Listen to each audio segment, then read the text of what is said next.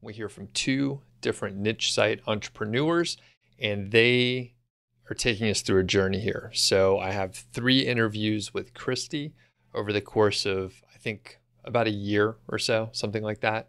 And then Marty McLeod. So these folks have been on the channel several times, and I haven't done one of these long mashups in a bit, but I decided to throw together these 6 interviews total so you can watch the progression. Cool thing is both of them are making good money here, and it is July right now of 2020 when I'm recording this. So I snagged the videos down, I put them all together. I know a lot of times on the weekends, people like to just have these running in the background to inspire them. So I decided to throw it together, let my machine churn while it's trying to render all the videos. And I hope you enjoy it. There's no editing here other than like the raw video. So it is just gonna roll. It'll look like a new video starting, which it is, but I put them all together in one video here. Please hit the thumbs up if you dig these long videos. Leave a comment. Let me know if you actually do watch them so I know to do more of them. Hey, what's going on? It's Doug Cunnington here from Niche Site Project. In this episode, we are talking to Christy. And Christy is making about $400 per month as of April 2019.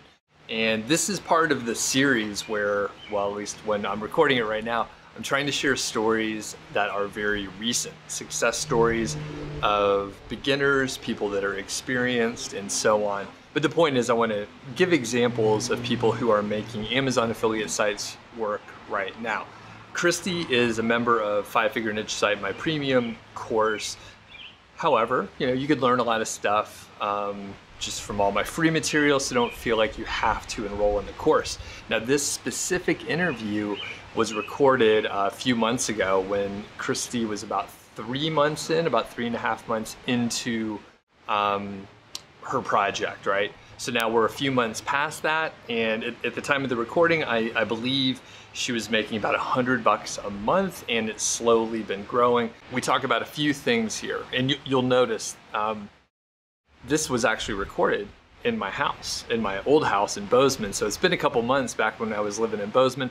But the point is, we talk about a few things here, a couple things to think about. One is Pinterest traffic. So Christy enjoys Pinterest. It's very relevant for her specific industry. So Pinterest was like one of the main sources of traffic in the beginning. And thankfully, right now, she's able to get a lot of traffic, actually the majority of her traffic from Google, just organic search. 2 other interesting things, we go on tangents talking about Montana and like lifestyle and like having a corporate job versus working for yourself, because Christy also runs a marketing agency, a fairly high-end marketing agency. So she's not working with like affiliate marketers or individuals, she's working with corporations and helps them with marketing.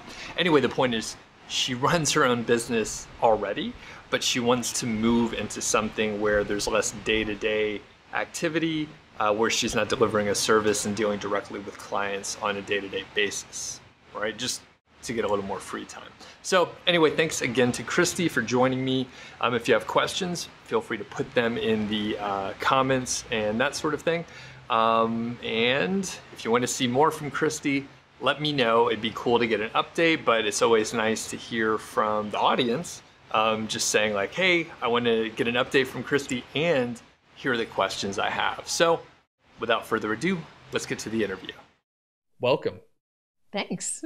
All right, I'm sitting here with Christy, who's a student in 5-Figure Niche Site, and thanks for joining me today. We happen to live both in Bozeman, so we get together every once in a while and just chat. So we're chatting today. How are you?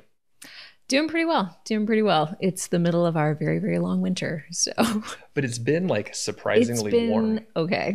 Yeah, my tolerance is increased. Yeah, and it's like I usually have like chains on my truck, Yeah. And oh yeah, so you drove a truck. I drove my truck too. Yeah. Nice. It's 4-wheel drive though, right? Oh, so yeah. you could actually get around. So mine's 2-wheel drive. So I have to put in like sandbags, which you maybe have to do also. Nope. But then I have to put chains because basically it's like undrivable Oh, once it gets a little no, mine's kind of packed a around here. beast. Not to truck compare, but Yeah. Well, mine's from the south, so we didn't true. need- Mine's from Canada, Oh, so it's built for it's this. built tough. Yeah. Okay, so most people don't know who you are. So can you just give us a little intro? Yeah. So I moved here to Bozeman probably 3 years ago by now. I run a creative agency as my full-time gig and started doing this on the side after that. And that's how we met, of course. But for the most part, I'm kind of a marketer by trade and a writer. And we can talk about that a little bit later. But just kind of trying this out on the side. Cool. So you have your own agency? I do. Yep. So I've been running my own creative marketing agency for about 4 years, and it's all virtual though, so everyone works from home, and that's how I was able to move out here. So super cool. And it sounds like we moved here like around the same time, so around 2015. I think so. Yeah.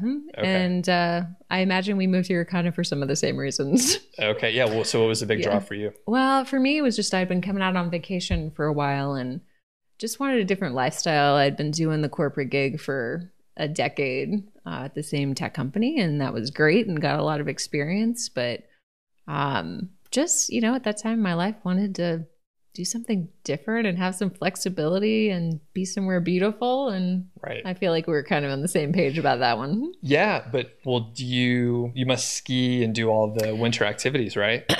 Doug. I don't do any of those activities. Right. No. So I don't we don't do any of that either. Yeah. So it's slightly embarrassing to have to tell people, but it's like, hey, you know what? Like I found it really comforting when neither of us were going to go hiking. Like to me, that was like, okay, we can be friends because he's not going to make me go hiking. So it was a big moment for me. Yeah. Although I like hiking every now and then, but yeah, it's So anyway, not in the winter so much. That's snowshoeing. So, okay. So you had a corporate career. Can you tell us a little bit about like what you did back there? Yeah. So I started right out of college. I went to school for marketing. And so I got myself a marketing job through what was at the time like a 2-year entrepreneurial fellowship. So they put you with a startup company. So you got to kind of have the startup experience and then stay on if you wanted to as it grew. And I ended up staying for 10 years. So definitely went from startup to full corporate and being actually acquired. So did that whole journey. And while I was there, I did just kind of all the things, which is the story of my life. But did a lot of writing. So I've always been a writer. Managed a design team. I did sales support. I did events. And then the last couple of years, I did internal marketing. So anything that was for employees. Nice. So kind of ran the gamut. Cool. And then it sounds like you managed a decent number of people along the way.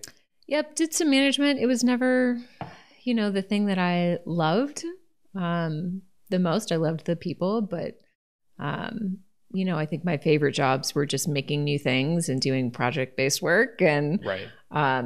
I did get to manage a lot of agencies, freelancers. So that has turned out to be really key for me because that's what I do now.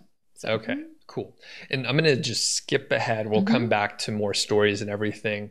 But you are a student in the 5-Figure Niche Site course, and you have a site, and we're going to talk about some of those details. So just letting everyone know, we're going to dig in.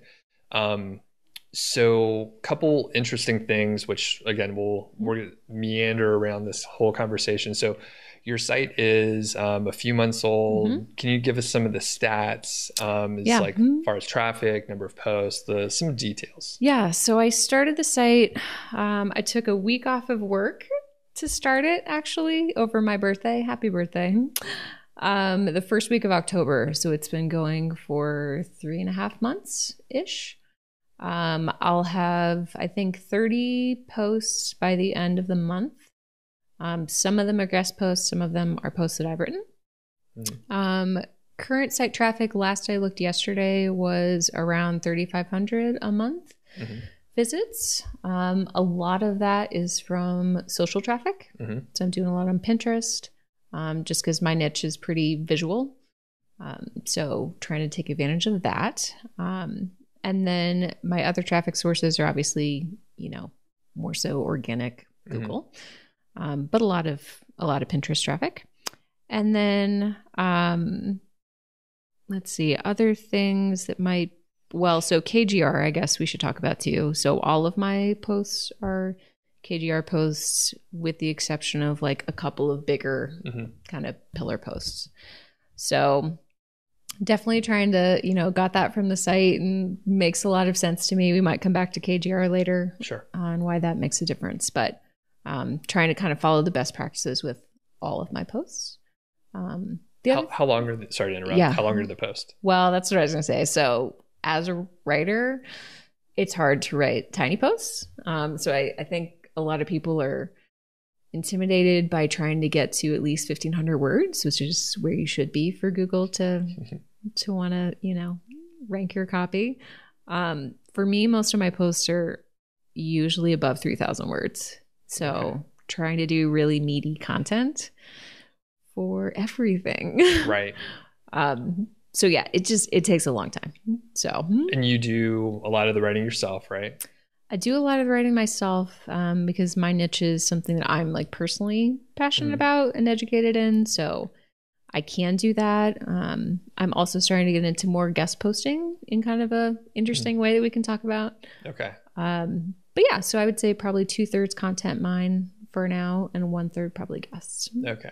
And then is it accurate? Like if you have because you have some people writing, like a couple people writing things for you, right?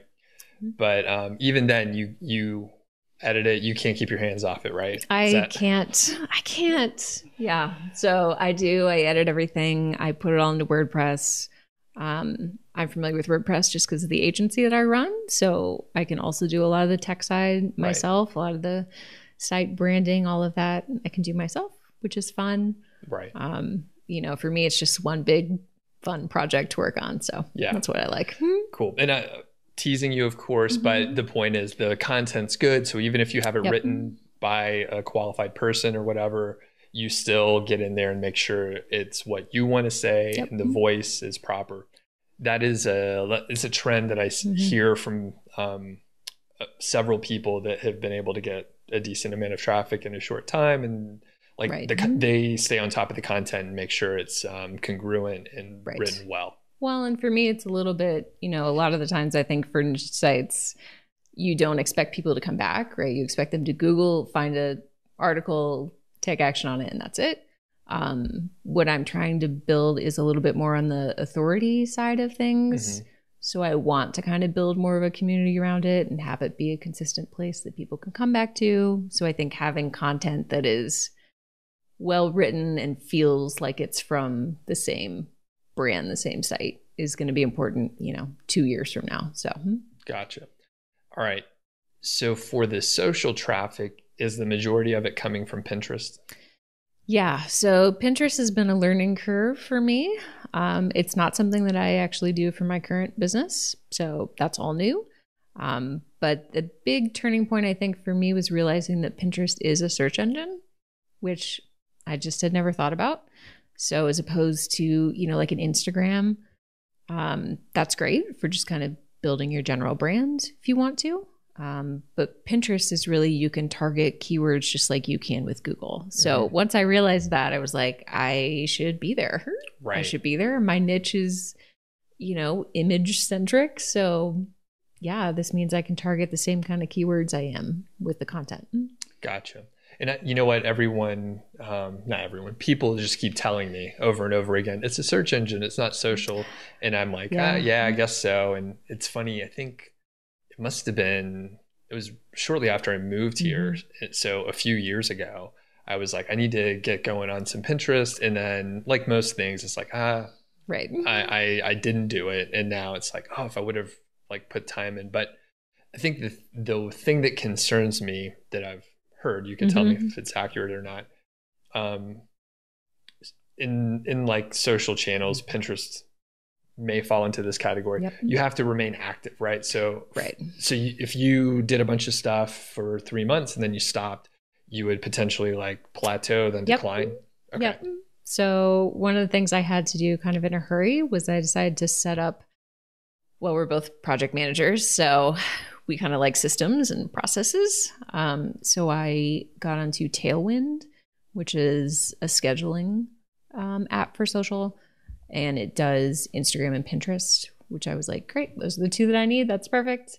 So I now try to schedule basically a month in advance of social posts on Pinterest and Instagram. But Pinterest more so because then I can do all the keyword research at once, because the keywords are a little different on Pinterest. So just because you targeted one on Google, you have to kind of do some manual checking on Pinterest and see what people are searching for on there. So, but I try to do it all together as much as I can and then set it and forget it for a month. Cool. And can you do more than a month at a time? You can. Okay.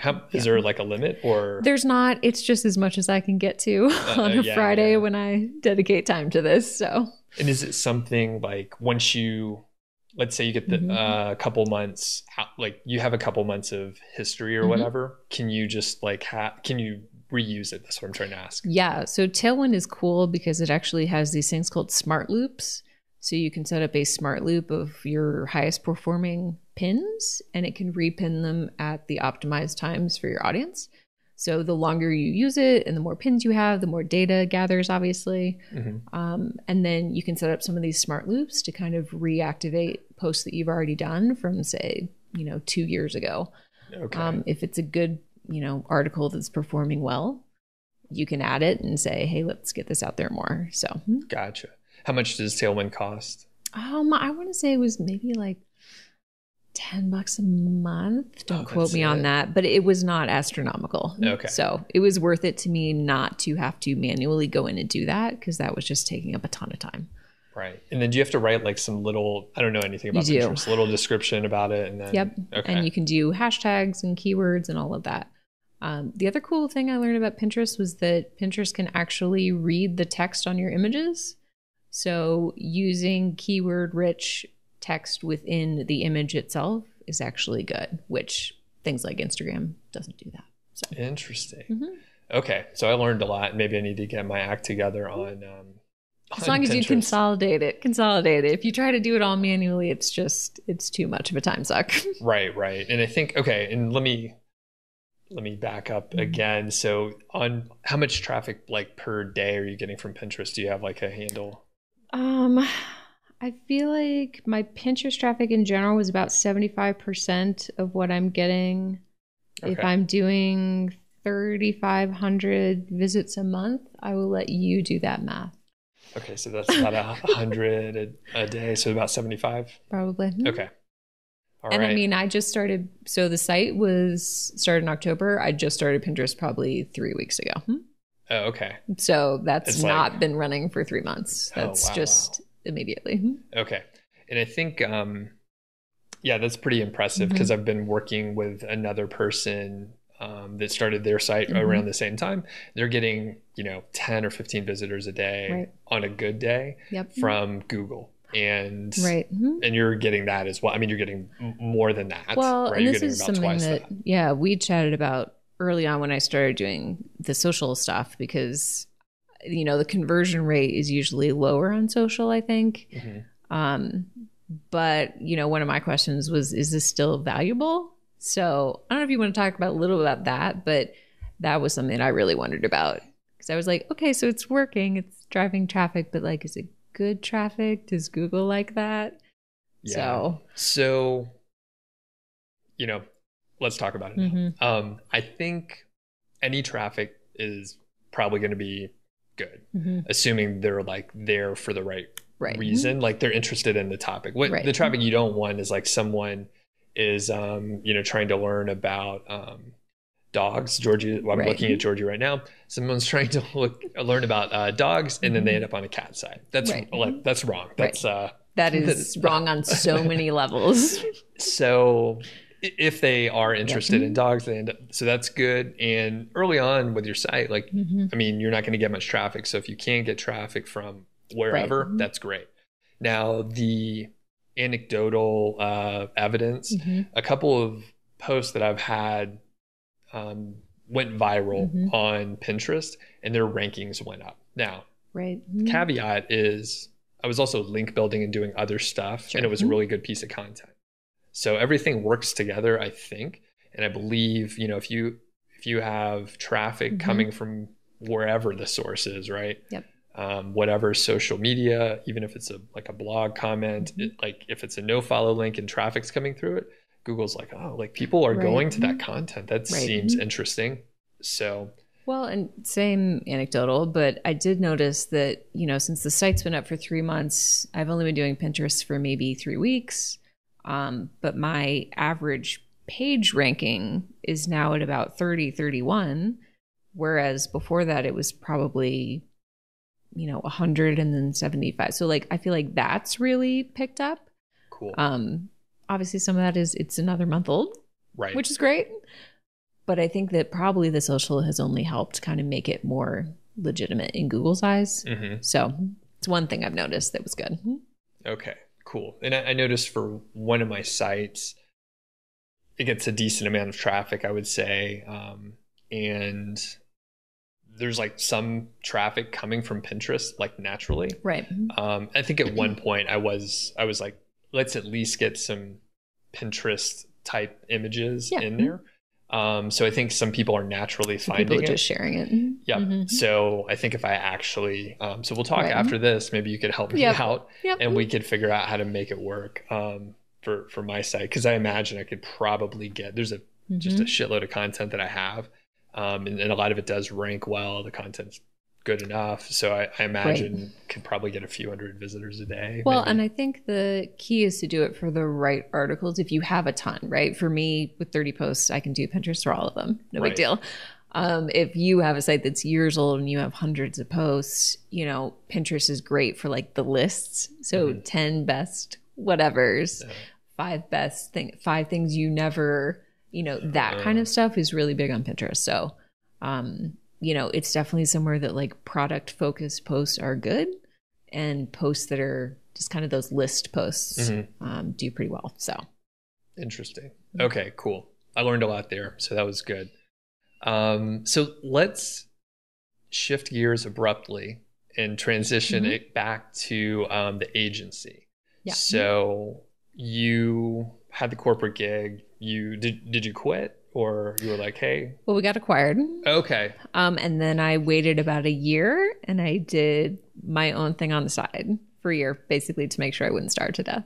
So I kind of tested the concept for a year. Does that sound familiar?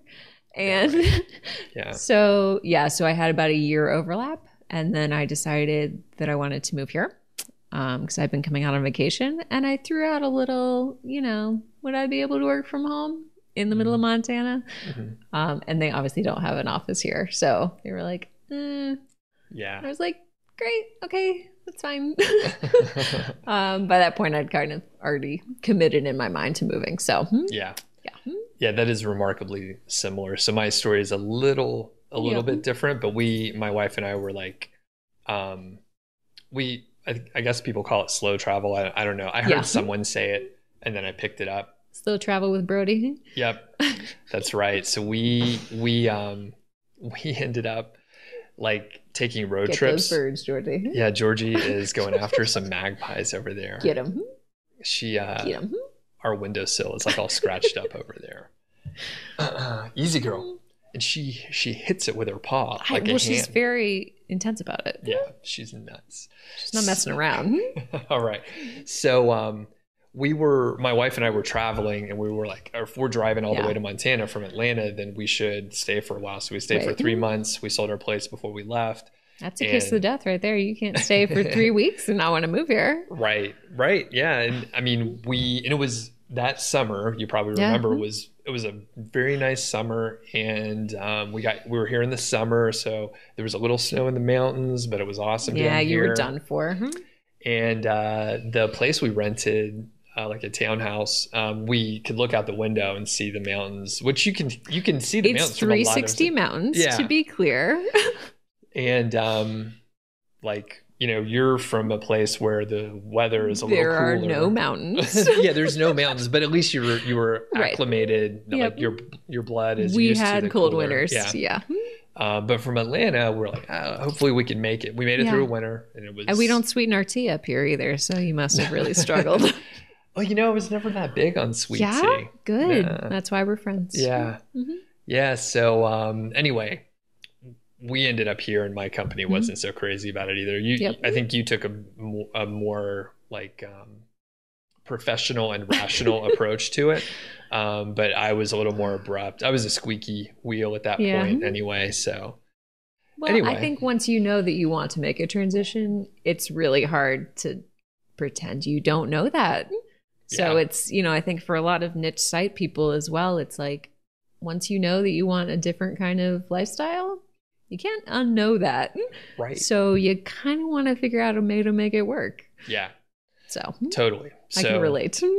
So, and the reason why I wanted to talk about the agency more is like, that seems like an approach that a lot of people may take. They're like, as long as I'm working for myself, well, I don't care. I mean, you're calling the shots. Like you're the owner and you're the CEO and all this stuff, right?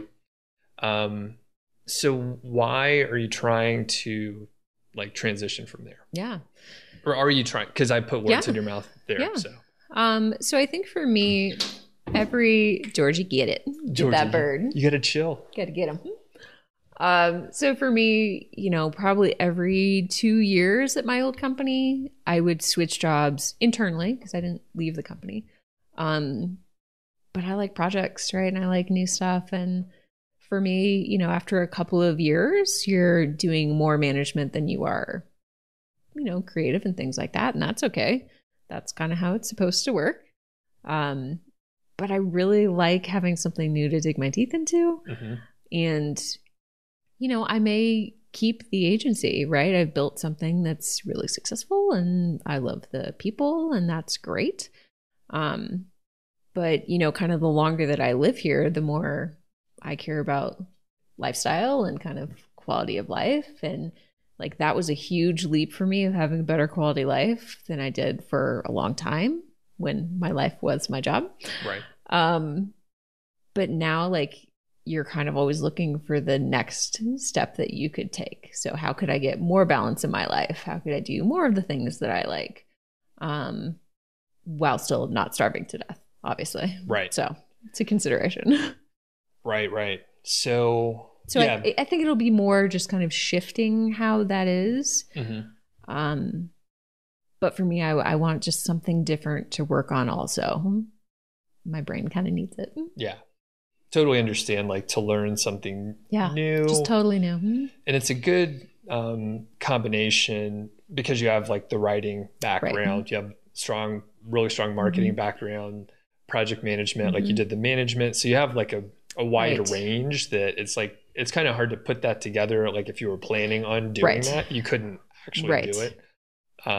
Well, I think like a few times after I met with you, I think I might have even written you like, here's kind of my why of why I'm doing this. And I had also written at home, because I'm a writer, and I think on the page, like reasons why this will work before I knew anything about it. Right. So for me, I needed to be like, you know what, like I have these pieces. I write, I do design, I'm comfortable on the web. I can project manage, I'm self-motivated, like these kind of pieces. And they all seem to line up really well with running a niche site. So just made me feel a little bit better about the decision. Good. Well, and how'd you find me? Yeah. So that was weird. I mean, I think it's weird that you live in the same town I do in the middle of Montana. That's weird. But the first time I think I heard about you was my friend actually runs a podcast here in town and she interviewed you. But it was probably a couple of months before that there was another niche site person that they interviewed. And I saved her podcast because I was like, I need to listen to this. I know I need to. I cannot right now. Right. Like I just was not in the right mind space to do it. So I was like, oh, that's great that you're making all that money and that's fantastic for you. And that's great. And right now I need to put out these fires and do the things. Yeah. So it wasn't until like a couple of months later that I listened to it and I was like, okay, that is super interesting. And then like the next week, your podcast came out with them and I was like, okay. And then I assumed that you were a guest podcaster from somewhere else because that's what most of the people were. And then I looked into it and I was like, he lives right here. What are the chances? Yeah. So that was exciting. And you can mention the podcast and the other people, by the way. Oh, yeah. So it was called Beautifully Equipped. And it's run by a group of 3 ladies that are all entrepreneurial boss ladies here in Bozeman, which is awesome. So listen to them if you haven't already. They're great. And I'm not 100% sure, but it's the demographic primarily is women. Yep. Somehow I talked my way into being a guest. I know. Which is I don't know how you did it. Yeah. So I'm not sure if they've interviewed any other males, but I maybe rare. Yeah. So they're not many. Yeah. So you were an exception, Doug. Yep. So great podcast. You should check it out. Yep. A lot of interesting stuff. And let's see. And who was the other affiliate marketer that you? Yeah. So she runs the Making Sense of Sense website. So it's super different. It's all finance. So it wasn't something that like was a personal topic interest of mine. So I probably never would have found her. But her niche site kind of element was interesting. And that's what she was talking a lot about. And I looked and I just like, it was really interesting, I guess, to see her do that. Now, finance is totally different, obviously. But she built it up from nothing. And I really like to see stories like that where it feels like what you're doing, right? Because everybody's building something from nothing. Right. So it's nice not to be like, here are all the pretty pieces. Right. But to have someone be like, first couple of years, pretty tough. Yeah. So And it seems like it's not working. It's real. So. And I you know what? I haven't listened to her episode, but I need to check it out based on what you mentioned. Do you get into the financial independence like stuff at all? Or? I really have never.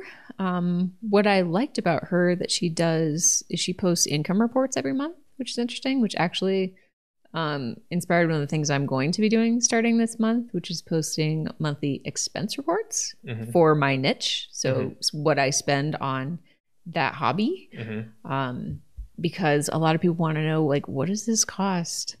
And no one really talks about it. Yeah. So for her, it was income because that's, personal finance related, and that's great. For me, it's the cost of doing a hobby. So I'm just going to try it and be transparent about it. And it's good for me to be minding those pennies anyway, a little bit closer. So yeah. Yeah. Very interesting. So let's see. Well, and she has a class too. So she was the first one that I signed up for because I hadn't heard your podcast yet.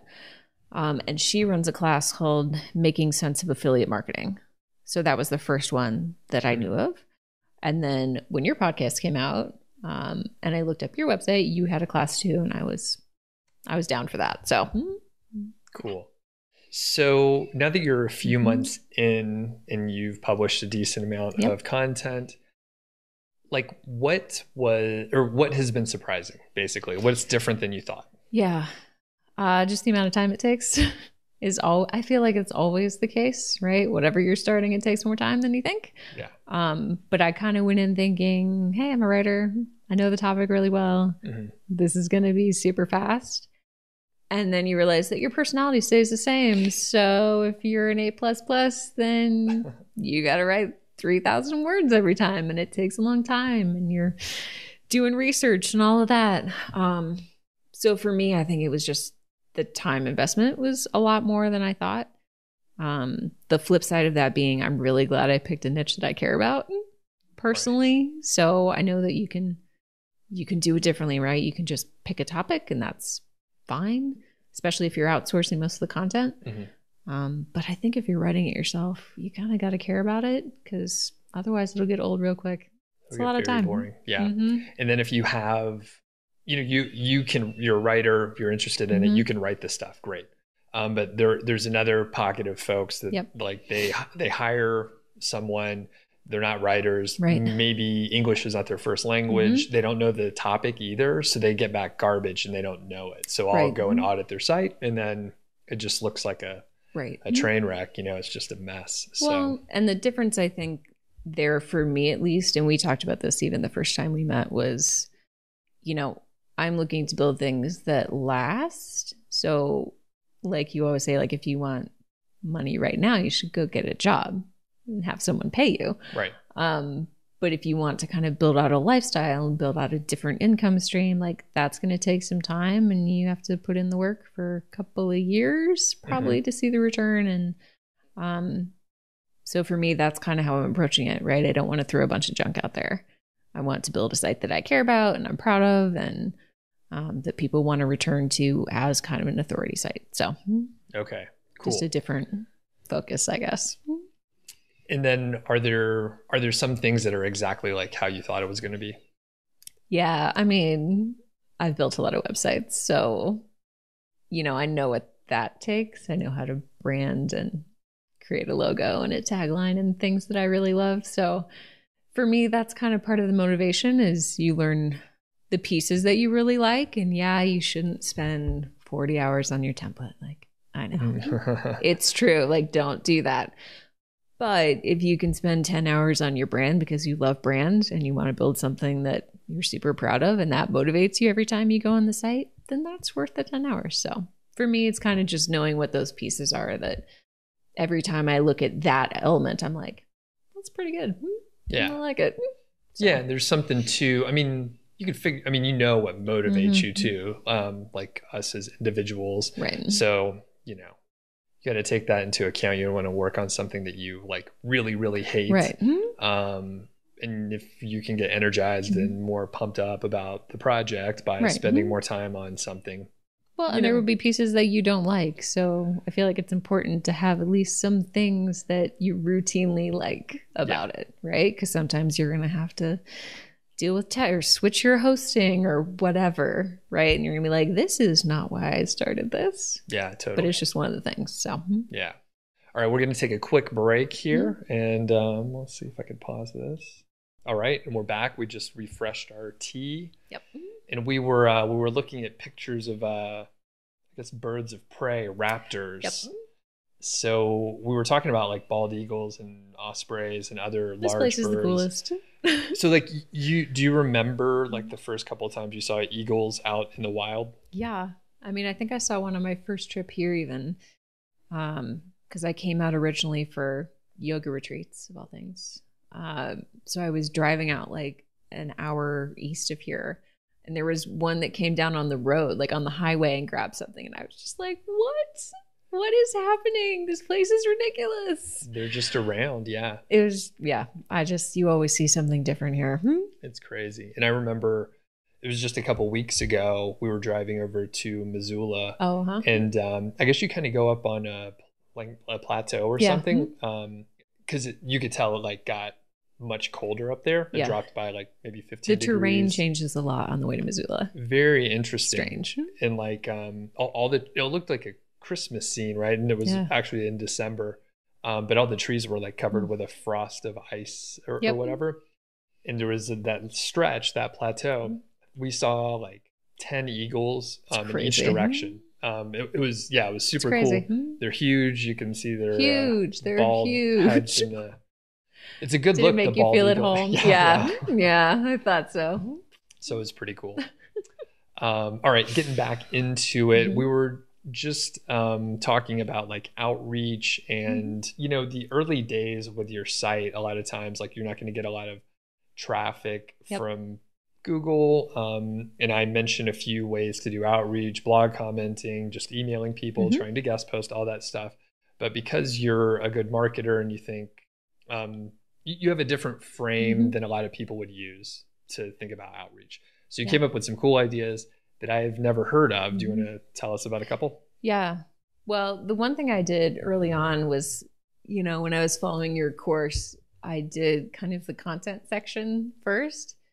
And then I went and did my content. And then I waited to listen to the outreach portion until I was like ready to do that, because I know if I put it in my brain, that's all I'm going to want to do.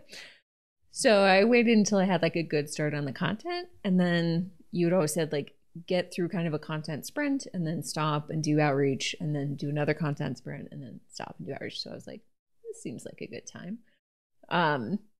But like what I had noticed in my niche was that there's a lot of, since I'm trying to build more of an authority site because I care about the topic and, it's also what I'm interested in.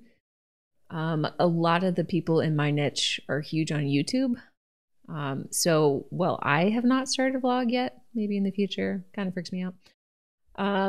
But there's a lot of vloggers in my niche that are really, really good that I've personally followed for years. So some of the outreach that I wanted to do was actually to vloggers, because often they don't have websites. They don't have places that they can also write. So they don't necessarily have an outlet for that. And sometimes they have more that they want to talk about than what they're able to cover on a vlog. So the very first outreach that I did was actually to a really big vlogger that I had followed for years, and got her to come on and do 10 vlogs about topics that she cares about, I care about, that actually add value to the site. So for me, I would rather go and do kind of some of those one-off contacts than do, a bunch of blog contenting, which does work. But what I kind of want is like the long-term relationships, because it's a topic we both care about and it gives them a valuable space to share other thoughts. So I'm doing a lot more outreach with vloggers, which led me to also then create kind of like a media guide, because that's something that I follow personally for my niche. I created kind of like a guide to the best vloggers to follow, and now I'm doing the best podcasters to follow. And then just reaching out to those folks and telling them, the truth of, hey, I've been following you for years and your content has been super helpful to me.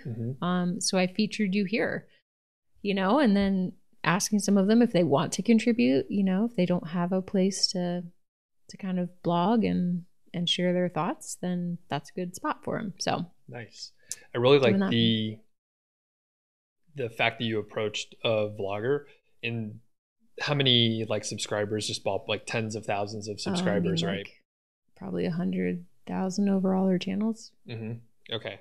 So when you think about that, it's why did she talk to you? Do you think it was your approach? Did you know her beforehand? How did you I didn't know her personally, but the thing is, I'm not really reaching out to anyone that I haven't personally followed. So when I write someone, it's super authentic because I actually do follow their journey. I know about what they're doing. I know about, kind of where they are in their journey. So for me, it's a little easier to reach out because I'm not just asking for things. In fact, sometimes I'm not asking for anything, right? I'm just saying, hey, I love what you're doing and I featured you here, right? And if you have kind of a good rapport when we reply, then awesome. Cool. But for me, it's you just can't reach out to people and be like, hey, here's what I need from you. Right. Yeah, no one wants that email. And I think, I'm in. You probably get those emails and you don't want them. Right. I was going to say in the marketing space, everything gets abused pretty badly. But if you're in a space where maybe there's not a lot of people, right? Let's just say, for example, it was a very crowded niche on the blog side, and a lot of people were sending emails, which pretty crowded. But then to go to the different channel, far fewer people, although there's still a lot of people that contact people with YouTube channels, because I get a ton of emails also from that. But it's fewer. The asks are different. So if you're, a lot of times the pitch may be hey, do you want to review? So I'm a bald male and I've gotten pitches for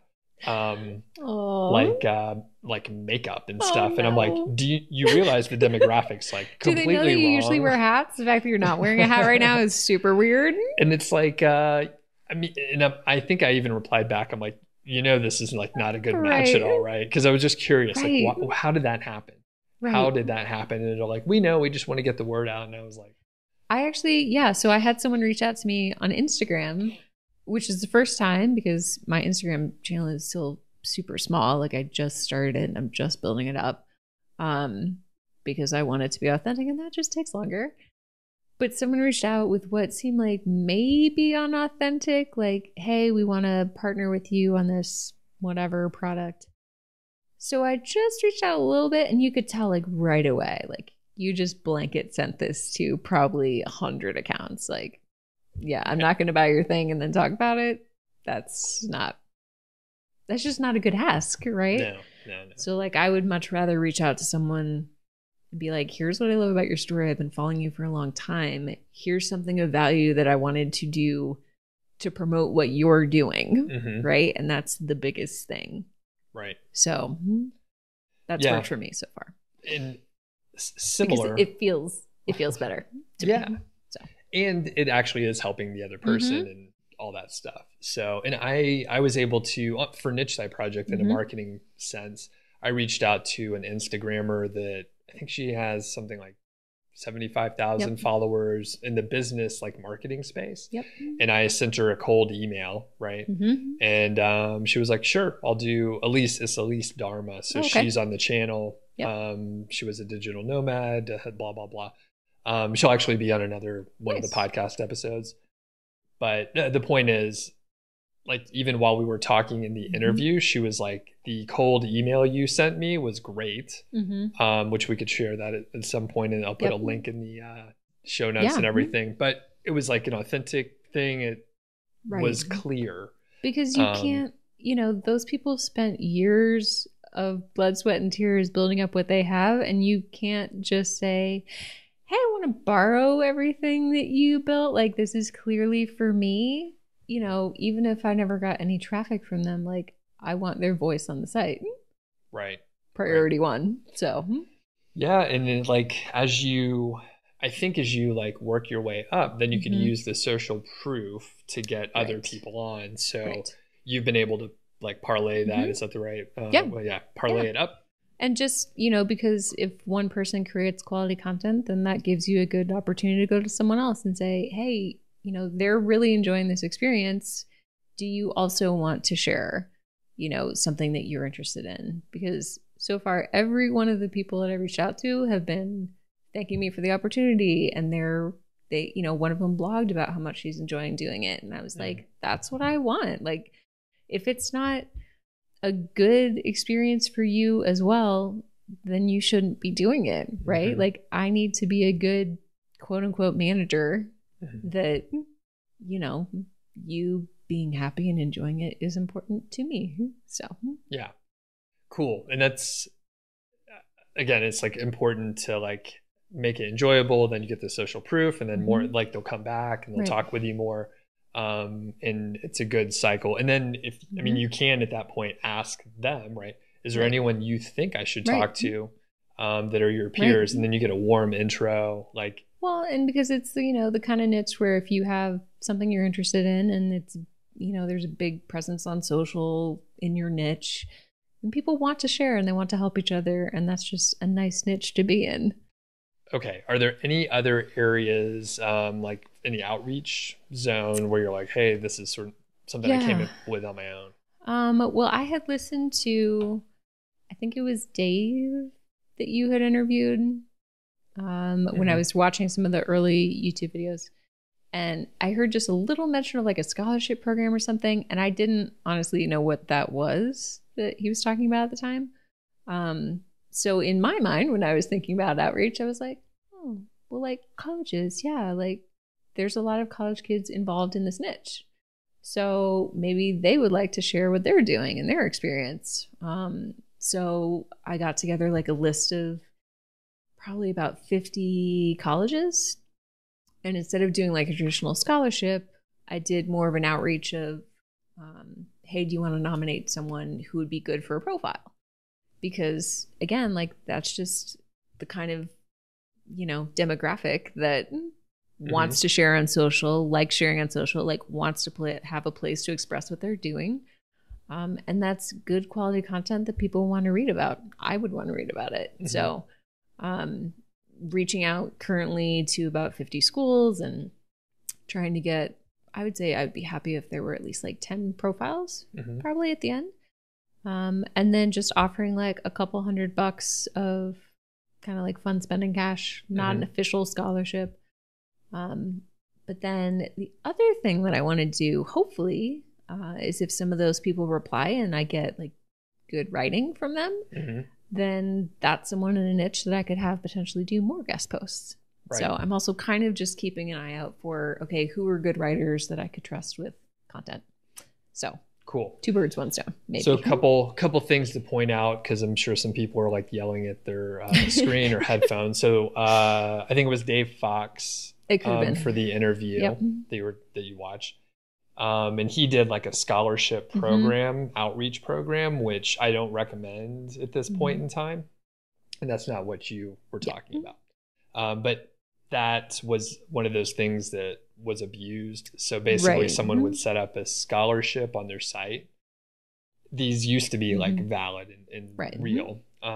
And then they would reach out to hundreds or thousands of schools to be listed on their scholarship to try to get like the EDU links or something. Yep, to get EDU links, which you can readily do. I think you could probably still pull it off. But if you go take a look at some of those pages, they're filled with like weird scholarships. So I think if you do it and you pay it out and all that stuff, it's fine. At this but if point, everyone's doing it, it lower. And in fact, there was a like series of like, I guess, manual penalties from Google and from the spam team, and a bunch of sites that had those kind of links were impacted. There were other things. It's unclear exactly what it was, but it seemed like a lot of those sites, the word on the street was from the scholarship program area. So you're not talking about that. You're getting like you're getting input from like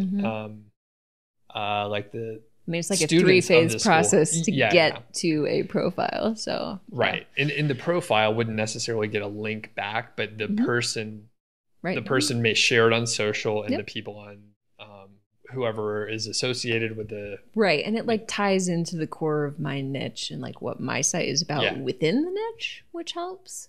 But I think what you just find is doing a kind of a level up of outreach where it is really personal takes way longer.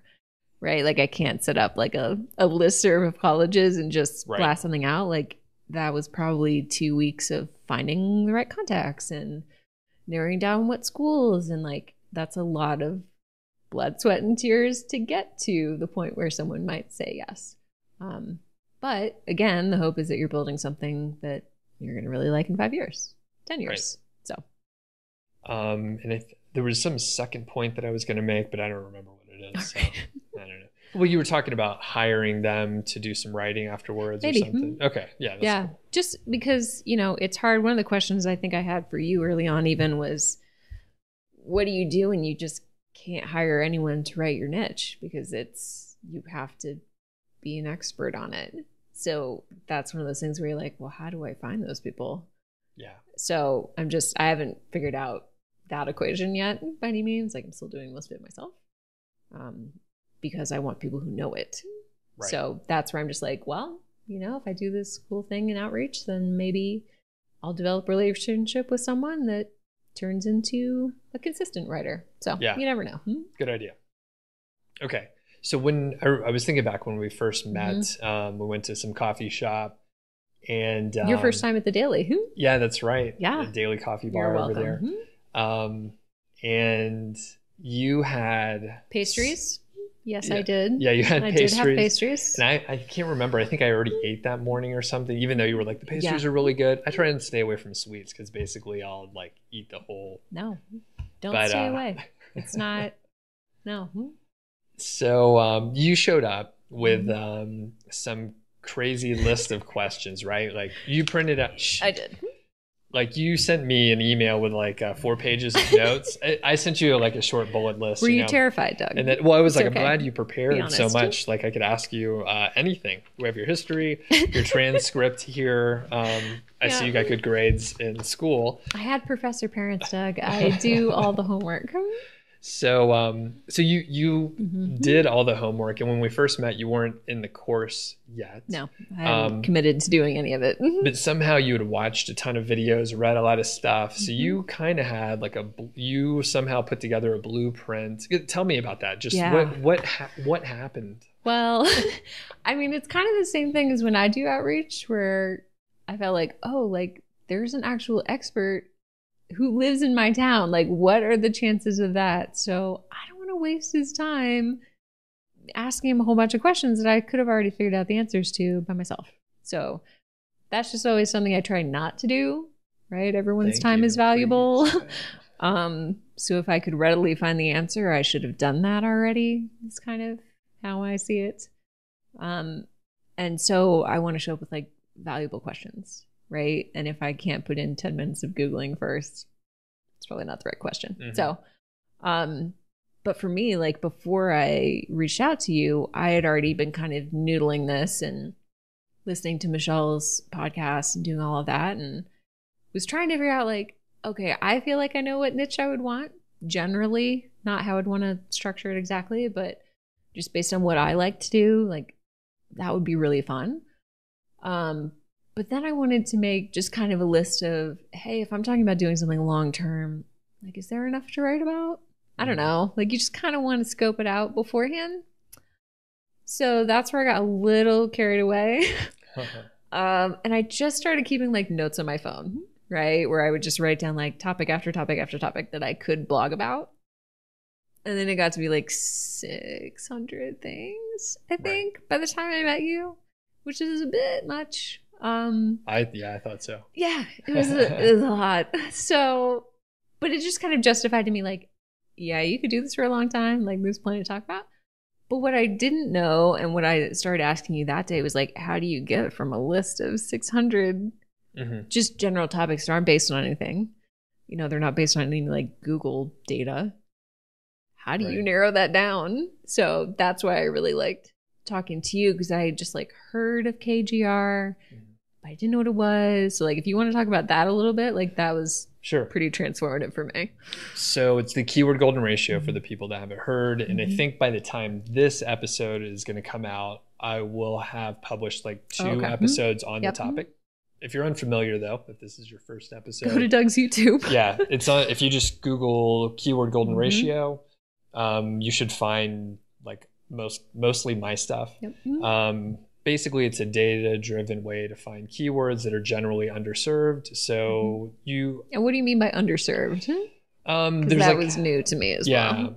And loose definition, I guess. But basically, there are more people searching for it each month than there are like pages on the internet covering the topic, just in general.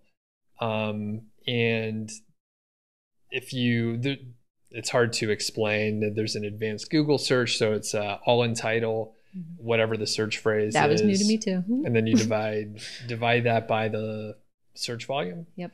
So you're looking for something under 0.25 and the search volume should be under 250. And it just kind of, people challenge me on the formula often. Just stick to the formula. It's not a science. Yeah. It's a guideline. And it works pretty well, right? So I've been using it for a couple years. A lot of other people use it. It works well at scale. So I would say at least 20 articles. And then you're going to have some success. If you just do 2, you may or may not see it work. And I hear from people and they're like, well, I published 3 articles and it's been, 6.5 hours. Like, why isn't this working? Anyway, the KGR was a good way to help prioritize it. And you did it the right way. Because that was where I was stuck. Right. Because you had the list of ideas. Yeah. You were sort of newer to keyword research. So you did it the right way. Perfect. And you weren't like some people they know too much already, right? So they can't come up with ideas, but you were just like brainstorming. So you came up with a bunch of ideas and then I was like, well, what did I say? I have no idea. Well, I mean, I was just like, what do I do now, right? Like I have all this stuff, which makes it seem like this would be a really good niche. But if I hadn't had like Coffee with You and the course and like KGR, I would have just written a ton of articles that like that would never rank. Right? Like they just didn't have a chance of ranking. And I wouldn't have known the difference. So for me, I was like, okay, I got to get these 600 ideas down to like something that is reasonable. For me, it was about 100. Like that's kind of what I have on my hit list. But I have like a giant spreadsheet, right? Where I have all those 600 still for the future. And then I have like a KGR tab because you gave us a template. I was like, great. Template, something to get me from 600 to 100. So like that was huge for me early on because I'd never done any keyword research. And I was just like, I I don't know how to do this. I don't know Right. which one of these to focus on. So that was a big deal for me. Cool. And there is a school of thought to not worry about this keyword research, not worry Right. about the search volume, and simply, do what you would have done, which would be like publish it, Right. like work on it. And the problem is you may end up working on it for like a year, 18 months, and you're like, Right. is this working? And you try to explain what you're doing to other people, and they're Right. like, well, how much money have you made Right. so You're far? like, $20. Yeah, and you're like, well, Yeah. but I've put in 2,000 Right. hours and thousands of dollars. Right. So anyway, it's a good way to prioritize so you can get some traction early, a little traffic, and Well, and it's just a good gut check, I feel like, before you start writing something. Because I can write on a lot of those topics still, but it's like the way that I write about them or the piece of that topic that I write about might be different because, a long tail keyword might be underserved. And now I can see that. So it's not that I can't write about what I brainstormed about. I can just write about it a little bit smarter. Right. Very good. So you have about a list of 100 that you're going through and generally prioritize by keyword golden ratio, That's maybe hard search too. volume. And, Yeah. There's a lot of them that are just about equal, right? Right. So what do you do? Well, it's like there's a lot of things where like I had asked you early on too, like should you go after KGRs with search volume of 0, right? Like you get that question 100 million times. Yeah. And I think I apologized when I asked it because I was like, I know you get this all the time, but like I don't understand why you would still do that. Which now I understand. So I don't know if you want to mention that, but like prioritizing a bunch of keywords with search volume 0, like you obviously don't have data to prioritize. So it's kind of like, what do you feel like writing about today? Yep. We'll do that. Yep. So In like to Georgie, get that bird. It's funny, she'll see him on the rooftops know, too. She's nuts. She's not missing any of those. Yeah, Georgie, get her. Good job. So the reason why you would go after a search volume of 0, for the people that haven't heard me answer this yet. Or if it's a Google suggest, I guess is. Yeah. And that's typically, I was going to say, if it's a Google auto suggest, if it is a related search, or there are some that are just like, it's a good topic because you're in deep and you understand. And you may have searched for it. Yes. So go for those. Now, what you don't want to do is have like all your keywords be that. But if it's like, 10% is probably fine. Right. Now, good example. I, after doing a bunch of YouTube live streams and getting the same questions over and over again, I was like, well, I need to do a frequently asked questions section, which literally have almost all of them have 0 search volume, but they are searched for often by the exact people that asked. I need. Yeah. Right. So if you like think of a question like, should I go for a search volume of 0? Probably a video of mine will show up and a frequently asked questions section on my blog. Yeah. So like it's all like people search for it, just not many. And I read them and I was still like, I'm search stupid. Like I don't get it. But like now I get it. Right now I know what Google Auto Suggest is. I didn't even, like you just need to put in a little bit of time to figure out what all the pieces are and what the terms are. And but that was a big deal for me because I was like, how do you prioritize a bunch of 0s? And it's kind of like, just do them as you can get to them. Yeah. And that's fine. Yep. And at some point, like you don't have any more data and the bad thing is like, you won't know what would have happened if you picked the other thing. Right. But the good part is you don't know. So all you can do is like keep pushing forward. Yep. And just keep moving forward. As long as you're moving forward, it's better than not.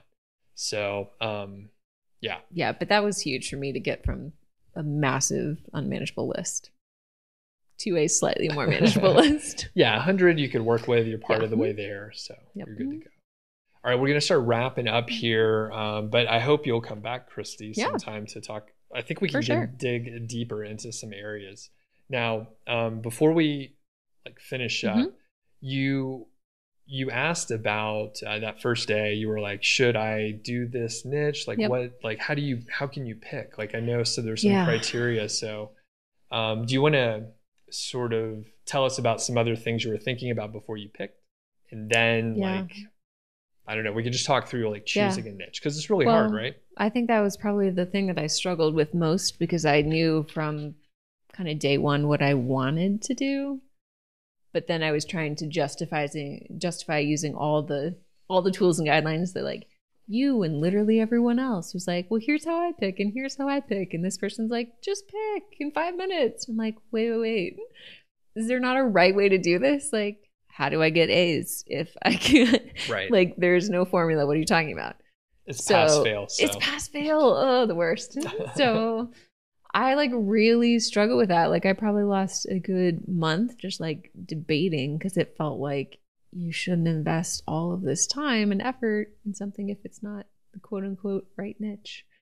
So for me, I was like, Doug, what if it doesn't fit every formula? Mm-hmm. Like, can I still pick it? And I think I wrote you, which is basically a note to myself, but addressed to you, where I was like, here's all the reasons I still want to pick it. Like, is that okay? Because I'm so exhausted and I haven't even started. And you were like, yes, it's fine. Like, if you're passionate about it and you feel like there's an audience there and like, yeah, it may be a little harder, you know, or it may take longer, I think is what you'd even said. Mm-hmm. Which I was like, that's fine. Like, I'm in it for a long time. So that's okay. And I think it's important to know, because some people come at it from different angles, right? So some people basically are in a hurry. They're like, how can I make money as fast as possible? Which I totally get. Yeah. And I mean, like that should be like kind of it's always in the back of your head because most people don't want to waste time. Right. Mm-hmm. So it comes down to that. You don't want to waste time. And I was thinking about this for myself over the last couple weeks, where if you think about like 3 months or 6 months or 12 months, you may make a certain decision. And if you're thinking about 2 or 5 years or something like that, well, then that shifts everything. Right. We're in a hurry to publish the content really quick, right? 30 articles, which is pretty significant at the length that you're talking about, the quality that you have on your site in this short amount of time. But then if you think back, and I'm kind of all over the place with this, but there are some blogs that you may find that maybe they started in like 2015. Right. Maybe they published something like once a month and it wasn't that great. And then they started getting a little more traction. Now they're publishing more often. Now they have a podcast. Like things grow like slowly, organically. And I see a lot of topics and niches and maybe interests where like if you put in the time over a long period and you're setting all these like roots, that's the wrong analogy. If you're you're making building the contacts, foundation of it so that it can be something that you still want. And you're making contacts on the YouTube side, on Instagram, in these like growth areas. It's like those are awesome contacts. And your site, I mean, again, your site was basically nothing when you were contacting those people. Very young, not much. I mean, maybe some like content. 10 articles. Right. And like you totally can reach out, you can do all that stuff. And again, I was like, well, there's obviously a market for it. It's a good, you see the people that have been doing it for a while. So I was like, yeah, it's going to take you longer, probably. Some of the, because it is more of an authority thing like that. It just takes longer. Right. Just does. So for the people that, and again, this is not everyone, but for the people who are like, I have an interest, I am in it for the long haul, I'm not in a huge hurry, I have another job, I want to do this on the side. You have to be patient, which is super hard to do. So hard. Yeah. You're just not going to see progress for a little while. Right. But there's other kinds of progress, but it's just like, you can't go and compare yourself to a site from 2014. You just can't do it. And then there's like, you have to do some things to make a couple small mistakes and figure it out. And then you'll be able to do better the next time. So it's definitely like an iterative process. And, here's another good example as iterative, but like you've published some content, you're going to be adding more, but you can and should go back to that early content. So it doesn't have to be perfect the first time. It just needs to be good enough. What? And then you can come back to it. False, Doug. False. Everyone's like threshold of perfect is different. Yeah. At some point, it's a burden. It's rough, especially, I mean, as a writer, and I know, it's the worst. It's tough. Okay, so that's... But it's true. Like, I think one of the reasons I liked kind of your approach was that you were like, you have to spend time on the right things. Like, you can't just get lost in these tunnels of stuff that, yeah, like, sort of matters, but not really. Like, you just have to go write the content. Mm-hmm. And that's really hard to do. Yeah. So, and it's one of those where, I don't know, there was like my last boss. I remember one of the later meetings that I was in. I don't know, there was like, there were about 10 projects that were like super important. And she's like, well, you know, we really got to take care of this. And we went through everything. And I was like, okay, which is my priority? 10 out of 10 priorities. Yeah, she was like, well, they're all priorities. And then I was like, fuck, like, this is useless. I was like, what are you talking about? Like, then I knew it doesn't make any sense. I could just do whatever I wanted, right? Because so I could say, well, I was so busy on the other 9. That's why this one, and then.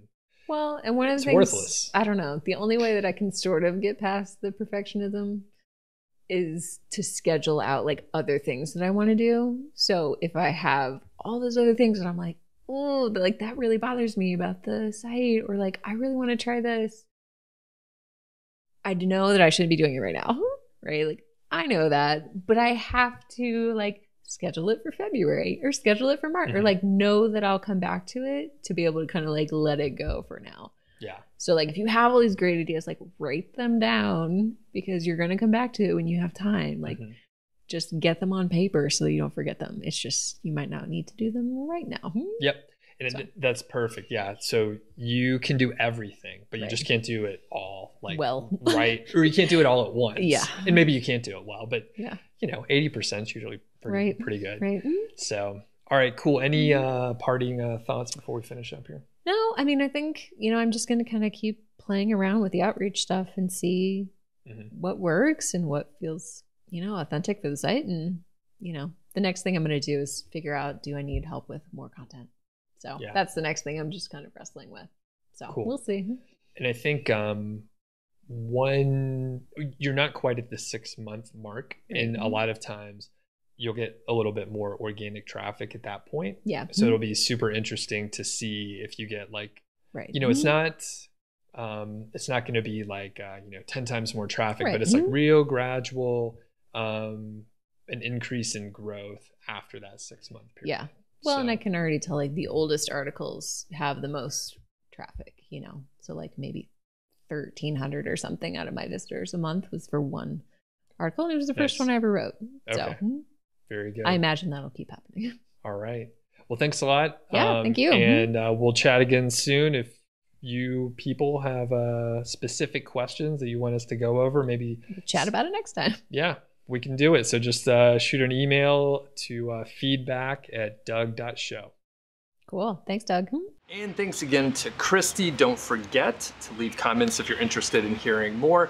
And if you're new to the channel, have a look at some of the other videos if you like what you see, especially those other success stories. But if you like what you see, subscribe, hit the bell for notifications. I do live streams from time to time and generally publish videos. So we'll catch you on the next episode. Hey, what's going on? It's Doug Cunnington here. And in this interview, I talked to Christy. And the last time we heard from her, she was making about $100 per month. And that was in January of 2019. But at the time that I did this interview, and around the July timeframe, she had just hit $1,000 per month. And things have continued to grow, which is awesome. So you may remember Christy from that first interview, but she's also written on my blog, Niche Site Project. She gave us some great tips on how to hire writers, on what to do when your site is young and you're not pulling in revenue yet, and how to stay motivated. So you should check out all that stuff after you listen to this interview here. So she drops some, great knowledge on various things on her site. So I'll let her tell the story. I will caution you, she did this interview outside, so there's a little background noise. There's some birds, like magpies and stuff like that are making noises. So try to ignore those things. The information's great, and I'll just shoot it over to the interview now. Hey, what's going on? It's Doug Cunnington here from Niche Site Project, and I'm sitting here with Christy. How are you today? Doing pretty great. So last time you were on the show, it was many things that were different. We were sitting in my kitchen. You were celebrating making like $100 a month or Yep. so. And it's about 6 months later. And You no longer live in my town. Yep. So many things are different. Yeah. And congratulations, you just hit a new milestone. So what sort of revenue are you making now? Yeah, so I just hit $1,000 a month last month for June. And it was a combo of Amazon, one other affiliate site that I'm part of, and then kind of a referral program that I did with more of like an event-based company. So one of those, and together we got over the milestone. So pretty happy about that. Cool. That's awesome. And how old is the site for people that haven't listened to the other episode yet? Yep, it is. I started it like brand new as of October 1st last year. And so we're now into July, but I would say most of the content, probably at least like 70%, is more in the 3 to 4 months old range. Because I did a big sprint, and I wrote a post about that for you too, but did a big content sprint kind of later down the road. So older ish site now, but most of the content's still pretty green. Awesome. Very cool. And so just the quick summary is the site was started in around October of 2018. In less than a year, you hit $1,000 a month, and you have quite a few posts out there. So can you just guess how many posts do you have on your site? Yeah, so now I think it's around 130, and probably a little over 50% I've outsourced, and the other half-ish I've done by myself. I would say info versus product posts, it's probably 50-50 also. Okay, cool. So sounds amazing. Now, before we get into more details here, can you just give a little bit of an intro so people have an idea, like your background and how we connected at first and all that kind of stuff? Yep. So I had been in the marketing world for my whole career. So I started working at a tech company right out of college, and did that for 10 years. All just kind of different marketing roles. So doing writing and design and branding stuff, and events, and just kind of the whole gamut there. And then I decided I wanted to move to Montana, Bozeman, where I met you, of course. And I quit my old job and started my own business. So I run a small business now that's totally separate from my niche site or really anything else that I do. So that's what I do, is kind of my full-time job now. But it does give me the flexibility to work from home and start a niche site. And because of the marketing background, it was nice because I had kind of all the pieces that I needed to do it and get it started myself. So. Gotcha. And did you have much of a background in SEO? You know, obviously you said you had a lot of marketing experience, but what about SEO? No background in SEO. Yeah, it was kind of the one piece of marketing that ironically I never did. So we always had a different team that did kind of the digital SEO stuff at the company where I worked. So I'd never even looked up keywords. Like I'd never done any calculations of anything. So I was definitely starting from the ground up. Gotcha. And like, what are your impressions now that you're fairly experienced, like doing SEO? If people ask you questions, like you'd probably be able to give them some answer. So yeah, what are your impressions now versus like what you thought before? Yeah. Well, I really like doing the SEO stuff now. I don't know that I would have in a corporate environment. I don't think I would have found that quite as fun. But when it's for your own niche site, like you're pretty motivated to find kind of the hidden gems out there. And the more that you start to dig, the more you're like, oh, there's a bunch of underserved content that people really want to learn about that no one is supplying, or that really isn't that great. So Right. I find it pretty motivational to dig into the keyword side of it now, because I just see a lot of potential. So Okay, interesting. And it's another thing like that I want to highlight here. There's so many folks out there that they're like, the space is saturated, or all the good ideas are taken, or I can't imagine something that isn't already covered, but you found one that like you could probably put, like if you had unlimited resources, you'd probably have like 3 times as much content and stuff like that. 10 So times as much, probably. right. So Yeah. so they're totally out there, and then in less than a year, you didn't know anything about SEO, but you've managed No, to like do I went this. from listening, yeah, I listened to 2 podcasts about it. It was before you had a podcast of your own, so I heard you on a different one. And then I heard one other gal's affiliate marketing episode, and I was like, hmm. And then I contacted you, and I was like, let's get coffee. Right. So yeah, but I literally knew nothing about it. Okay. Cool. Okay, so just again, people, Yep. it can be done. You don't have to have a background in anything specific. So, all right. Now let's talk a little bit about like deeper SEO stuff here. So, you are fairly new to SEO, although I would consider you experienced at this point. Yep. There are updates that come out all the time. Since you've been doing this, you've probably seen 2 to 3 like sort of major updates for the Google algorithm. And it seems like you've stayed clear. Do you have any insight on maybe why? Just speculation, of course. Well, you told me not to worry about them. So so I just press on. Yeah, I mean it kind of just falls in the land of things that are outside my control. I kind of figure, you know, Amazon could restructure in the future, and there's nothing I can do about it. So um, my goal is just to stay heads down on the content. So that's where I put my time and focus. And some of the articles will work out, and some of them won't, and that's fine.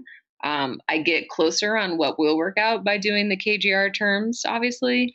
But as far as the bigger picture stuff, like what Google is doing and what Amazon is doing, they don't ask me my opinion. So I just keep following kind of the best practices and trust in the process. Excellent. Now, I will ask about like link building and stuff. So, do you have I didn't ask you to prepare anything ahead of time. So, if you don't know the answer exactly, you could just sort of get close enough. But do you know about how many backlinks you have going to your site? So so kind of a next project on my list is really digging into the backlink stuff. So the last time I think that we chatted, the goal was, try to get 30 to 50 kind of intentional backlinks. So that's on the near term goal list. As far as links that are just coming to the site on their own that I haven't really done anything, I think there's a couple hundred, but they're probably mostly junk. If I had to guess, I haven't gone through the entire list line by line. There are, though, some real ones that I have gotten. So I've had some guest posts. I initially started out kind of working with some vloggers in my space, ones that had a website presence so that they had somewhere that they could post about it. So I would say ones that I've intentionally gone out and gotten, maybe in the 20-ish range. Okay. Just kind of people that I featured in blogs or guest posters. Perfect. Okay. And I mean, that's great because some people, my observation is they'll publish a few posts, or maybe a lot. Maybe they'll publish 100 of them. They'll start getting traffic and they see that that's working. Like it's very clear. You publish content, people land on those pages, very clear. The guest posting stuff, getting links, there's a pretty big detachment in the time frame and the direct sort of like relationship. So some people will, let's say they'll do 10 guest posts, but they don't see any impact for say 4 to 8 months or something. And then they're like, that didn't work. So then they stop and then they've plateaued. So I think the sort of the 20-25 range is kind of like once you hit that point, like you kind of have enough to like play ball, I guess. So. Well, and I just kind of think about it. I think we initially discussed backlinks in general. It's just like building the authority of your site if you're getting the good ones. So that's something I just want to do anyway, even if it's not like a direct correlation into a huge traffic bump, right? It's just good to have that, I think, because people are sending traffic to your site because they like what you're doing, they like what your content is. That's good. It's also, I mean, it's boosted a few specific posts too that were guest posts with people that have larger followings, obviously, and that's always good, especially if people are typing in like my website name instead of clicking on a link, even. So if someone features it in a video or things like that's really good, I think so. I agree. I agree. Right. So as far as like content, you said you were writing about like half of the Mm-hmm. content out there. So that indicates you probably like the topic. So do you think that's Mm-hmm. like an important thing when someone's trying to select their niche and some of the keywords and stuff? I mean, I do because I think to keep myself motivated, it has to be something I like. I think that when I start a second site, that will be less important. Because I'll kind of have my baby that I actually am really passionate about. And the second site might be one where I'm a little less knowledgeable on the topic or a little less interested in the topic, but I just think it's an underserved niche.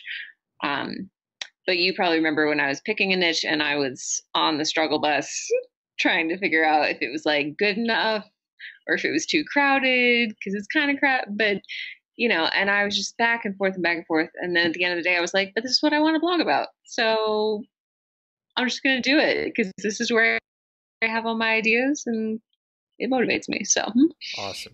for me, it Cool. was important. Cool. And I guess at this point, do you have any other like things to add that may be interesting for people, either about your process or your approach or the site or whatever? Yeah, I mean, I would say I've written a couple things for you on a few topics that I would have found helpful too at the beginning. So on, the first time that I hired writers, that was a new experience for me too. Doing that through Upwork, and I did a big content sprint with them that was, I don't know, 70 or 80 articles.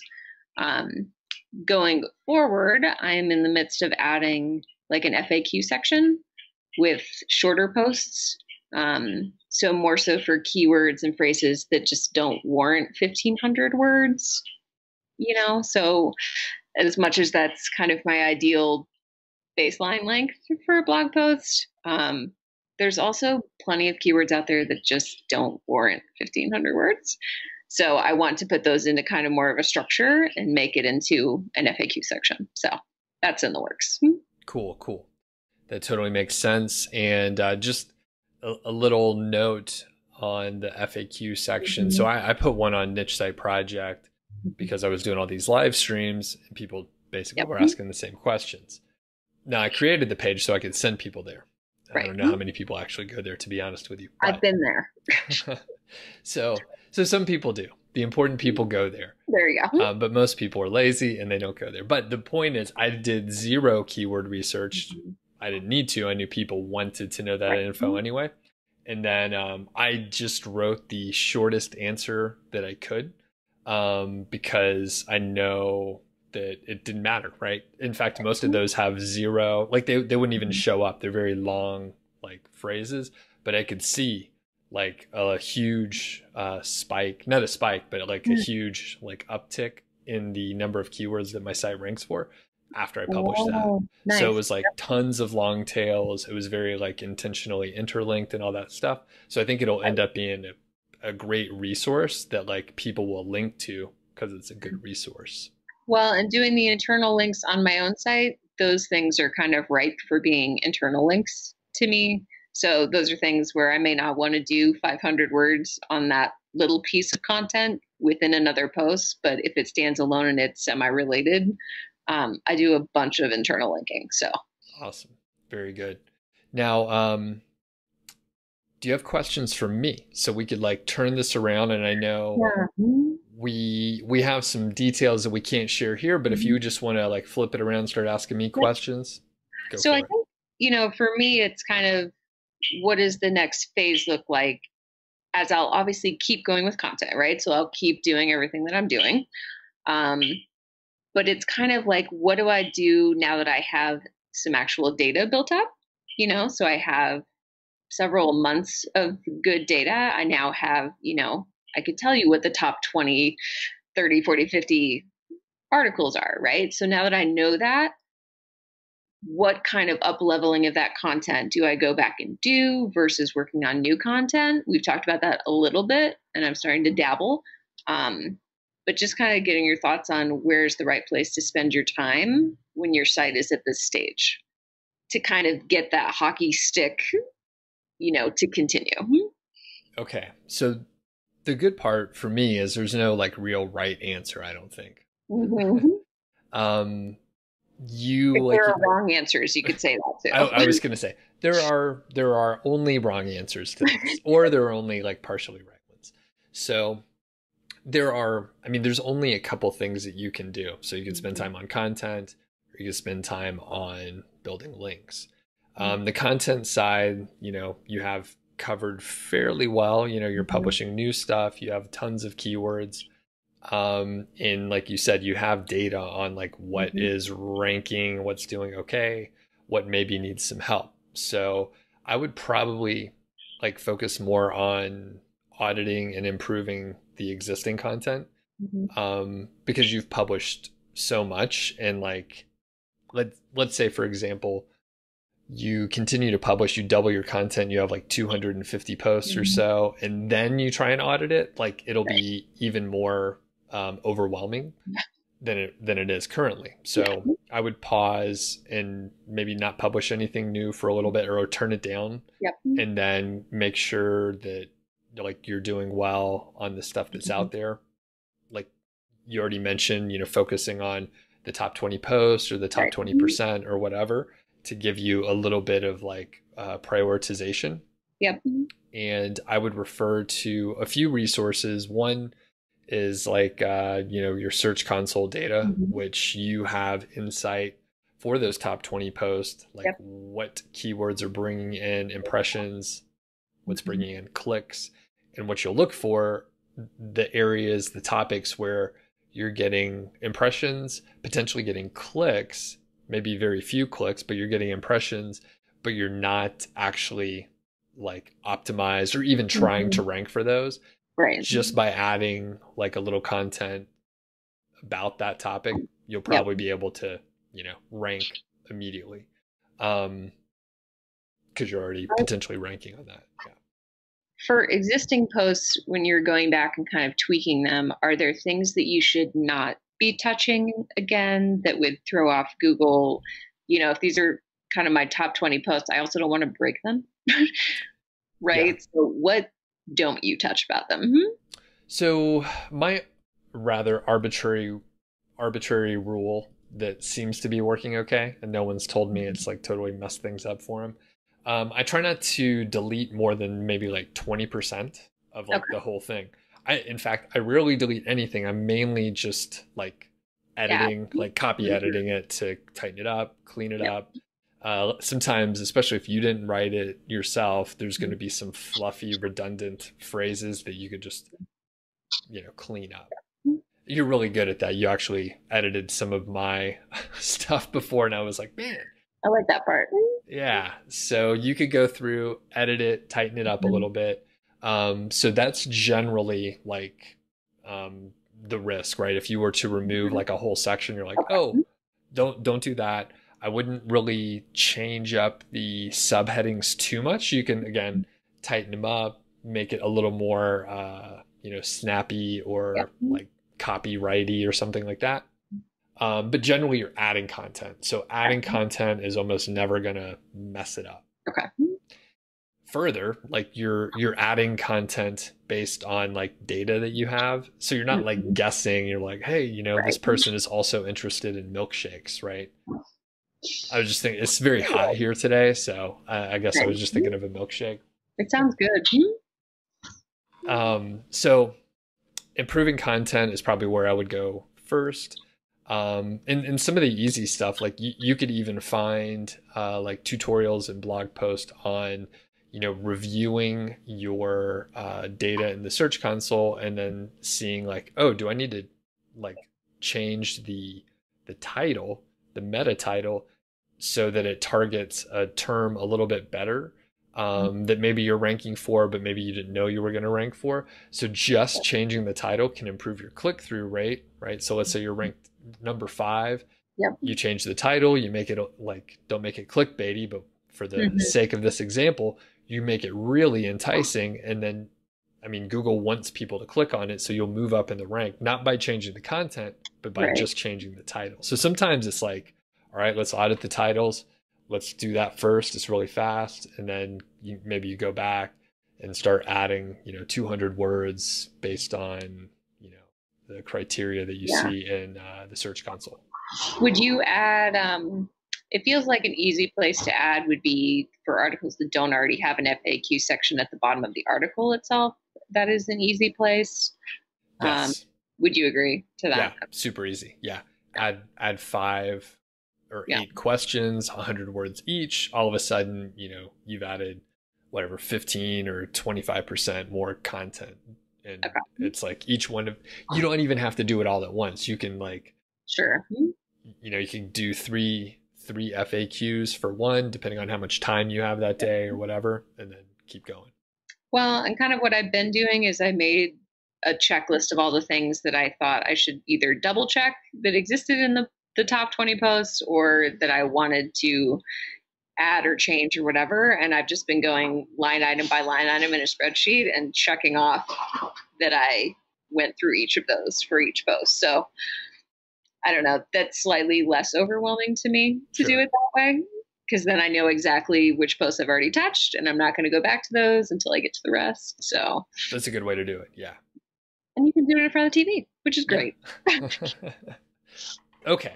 So the other thing I would look at, and this is, I think part of it is my fault from like just the content I produce and me promoting the keyword golden ratio and like the fact that you don't have to have backlinks. But if you have backlinks, it's way better. All right. So I don't emphasize that enough because I need to get people in the door. But now that you're here, backlinks are really helpful. And most of the time, actually a few people that I was coaching, they're like, like, I think I should start a new site. And I'm like, you're ranking like number 3 for most of your terms. Like if you start a new site, yeah, you can incrementally like make a little bit more money. And it feels good to start something new, but you're talking about a year, 8 months or whatever. Right. And I was like, build links, like build a lot of links. And there's so many ways to do it. I mean, you came up with like a ton of creative ways to do that already. Which we haven't even talked about publicly, which is fine. If people are interested, they can leave a comment on the video or shoot an email to feedback@doug.show, and then I'll know. But I was going to say, do you feel like you're ranking as high as you can for as many terms as you feel like you can rank for? I mean, I think what I need to do is kind of pull that whole report of what I am ranking for, right? Which you've helped me with in the past, which is great. To get a better sense of it. So I've kind of tried to stay out of that level of detail initially, because I don't want to be checking stuff every day instead of actually doing stuff every day. So I've tried to be like, you know what, content is the thing. I'm going to focus on that for the first months. And then now I've only really started dabbling in the data to even kind of look and see where I am. Just because I didn't want to demotivate myself in the midst of trying to produce so much content. So I don't know if that's right or wrong, but that's what I needed to do. I mean, you're doing this as fast as like, I could have hoped. As fast as I can. Yeah, right. And you have the revenue to show for it. Cause I was going to say, I know some people, they're like, all right, I'm going to publish 300 posts. And they publish 300 posts in like 2 years. And they're like, how do I make money now? Like, oh man, like you missed the point here. Backwards. So your approach is fine, but what I was going to say is, I think focusing on getting backlinks, even to the point where you're like, all right, you published a lot of content. I think the post that you wrote for me was like 84 posts in 90 days, right? It's very popular, by the way. Very tiring. So you did all that. And I think just imagine if you were on like podcasts and other YouTube channels or whatever, people interviewed you.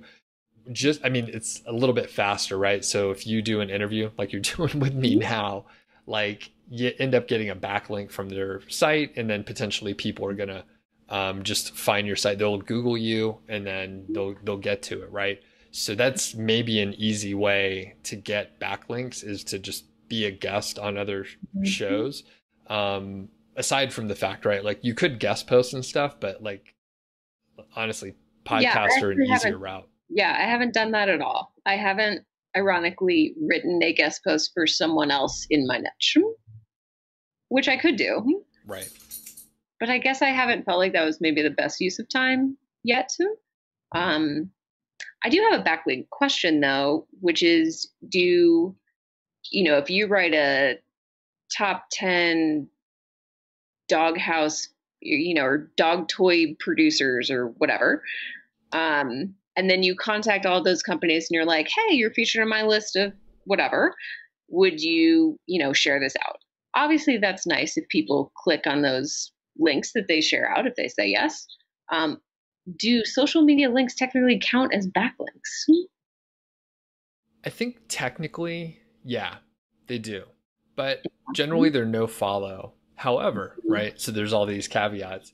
So yes, they're links. They're probably no follow links. But if like the right person or company shares it, then and you get a lot of traffic, like I think that matters. Okay.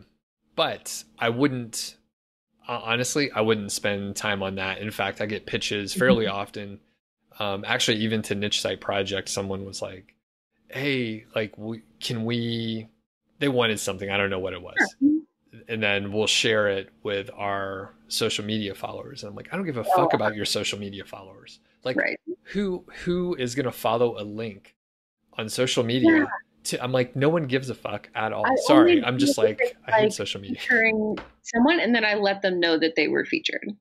Right. So I've never reached out to someone and been like, hey, would you feature this thing that's like tangentially related to you? Like, I don't ever do that because that feels weird. But if we do feature someone, then I think it's okay to reach out to those brands and be like, hey, you're in this list, and I don't know.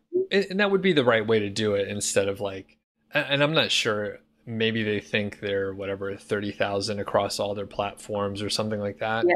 But honestly, I mean, I'm trying to ignore social media. So basically I'm like, I don't care if you have, I don't care how many follow. I mean, if the right person, but yeah. Anyway, so technically, to answer your question, it is a backlink, but technically I wouldn't really care about that. And I think the hard part for you is probably going to be, like we talked about before, just like everyone else, the like feedback that you get from a backlink is very slow, and I feel like it's more of a cumulative effect. And when we stop recording and finish the call, I'll show you like just some data for Niche Site Project, where like I'm doing more like not more guest posting specifically, but more like outreach for bigger platforms. So like actually, I can just talk about it here. So you edited for me the HubSpot post that I did.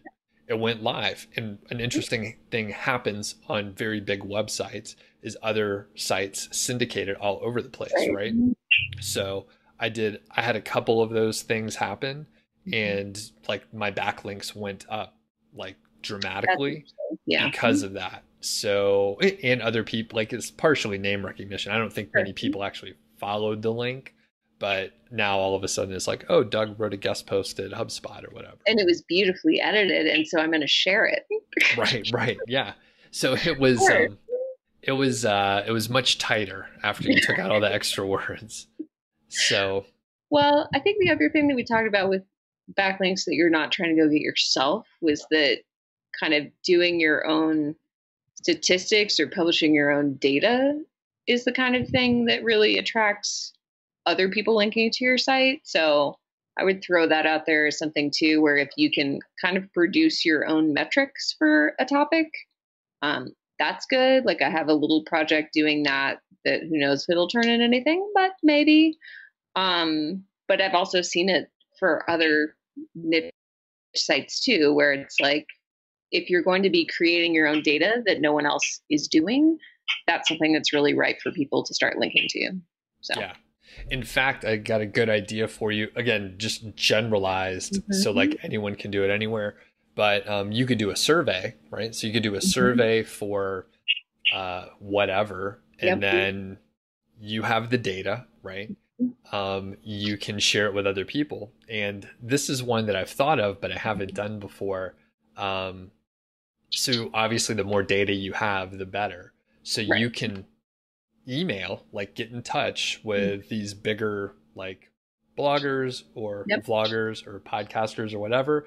Hey, we're doing or I'm orchestrating a survey. If you want to be a part of it, like we'll all cross promote it and blah blah blah. And then you end up being the hub, right? And if you're the hub for something, you already know this, right? So like if you're the hub for something, like people see you as the like entity that brought everything together. So Right. That's like good. you're like elevated as high or higher than the people that are in it. So if you bring people on that are bigger than you, then you look like you know what you're doing. I've done this many, not that specifically, but I end up, you know, if you could organize things and like set up a meeting every day. I do this. yeah. So anyway, 4,000 surveys. you can do that in like any industry basically. And then once, like you said, once you have the data, then people will want to talk to you.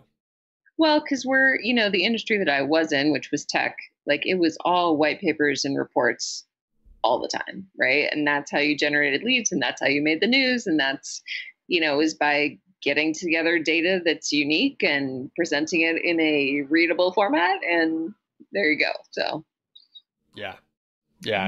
So okay, any other questions you have for me? I mean, I think it's just, kind of what the next phase is and what is the best way to keep the momentum going, Sure. that, every month you start from scratch, right? So every month you're like, well, it worked last month, but is it going to work this month? So kind of what do you think are the best places for your time outside of uploading existing content? Like, what else should I be doing at this point? So unfortunately, it's very boring. So again, like Just I keep wait for leaning. Google to cook my content. Yeah, basic. Well, it's like improving the content, maybe adding a little bit more, and then getting the backlinks. So there's no. It's hard, right? Because like whatever you pick, you won't know the alternative. Right. All of those are positive things. So if you do one, it's probably going to be fine. I think it, like I was kind of hinting at, I mean, I think you have enough content right now where you're probably better, like you'll get more bang for the buck in your time and resources and all that by putting the backlinks in now. Because let's say it takes 6 or 8 months for them to really like show their impact. Well, that'll be great whenever that happens. But the longer you wait, the longer it'll be. So what is a bird attacking you? Is that a magpie? I started feeding them and it's turned into like a Hitchcock movie back here. It's very intense all the time. Nature is very stressful. So so to get back to the answer to your question is generally like if you spend time on those areas, it will generally be fine. Okay. And a lot of times, like in the course, I get you started on the first sprint and then don't really guide you after that. That's intentional because some people are going to really gravitate towards one area. Some people don't do all the work they're supposed to, and they just like skip the backlinks part and they just keep publishing content. And then when I catch up with them later, I'm like, well, did you do, the backlinks as prescribed?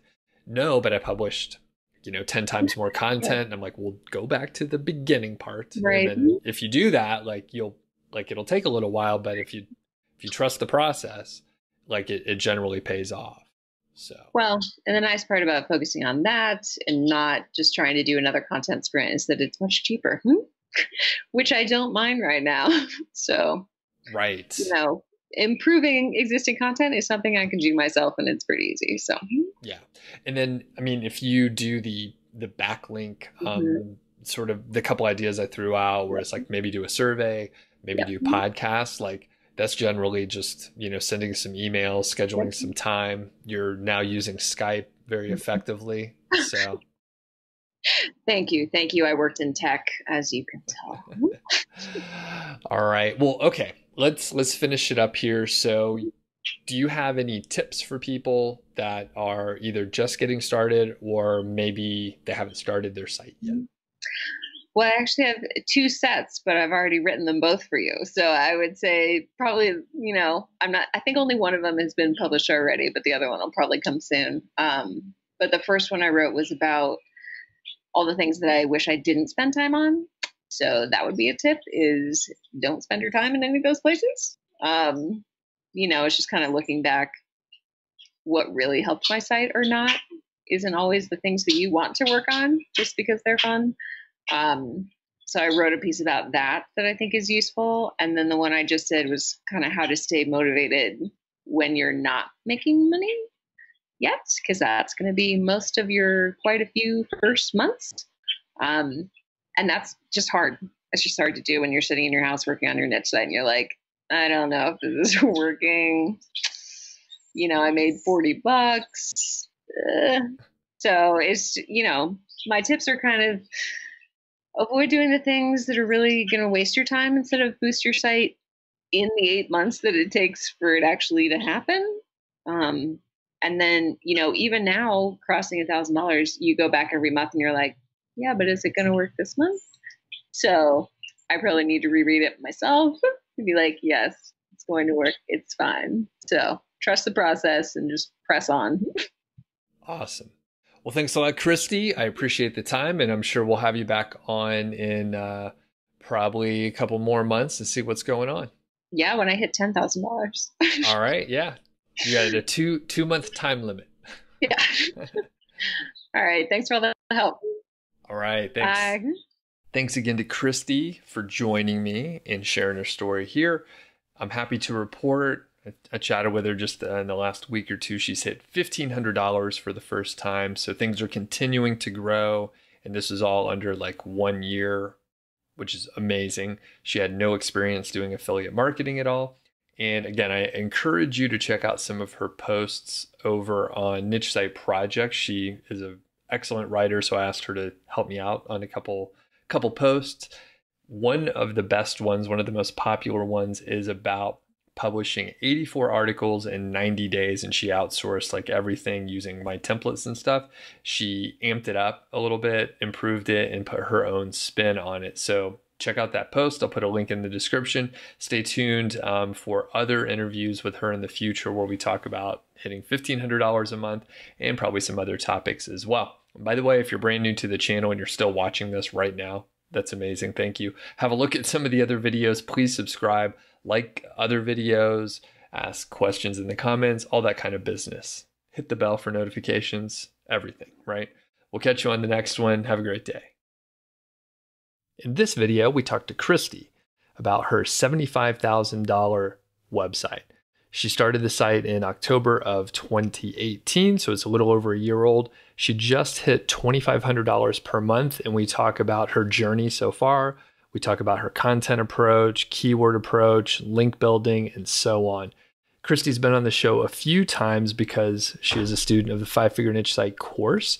So if you were watching this video during the week of like January 13th through the 17th, 2020, enrollment is open. So I encourage you to check out the link in the description if you want to work from the same blueprint and framework that Christy worked from. All right, let's get to the interview now. Hey, what's going on? It's Doug Cunnington here for The Doug Show, and I'm here with Christy. How are you doing today? Hey, Doug, I'm good. And you are a student of 5-Figure Niche Site. This is something like your third appearance. So thanks a lot for taking the time. And for the people that have not heard the other episodes with you, can you just give a little intro about yourself and like your full-time job, how you got into niche sites and that sort of thing? Sure. I got into niche sites about a year and a half ago, I would say. My full-time job is in marketing. So I actually run my own business, and I started getting into the niche site thing just because I actually heard you on a podcast and was interested in it and just kept educating myself ever since. So that's my background. Very cool. And the reason why you're on here is you hit a great milestone recently. So can you share like the earnings, the most recent earnings from the last month? And we're publishing this very close to the time we're recording it, which I don't always do. But yeah, so what are your results right now? Sure. The site started back in October of 2018. So it's gone through all of 2019. Through 2019, it earned over $13,000. And then in just the last month of December, which of course over the holidays could be a little wonky, but that was just like spitting distance to 2,500. Cool. So that was exciting. Very good. Congratulations. I know that's a big milestone, and you're pretty, like, I would say, goal oriented. Would you say type A as well? I think we would both say that. Okay. So self admitted. Yes. Not that it's a bad thing. Self-awareness super high. So you set some like pretty specific goals of like what you wanted to hit and what that would allow you to do. So can you just talk about like some of those goals and milestones, and then like right now, what is this like $2,500 a month doing for you? Sure. So right at the beginning, and I think it was based on one of your emails that you sent out, right at the start was, coming up with your why, basically, and why you want to have a niche site. And hopefully, it's a reason that's a little deeper than I want to make $1 million overnight. It probably isn't the way to do that. But you had encouraged us to basically come up with our why and what our goals would be. So I came up with about 10 financial milestones that I wanted to hit, just mostly based on like what I currently make for my job, because that's the only reference point I have. And then for each of those categories, I would say basically, what could that pay for?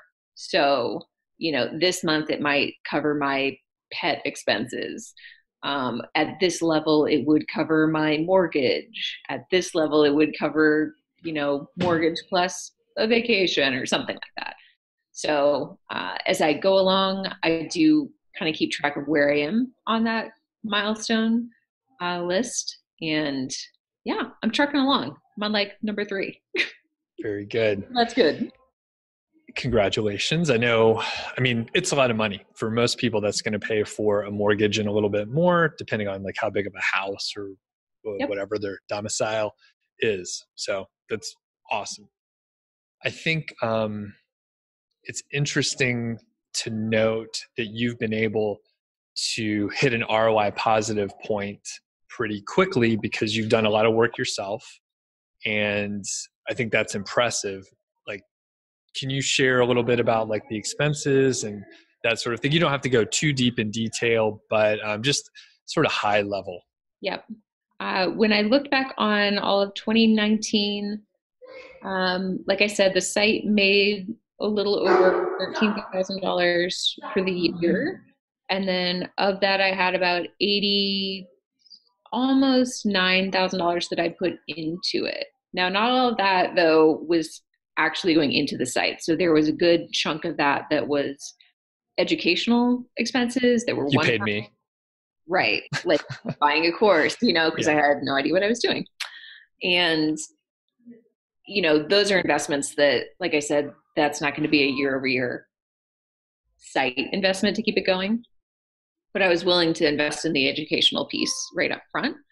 And then another probably 5,000 of that was for content. My approach was that if, I wanted to fail faster, essentially. And, because I had some disposable income that I could put into it, I wanted to really grow the content over the first year and see if the model held, right? And if it was worth putting more time and energy into. So for me, that was worth it. You definitely don't have to invest that much right away. But, again, when you think about it, if I put in, let's just say $9,000 for the first year, well, last month I made 2,500. So, like if I can put in a fair amount up front and then get a higher functioning site with better monthly income, like that makes it back quite a bit quicker. So yes. That for me is that's still worth it. Gotcha. Yep. And some people may be thinking, I can't believe like $5,000. That's a crazy amount of money. But It wasn't all at once, number one. And then you saw that what you were doing was working. So maybe you started small and then you increased the expenses as you felt comfortable with it, right? Correct. I spent probably $500 on my first set of 10 articles that were the first ones I ever outsourced. So Cool. definitely started small and made sure that I even liked doing that as an option. So. Right. Okay. And just at a broad level, one of the questions that I want to ask is like, what's the reason for the site's success? And it's you could take it in whatever direction because there's a lot of moving pieces and the way you approached it. Yeah. Well, the first thing I would say is I'm in there almost every day. So part of that is because I chose a niche that I'm personally interested in. I think it would be different if I was writing about something I didn't care about, vacuum cleaners or something, which I did buy a vacuum cleaner after visiting a niche site. I do want to say that, but so they are useful. But for me personally, it's not my passion. So for me, it's a lifestyle blog and I'm on it every day because I enjoy doing it. So I think that's a big piece of it, is that it wasn't something that I just started, worked on for 2 months, got bored of, and expected it to keep making a lot of money. So for me, just being able to continually be in there and like doing it, like working on it is a huge thing. The other thing I would say for me personally is that having a marketing background, the site looks professional, the content is professional. I've been a writer for years, so I spend a ton of time on editing, which I know a lot of people don't like spending time on. And it is a huge time suck. I won't lie about that. But I also feel a lot better about the content that I put out. So for me, it's worth it. It also keeps me really tuned into what content I have when I've been outsourcing things. So it's really easy to get so much content that you forget what's even out there, what you've covered, what you haven't, what you can link to. So spending more time in there editing actually helps me out, at least in the short term. Perfect. So having a professional looking site, nice content that's edited, and then just, being in every day, kind of working on it. I think those are all distinguishing factors for me. Cool. And I have seen, I've interviewed a lot of people, a lot of students, and I know that people get obsessed. So you're describing that you're obsessed with it. I get that. I'm a little obsessed with it. I'm like that in various areas. Ron Stefanski, he gets into it. John Dykstra, he's into the process and all that stuff. Marty McLeod, Evan Porter, like either they're doing the writing, they're obsessed with it, they're into it. Definitely a common thread where people enjoy either the topic or the process. Right. I'm kind of process oriented. So I don't always get obsessed with like vacuum cleaners or whatever. And I don't know who would be, but the people like the process of reviewing it. So, right. One other thing I want to point out. So we're like taking a snapshot right now. We're like $2,500 a month. That's great.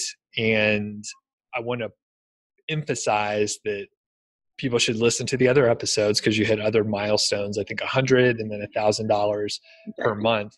But when you shared the graph, which people could check out on the video, and I'll share the screen and all that stuff. But basically, this is like slow, gradual growth. There was never a like huge, massive jump. There were a couple like one month was like 3x, and then there was another jump. Right.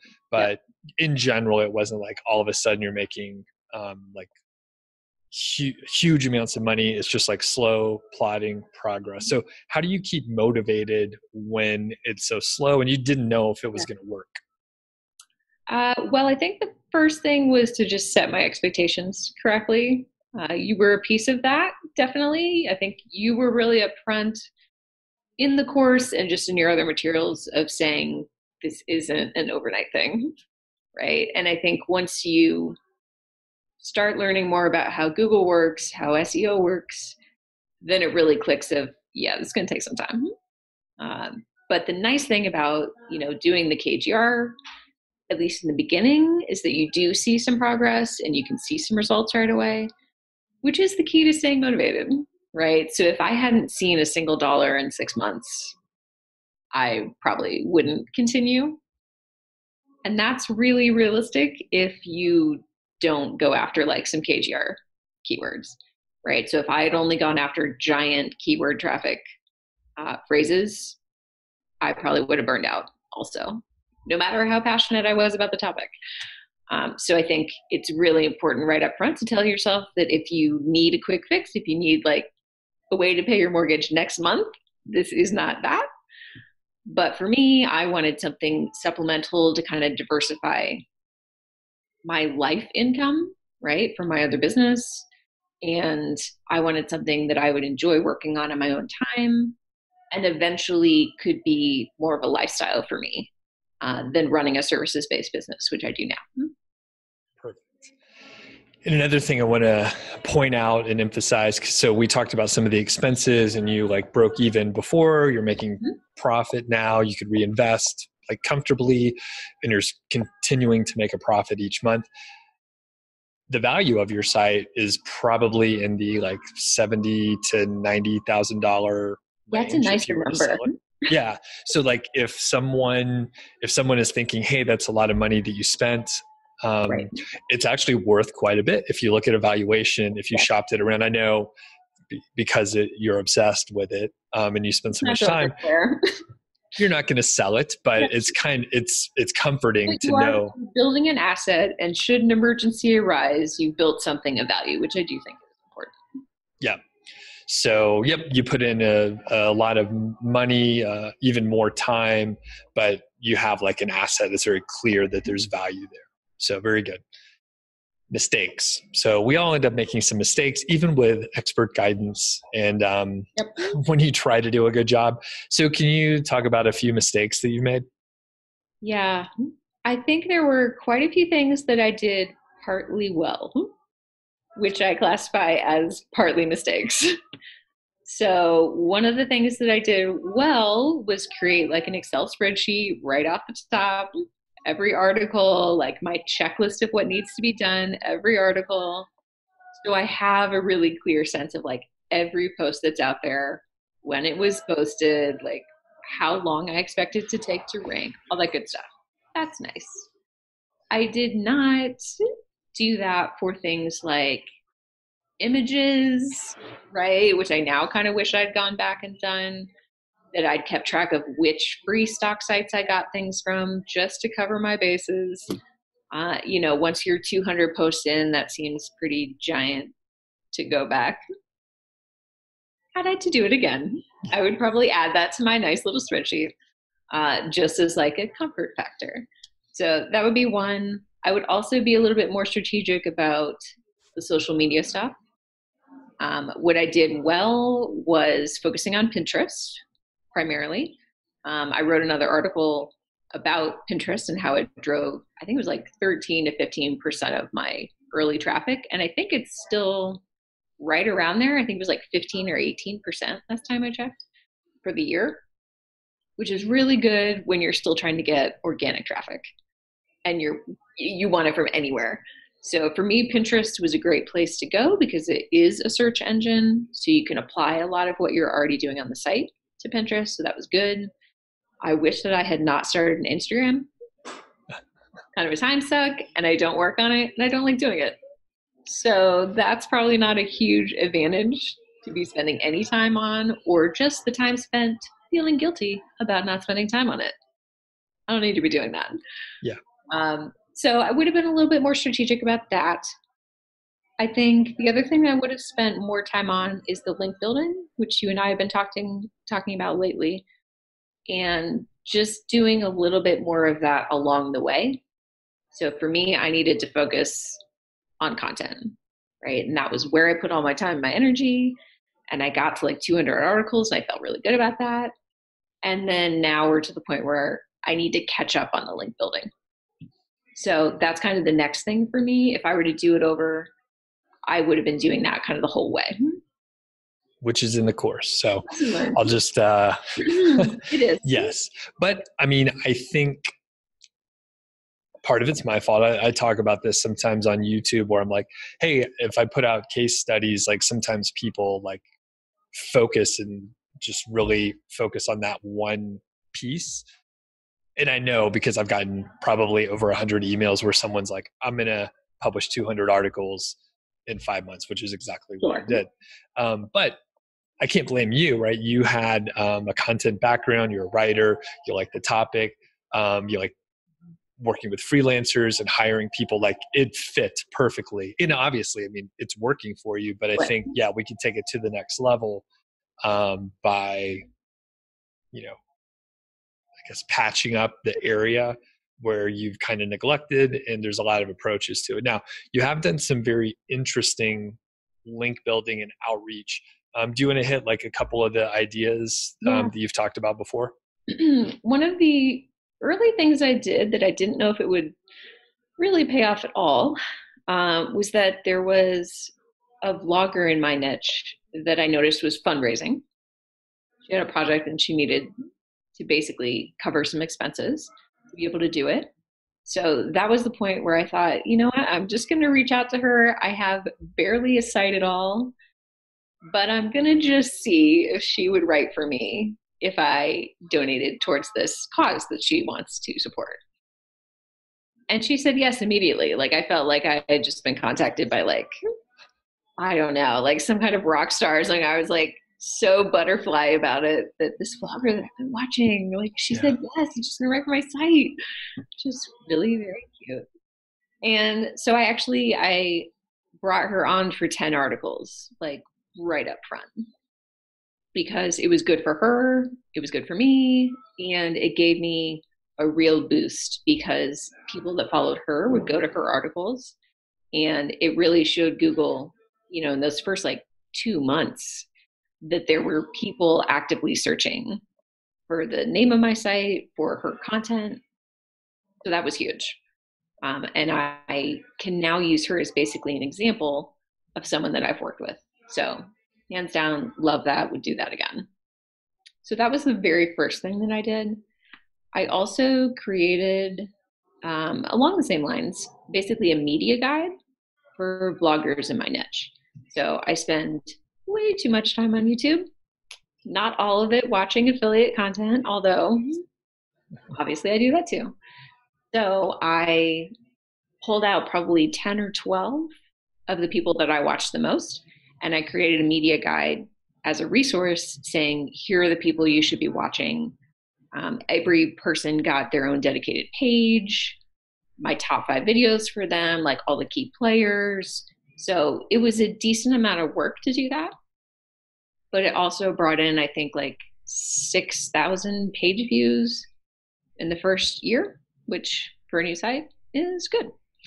And I will take that. And again, it's just people that now that I'm going to focus on outreach, those are the people that I can easily go back to. And it's a bit of a warm intro, right? To say, hey, I've been following you. Here's the proof of that, right? That I talk about what you're doing and I love what you're doing. So let's partner on XYZ. So those are 2 ways that, you know, were not things that I necessarily heard about people doing, but in my specific niche, blogging is big. And so I wanted to take advantage of that. If you highlighted like a perfect example where you landed that first vlogger, and now you could say, hey, I worked with this person. They could see that very clearly. They could go check it out. And then they realize, okay, like you're doing interesting things. And by the way, I was impressed when you did this, but like in the very beginning, but it's like you didn't have much content on your site. Nope. There was no track record. It was like a couple months old max, right? Mm-hmm. And I think people 10 articles on it. Yes. When I launched, I know it's a different space, but I launched Niche Site Project, and I did the same thing. I had maybe 4 articles.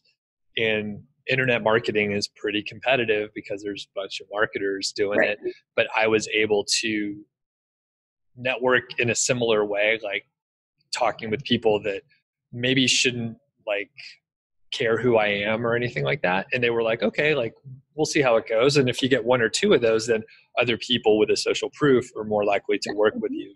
So you put yourself out there, it worked out.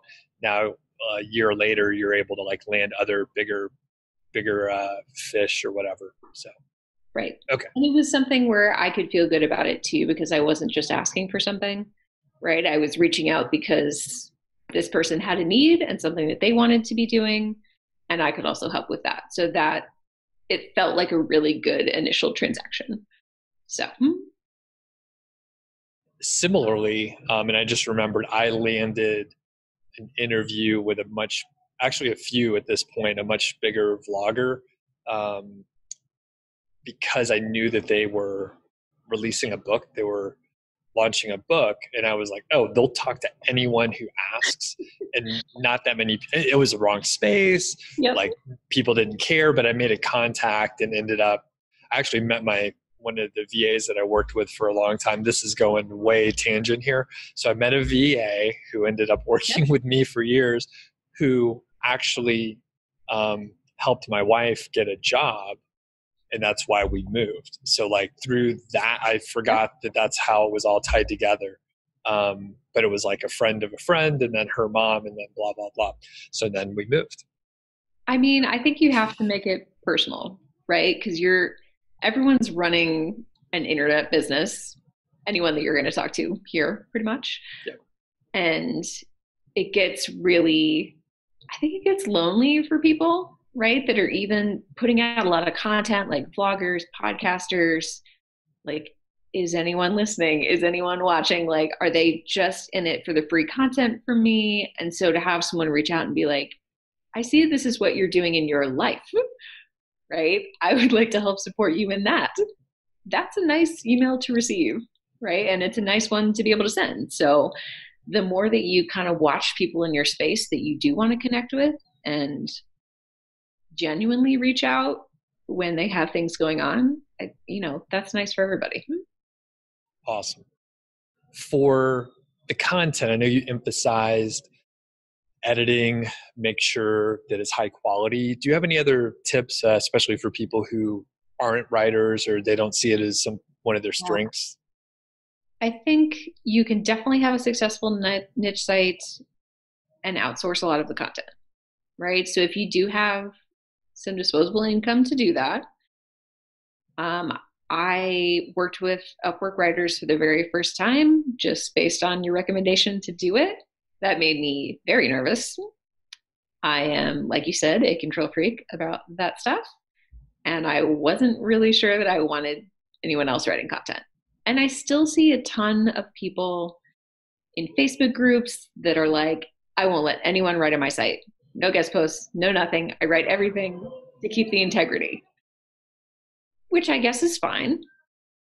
But there are tons of people who know stuff that I don't, right? I'm not the be end all of my niche, right? So to me, it's like, yeah, I don't want a site where I haven't written anything, but nor do I want a site where I'm the only one contributing. Like, that leaves a ton of topics that people want to know about that I just can't write about. That's not my background. I don't have any experience in it. So for me, it's like I can go out and find people on Upwork who are lovely to work with. It turns out I wasn't sure that would be the case either. They're lovely. And I can find people who have different skills and different backgrounds than I do. And yes, their writing may not be exactly how I would do it. So fine, I spend time editing it and I make it more like what I like. And that's okay. But for me, it was like, if I want to cover more topics, I need to go find people who are experts on those topics that I can't write about. So I've written a couple other articles for you about how I did that Upwork process, like start to finish. And it was super successful. Like, I had a really good experience, and I know some people don't. But I think it's all about how you approach it, and especially about how you interact with your writers. Like, I think that's a really big deal.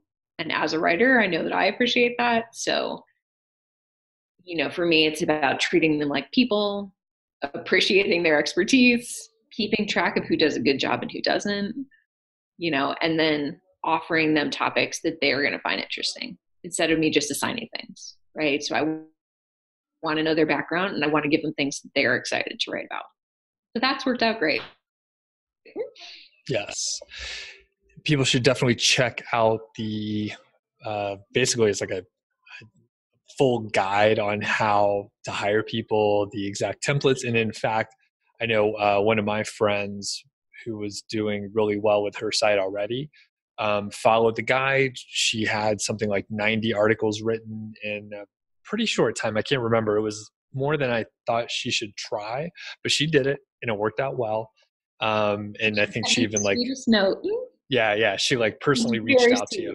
Yeah. So that worked out really well. So we're going to start wrapping up here. And do you have any, you gave us so many tips already, but from like maybe a higher level or mindset approach, do you have tips for people who are either looking to get started or they're just getting started? Maybe they're just making a few bucks a month. I think the mindset is key. So knowing at the outset that it's not going to be an overnight thing,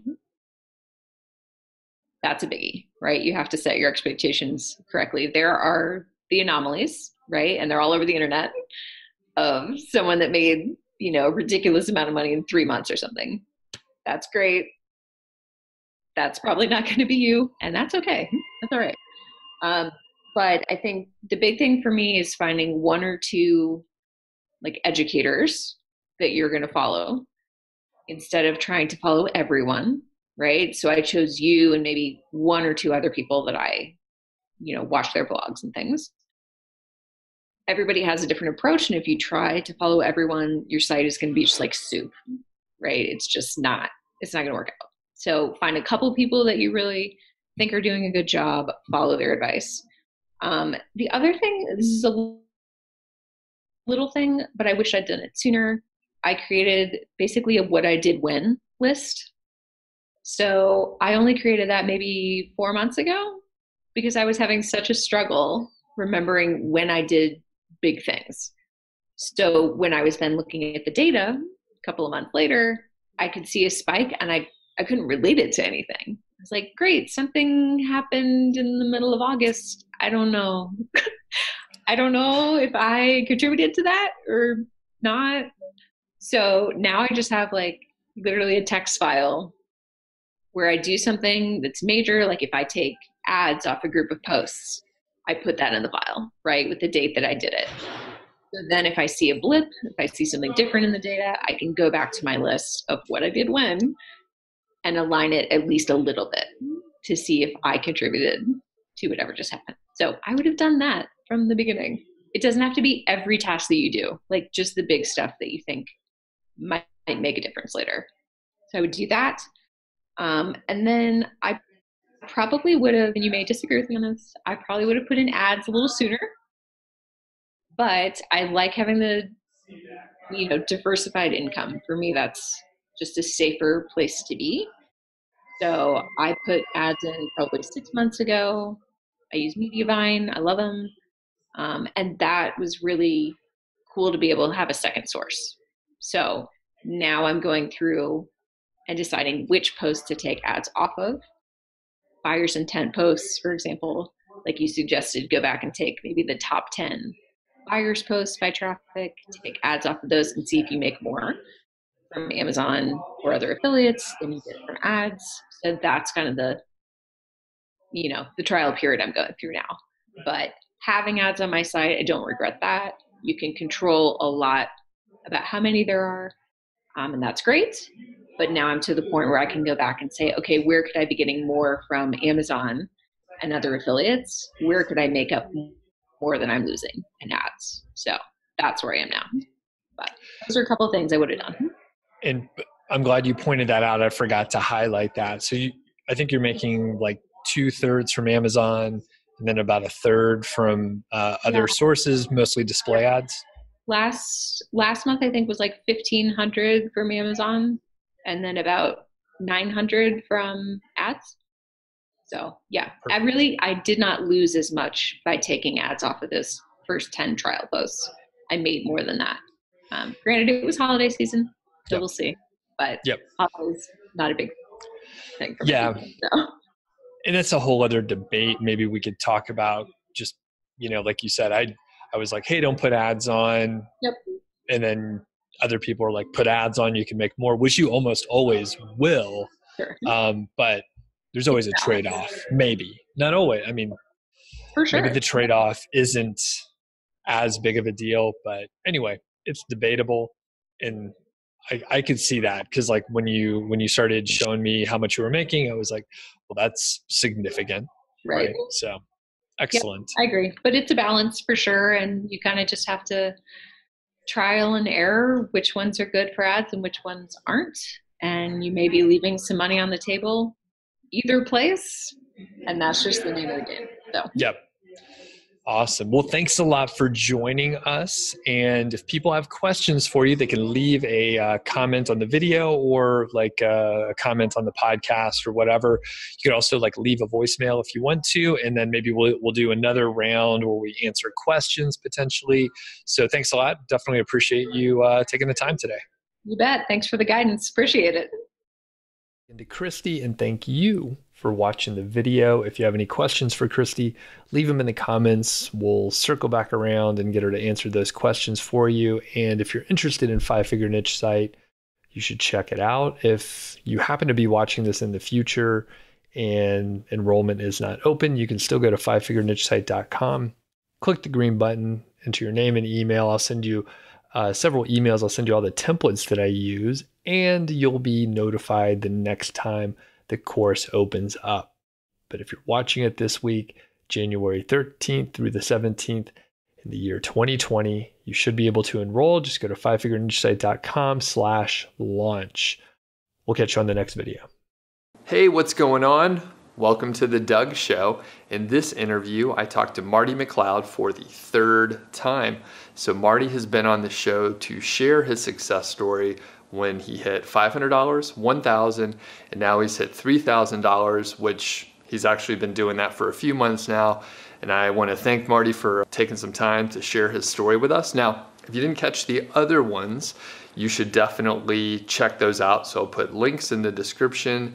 Additionally, if you're brand new to the channel, welcome. Have a look at some of the other videos. And if you like what you see, please do subscribe. So let's hear from Marty now. Hey, what's going on? It's Doug Cunnington here, and I'm with my good buddy, Marty McLeod. How are you today?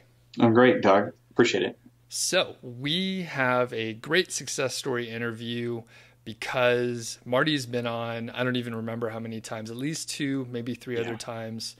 And you hit, I think, $500 the first time and then $1,000. And I will let you say the recent milestone that you hit. So where are you at right now with earnings? Yep, I'm very happy to say, I'm at just over $3,000 a month. Awesome. And is it a fluke? Did you just hit like 3K a month, and like you've only done it once? I think in March I was like close to 25, 26, I forget exactly. So it was traffic still growing. So it ended up after that, I actually hit it, and I didn't think I was going to do it, but it was a nice surprise. Awesome. So it's been 3 months straight if I'm doing the 3 months straight.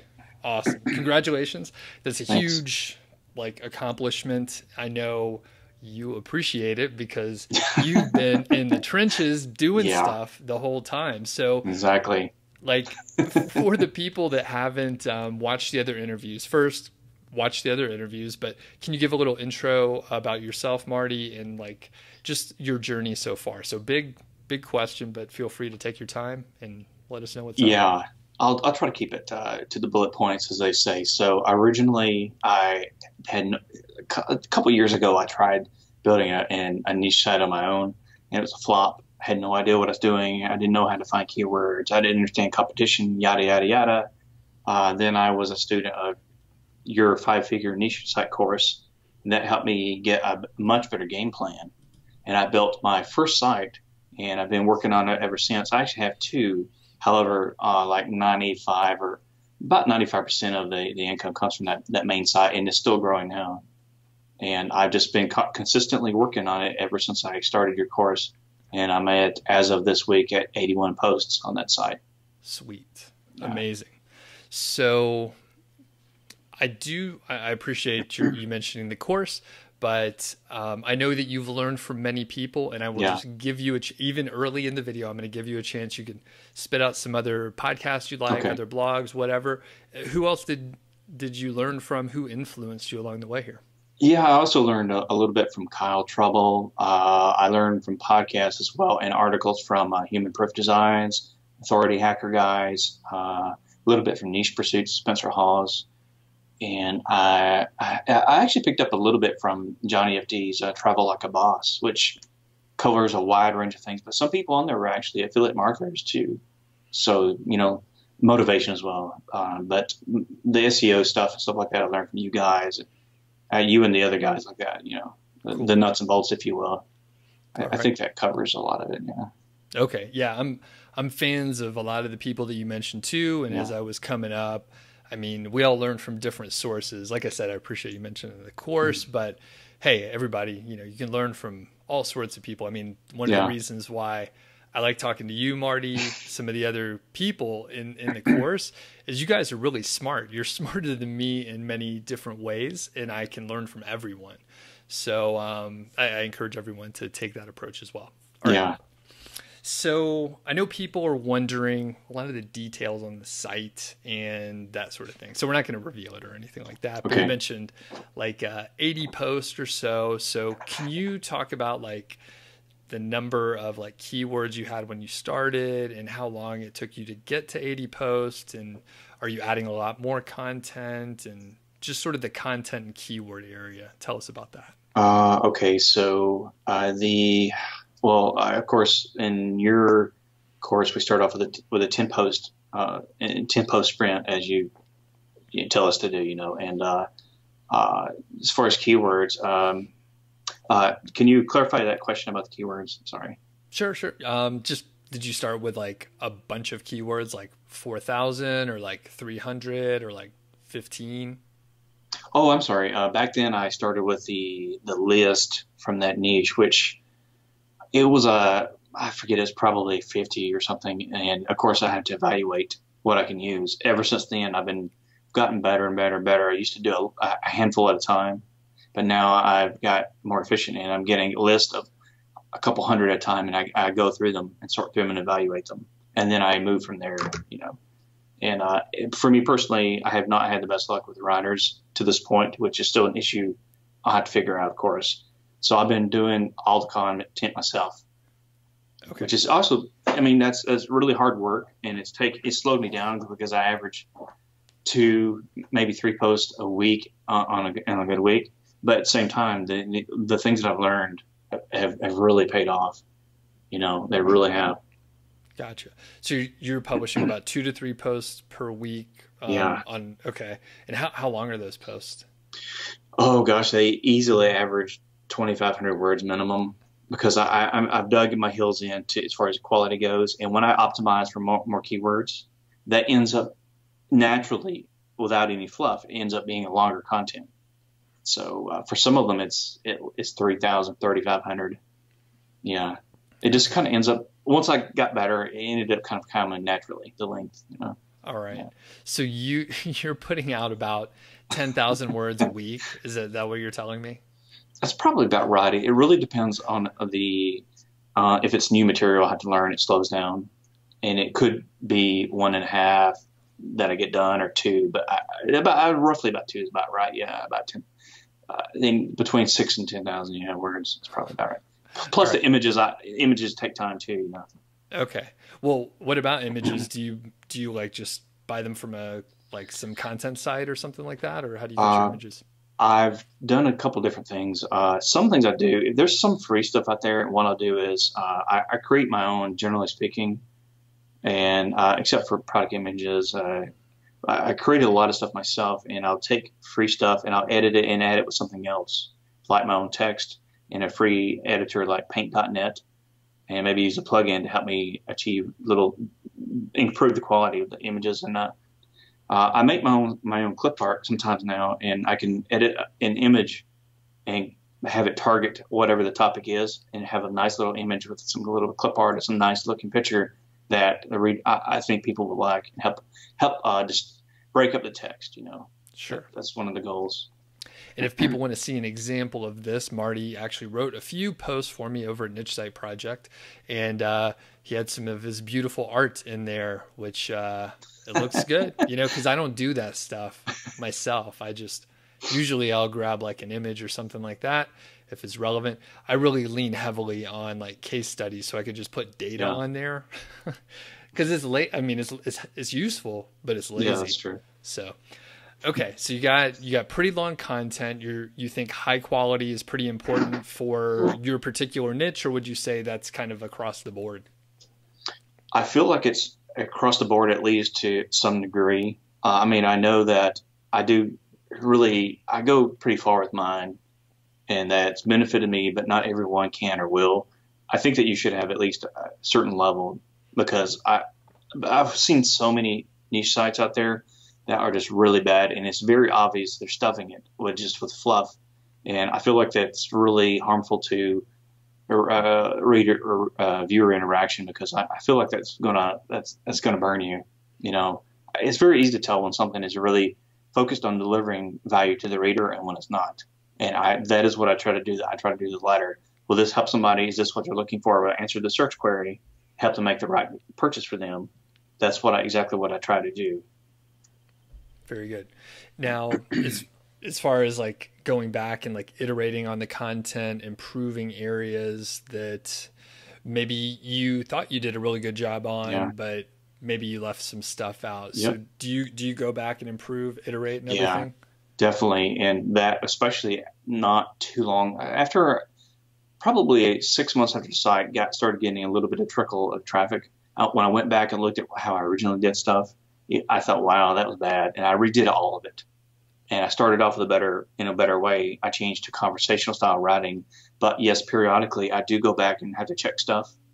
And it's inevitable, I think, when you're learning and you get better a little bit at a time, you go back and you think, only something 2 weeks ago, you would have done it that way anymore. And you say, oh, I can improve this. Why don't I go ahead and do that while I'm here? I do like to do that. Yes, to answer your question. Yeah, definitely. Okay. And do you have like a systematic way to approach that with 80 articles, different quality, different, time when you wrote them? How do you tackle that? Well, like for example, right now I'm going back in and changing some relatively minor stuff. So in my Google Sheets, I've kept track of all my post URLs, yada, yada, yada, dates, revision dates. I do it that way so I can check off what I have worked on and what I have not.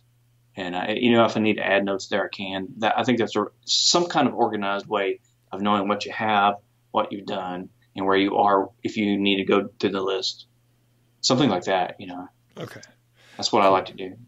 And then and obviously we're focusing a lot on content. I'm trying to think of all the questions that people have. So, okay. and things that I try to emphasize for people, but one of them is interlinking through a site. Yeah. So I expect you have interlinked some. Yes. Now, did you start at the very beginning and you've kept that up, or did you have to go back and like sort of rework it as you built the site out? Yeah, I think it's natural that you may have to go back and rework it a bit, because one good reason, and when you were asking about going back and fixing posts, doing some updates, I feel like at some point it's inevitable that you're going to add some new posts that were relevant to stuff that's old and that you did not have back then. It makes a lot more sense to link to them now as opposed to what you did in the beginning. Actually, that happened recently. I had four new info posts, and they're all extremely relevant to each other. It's just the specifics were different.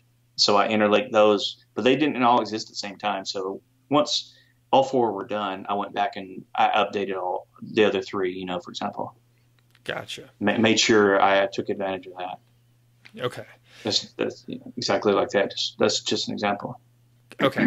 And that's perfect, because you don't know that you're going to publish stuff in the future. But then, there's probably really relevant stuff that you can link to, and then you get the SEO benefit from it. So now external links, some people are very nervous to quote, let their link juice, leak out into the world or whatever. There's a really weird way for me to ask that question, but do you add external links to like authority sites, other references, bigger sites, maybe competitors? Like, do you care, or what do you link to?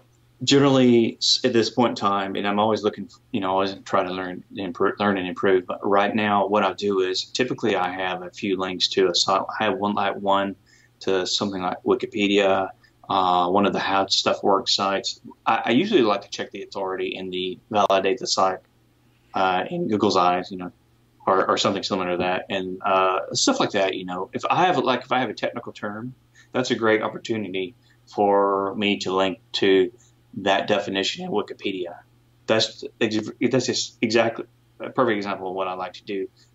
2 to 3 times in a post, I do that. I've heard and I've read that that's a really good idea. I don't know if that's 100% true, but that is my practice right now. Okay.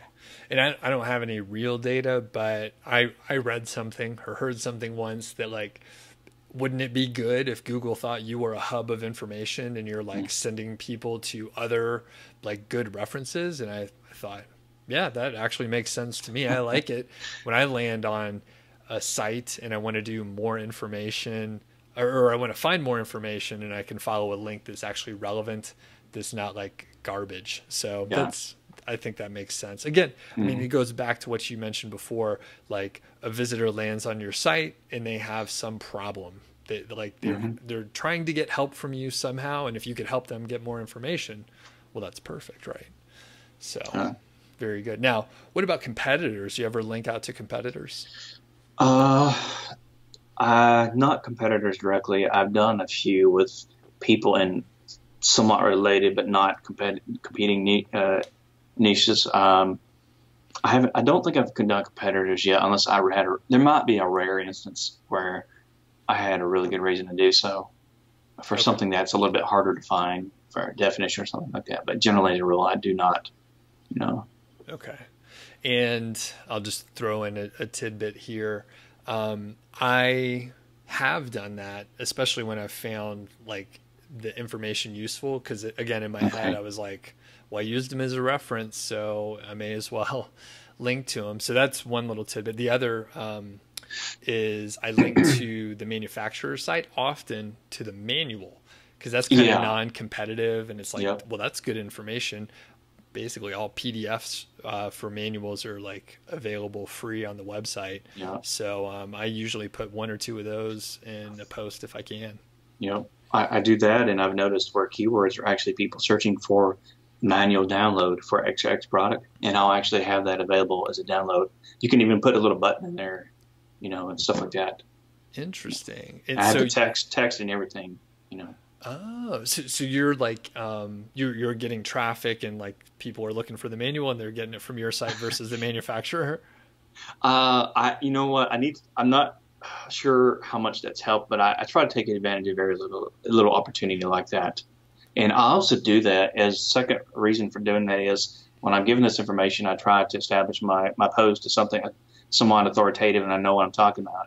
And that adds to that from my perspective, Yes, I agree. Cool. So any other details on like content that you think may be useful to share here? Yeah, you need to make it easy for people to read. Conversational style English is ideal, and that includes using contractions. You're not writing academic style. When I started, I did it completely wrong, and I had to go back and fix it. Right. In a casual, friendly way. If you have data, make it clear. Use a simple, clear table that looks good on mobile, because I still see this problem a lot on mobile. A lot of people's tables are just horrible, and nobody wants to swipe over all the way over just to see it. So I always make sure that my tables look good on mobile. If it doesn't work one way, I'll figure out another way, or break it apart or something. Yep. Use your H2s, H3s, organize your content, break it up, don't make it too long. If you're not using Yoast, find some way of getting writing suggestions to try to help break up sentences that are super long. The basic stuff about making stuff easy to read. I use images because I think that people find them appealing, especially if you're going to do that, use clear images that are sized the right size. Don't enlarge a teeny tiny fuzzy picture. That looks really bad, and it looks like you're not doing a very good job. Just try to come across as you're trying to help the reader as much as possible. And I at this point in time, I've learned I avoid saying "buy this now." Instead, I'll say something like, I use a more copyrightish style of saying, "It's great for these reasons. and here you can go check out why it's one of the best selling products in Amazon. And that'll be my link. That's a tip I picked up from Kyle Trouble. I kind of make it a casual way, segue into clicking on a link, and it seems to be working pretty well. Very cool. Yeah, I when I see buttons, for example, like buttons, it's like buy now, like super aggressive stuff. Yeah, it's a little too much, and I prefer, like you said, a little like you want people to want to go over there.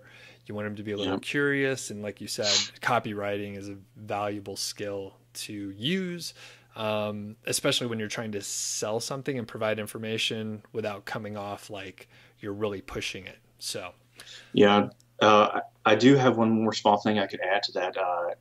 When you said you're talking about content, so I've noticed that some people have done things where they have the call to action at the top, but there's nothing at the bottom. But usually when people read and they evaluate something mentally before they click on it, you have a natural flow of here's the name, here's some pictures, here's some information, maybe your pros and cons, and then you have a call to action. And it's no coincidence that a lot of people who aren't getting sales are doing the opposite. They have it at the top, and a lot of times it's actually in a way that people don't even know they should click on that. So it doesn't make sense. Why would you click on something before you read about it? So a natural flow down to the call of action is more logical, and it seems to work well. Nice. And to that point, I didn't ask you to pull any numbers ahead of time or anything like that, but like, do you remember your rough conversion rate as reported on Amazon? Yeah, as reported on Amazon, it's around just a little bit over 10% on average. Yeah. And that's pretty high. What do you attribute that to? I'm sure a lot of it has to do with what I just mentioned, the things I just mentioned. The fact that I'm not trying the aggressive approach, which data shows that's not right. Instead of saying buy it now, I imply that here I give you the reasons why you should buy it, and if there's something you should consider before to not buy it, but something else, I'll tell you why, and then I suggest that it'll be a great. You should go have a look at it and consider it. That style of writing, I think, contributes a lot to it. Kurt Phillips of Convertica once said that your job should be to help make them make up their mind before they click on the link, so that when they end up at Amazon, they're more than likely going to go ahead and buy it. And that is what I try really hard to do. I think that has a lot to do with that. Nice. And also, the user experience on my sites is good. So it's nice and clean. It looks like I know what I'm talking about. I believe, so far, my hunch is that, and I suspect it's true, that if you give a good user experience and you come across as being an authority, people are more likely to trust you and to buy.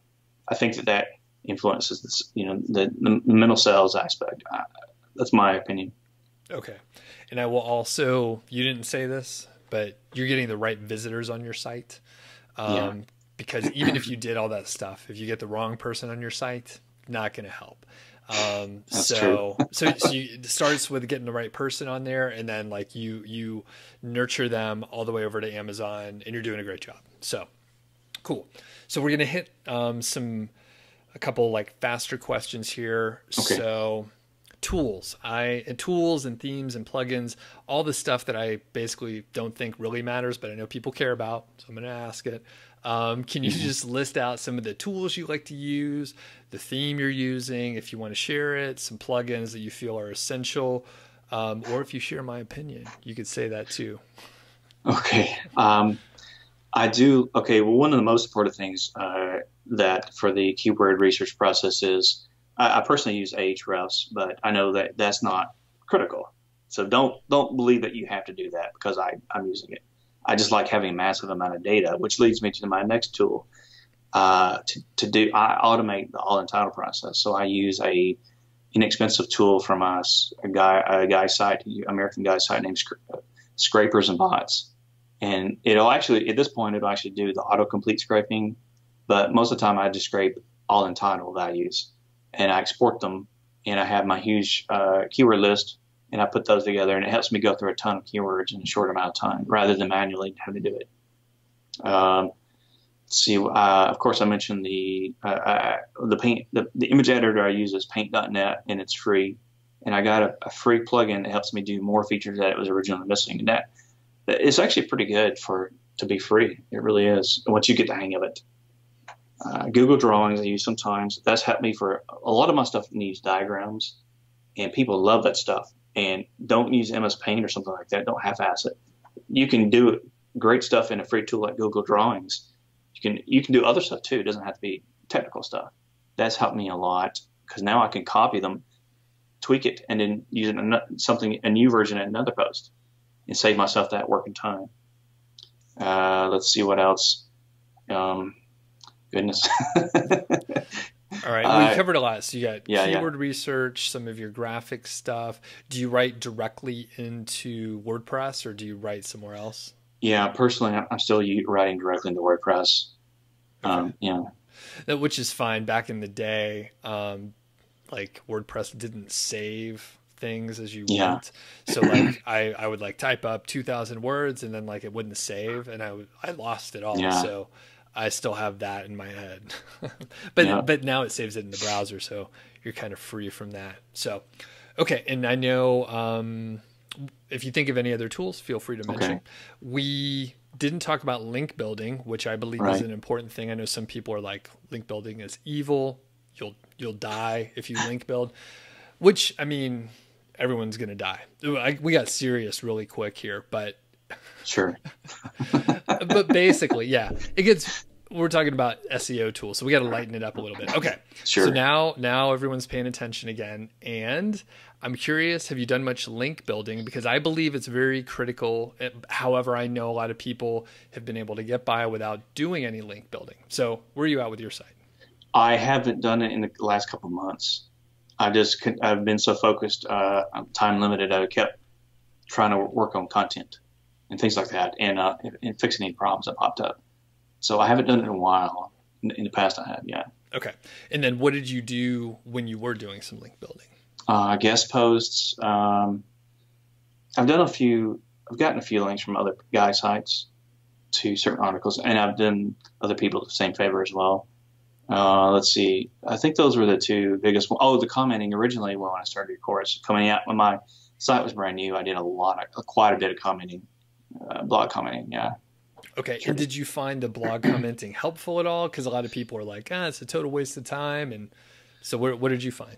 It's hard. I don't have data to back it up, but I think that it did help some. Yeah. I think that in some cases I had posts where I was too ambitious with the keyword. It was just something I wasn't going to have. The level required for me to rank higher was steeper than I understood back then. But now things have gotten easier, and something like that would be more effective. Yeah. Gotcha. And do you know like roughly how many guest posts that you got? Yeah, I think it's still around.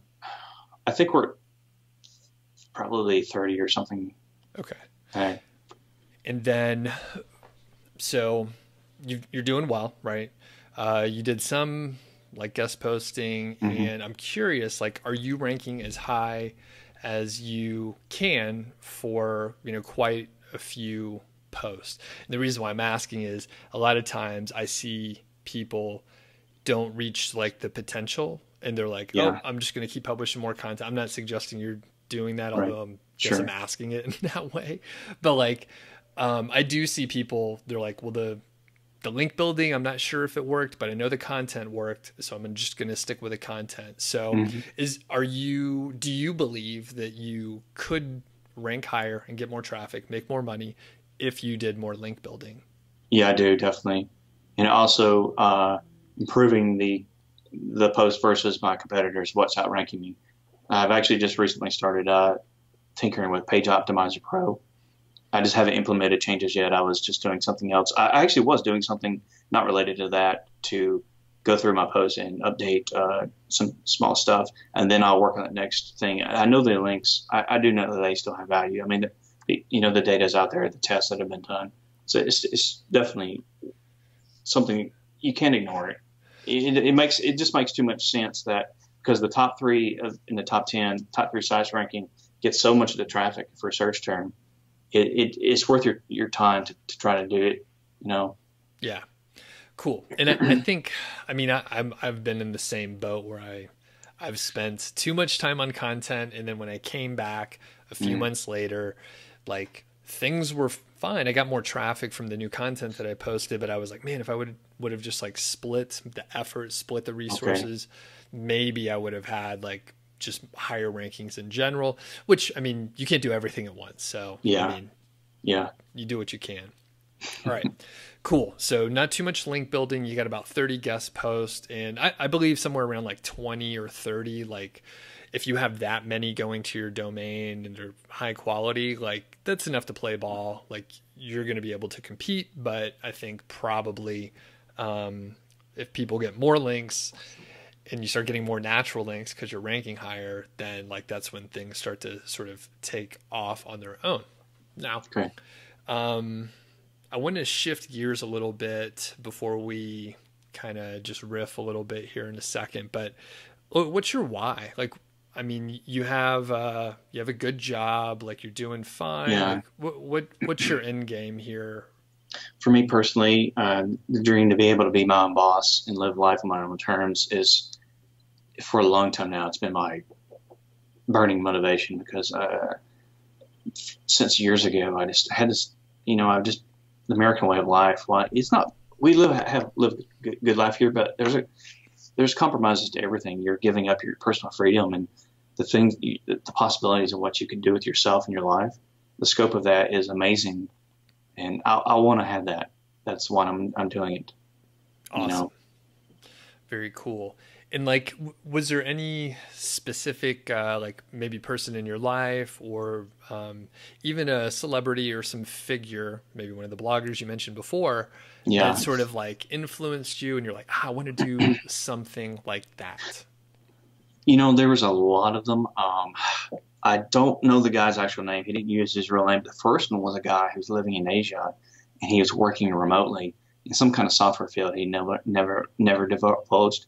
But he just had this amazing life. He could pick up and move where he wanted to go, and he didn't have to answer to anybody for the most part. But then as time went on, I've seen more and more people. Kyle Trouble is one of them. He owns a huge amount of affiliate sites, and he's doing really well, 6 figures a year. It's amazing to be able to live where you want to and write about it. But there's other people like in Johnny FT's Travel Like a Boss. They were just these, not all were, but a lot of Americans, and they were just average people who were doing the same kind of stuff in one way or that one genre of income online or another. And people like that really inspired me a lot. It's fascinating because they weren't born with some kind of special magic that made them be able to do this. It's somebody who actually said, this is what I want. I'm going to learn how to do it. I'm going to make the effort. If I fail, I won't give up. I'll just keep going until I figure it out. Yep. And that's pretty much the formula, You got to want it and go for it. Totally. Yeah. And you're a good example as well, Doug. I mean, you're living life the way you want to, so it's cool. Thanks. I appreciate that. I was going to say we're all just average, like normal jerks that you bump into on the street or, I'm driving. I'm never in a hurry. That's like the biggest luxury for me. I'm like almost never in a hurry. Because, the only time I'm late is like for stuff like this. And I'm like, oh, shoot. I'm like, Marty's waiting on me. I was on time today mostly, right? Right. So, yeah, I'm like not in a hurry. So I literally drive the speed limit. I drive pretty slow, generally. So, yeah, angry people going to work are upset because I'm just like, oh, the light turned yellow. Oh, I'm going to go ahead and stop here instead of blast through it like a maniac. So. All right, cool. Now we're going to shift gears a little bit and it'll be like sort of less interviewy, but you've been in this space here a little bit. And we were talking before we hit record and you had like some observations on just like the sort of competition level that people are going after when they're first getting started. So go ahead and sort of explain the observation and what tips do you have for people? Yeah, I've seen a couple of people message me from time to time, and I've seen other things that I've just run across for one reason or another. And it's the issue of people trying to go after keywords that they really have almost no chance to rank for, especially if they're an absolute beginner. It's just not a good way to use your time. And it's actually worse than that because it's going to discourage you. And in some cases, it makes people feel like they want to give up. They feel like they just can't do this when in fact it's not the case. It's just their approach is wrong. So again, my advice would be and you teach this as well, to evaluate the competition when you're evaluating a keyword. before you give it the green light, you look at this and you can use a tool. Earlier, I should have mentioned an extension like there's a Mozbar or SEO Quake that you can use in your browser, and it'll show you the stats of the competing URLs and sites. So it'll give you their relative strength. And you can see if, hey, are any sites at all that are weaker, small sites, are they able to rank at all, or are they all just really tough competitors? And that gives you a much better picture of your odds of succeeding.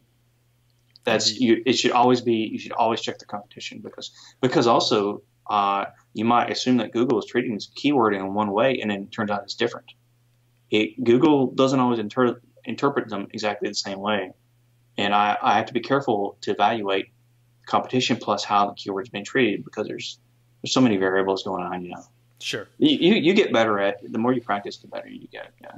Gotcha. And just my observation on that is like, well, number one, the keyword golden ratio is like that's one of the reasons why I like gave out the most like helpful piece of information I could, even though I know there are like other people who are like, hey, keyword golden ratio doesn't work and it's stupid and keyword research is a waste of time. And that's bananas. Like, I mean, I know everyone has incentives to like, if you listen to the keyword research companies, they're going to tell you how important it is, or other people that are affiliates for keyword research companies or whatever. So everyone has their own incentives, but the keyword golden ratio like sort of introduces you to like some keywords that are like by definition, they're going to be like pretty low competition. Yeah. There is something nice about someone being like a naive starter, or beginner rather. And when they're starting, they're like, hey, I'm going to go for it. And this leads me to one of my observations is people starting like the general review site. So they're trying to compete against the Wirecutter or top 10 reviews or fill in the blank. And they're trying to cover everything. And it's just, it's not going to work. Like even if you had a huge budget, and you knew what you were doing and you had a team and you had, I don't know, $250,000 to invest over a couple years, like it probably would still be really hard. And in fact, I saw someone emailed me just today about, hey, my wife and I started this site and it's like, some general review site. They want to cover everything. You're going to get discouraged. Like you said, it leads you to keywords that you're never going to rank for. Yeah. But again, there's something cool about being so naive that you're like, hey, I'm going to compete with the Wirecutter. So have you seen some of that around there? Like a lot of that. Yeah. I run across those kinds of sites all the time too. And I've known a few people that tried to do that and they really weren't doing very well. It's unfortunate, but I don't know where the idea came from. I think it's just the ideas we have sometimes, assumptions we make. And I mean, that's how you learn though. The most important thing is that you accept that maybe you didn't do it the right way and you can start over and figure out what you did wrong.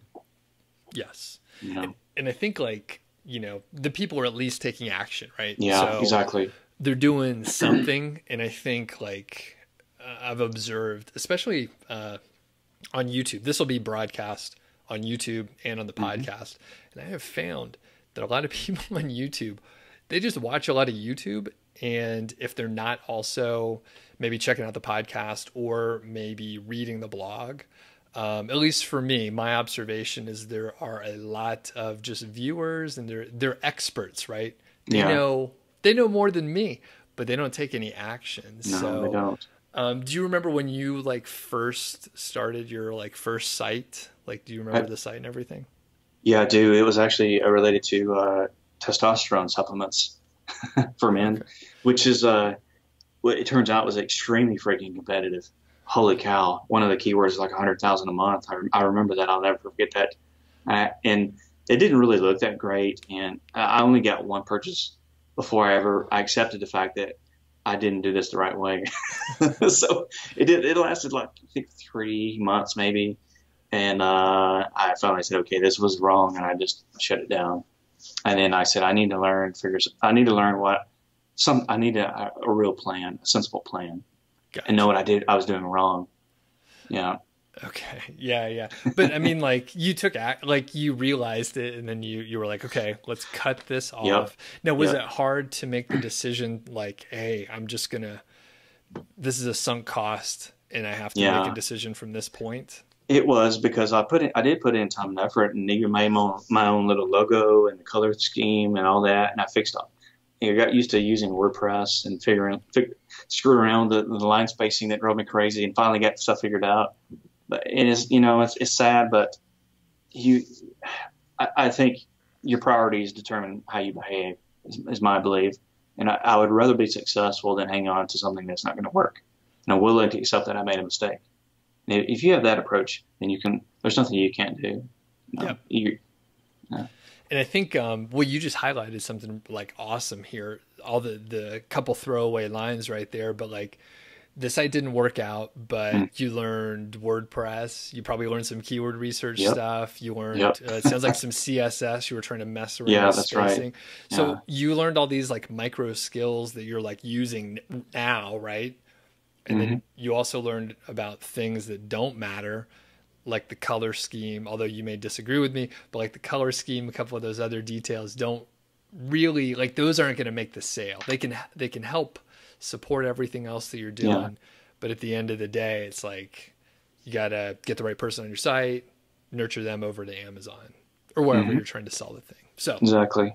Cool. Well, I just kicked the dust there. Sorry about that. So we are finishing up here, but before we go, I'm going to mention a couple things before I send it over to you, Marty.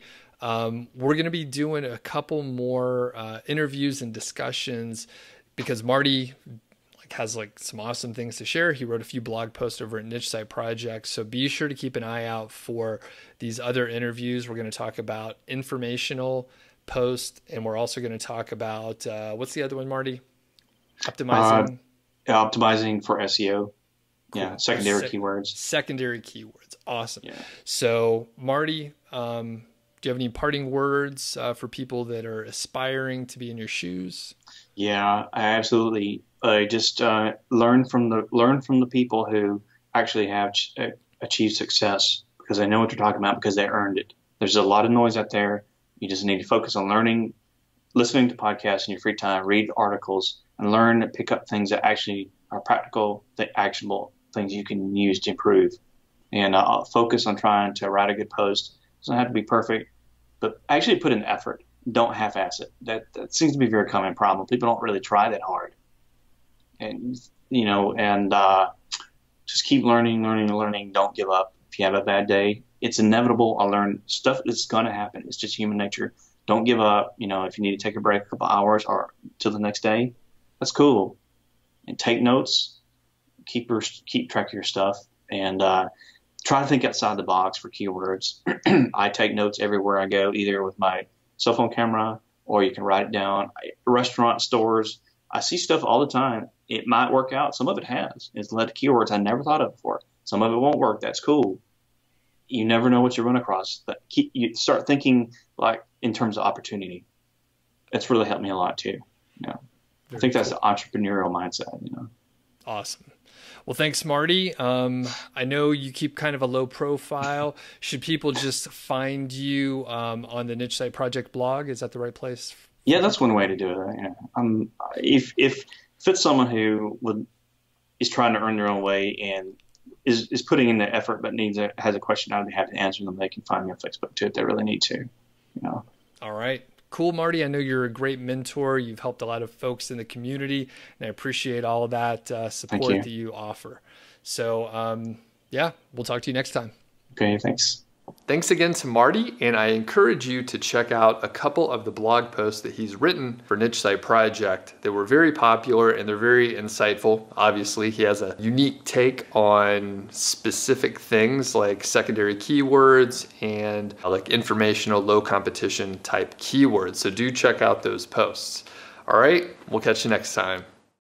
Hey, what's going on? It's Doug here. Today is another success story interview, and it's an update. So we talked to Marty McLeod, who, when we spoke to him a few months ago, he he was making about $500 a month, but he's grown his income up to about $1,000 a month. Marty shares some great nuggets of wisdom, so be sure to check out the first interview if you haven't watched it. And if you have, let's get to this interview. I want to welcome back Marty. Marty, you were on the show a few months ago, actually. Right. I talked to you back in like July of 2018, and That's we right. want to get an update. So thanks for taking time out of your day. My pleasure. Now, for the people that don't know you, can you just introduce yourself as far as like your background, where you're from? Right. So I do have a full-time job. By day, I'm an engineer, the usual 9 to 5. I live here in Georgia, not too far from Atlanta. So this is my part-time thing, my websites. I have 2 sites. And I was a member of your course. I started my main site last year, actually. And by the time that I spoke with you in that episode of on your YouTube channel, I had hit my first real goal at that time. So Nice. it's been a long journey, and this is where I am today. So Awesome. still moving along. So back in July, you were making, I think you just hit the milestone of $500 exactly. a month. Yes. And where are you at right now? This is about 6-7 months later. It's early 2019 when we're recording this. So I've had some dips and peaks, but I'm at about roughly 1,000 a month now. You know, traffic fluctuates sometimes, you know, as some people are aware of. And so the goal right now is just to hit the next goal, which is 1,500 per month. Nice. Really still working hard on it. And congratulations, by the way. Like once you hit the early milestone, you're probably thinking, "Oh, I can't believe I did it!" And now it's like, yes, absolutely. It's like it's still coming in, and like the course was an expensive investment, and you obviously put in a crazy amount of time, but like now you probably find that it's fairly, I mean, you want to grow, but it's fairly passive at that $1,000 mark, right? Right. There's always little things, bits and pieces here that need to be fixed. And most of it is it's very passive. A lot of the stuff is just me improving and then going up and cleaning up the site. You know, say I had an issue with the images as a perfect example. I did things the wrong way in the beginning. And I said, I can do that much better. There's no reason for it to look like that. And that takes a lot of work too, but it's well worth it, of course. Little things like that, you know, keep learning, reading, watching videos, listening to podcasts. I know you've got a new podcast coming out. I'm sure I'll learn more from things like that, you know. Cool. Now, let's sort of step back and talk about how you chose the category, the niche, and the products that you were going to cover. For my main site, when I first started the program, of course, members of your course are able to talk with you about it, and we go through the evaluation process for a niche. Mine is actually pretty competitive, so it's not really it's one of the more difficult ones, which I didn't understand had that perspective at the time. But because there are a lot of buyers out there, it's related to we'll just say it's a consumer products that a lot of people have heard of, and it's basically building a site, doing really good keyword research in order to rank in the top 10, and that's what made it possible. It always comes back to the same basic principles, you know, almost always. Okay, cool. And, you know, from your perspective, you mentioned it's pretty competitive, but you didn't really know until you got started. Like, what insights do you have for people? Because this is where people get hung up, right? They know that it's super important to make a selection that is not going to be too competitive, but you also want enough competition to know that it's a validated area to even that you can make money, basically. So what tips do you have? Yeah, well, one big thing I think that really stands out that's helped me so much is, and I know I think it was the Moz bar you had people recommended. There's also, you can use another extension for Chrome called SEO Quake. And what I'll do is in my case for keywords, but it could be just checking a niche, same principle. I use with that extension installed, I can see the stats for all the competition that comes up in the search engine results page or SERPs. And that gives you a lot of insight into the big picture. You need to look at the big picture. Are there some weaker competitors? Do I stand a chance at ranking in this niche? Or is it all really tough and probably not a good idea? It gives you a lot of insight, as well as really finding out across the board, generally speaking, are there a lot of buyers for this product? A lot of different variations of this niche, these products. Is there this? Is there that? This for moms, this for babies, for example, for this and that and the other. If there are a lot of those, that's even more potential keyword ideas as you go further on down the road, as opposed to something that's very limited in terms of keywords that you might be able to find, because it makes a huge difference.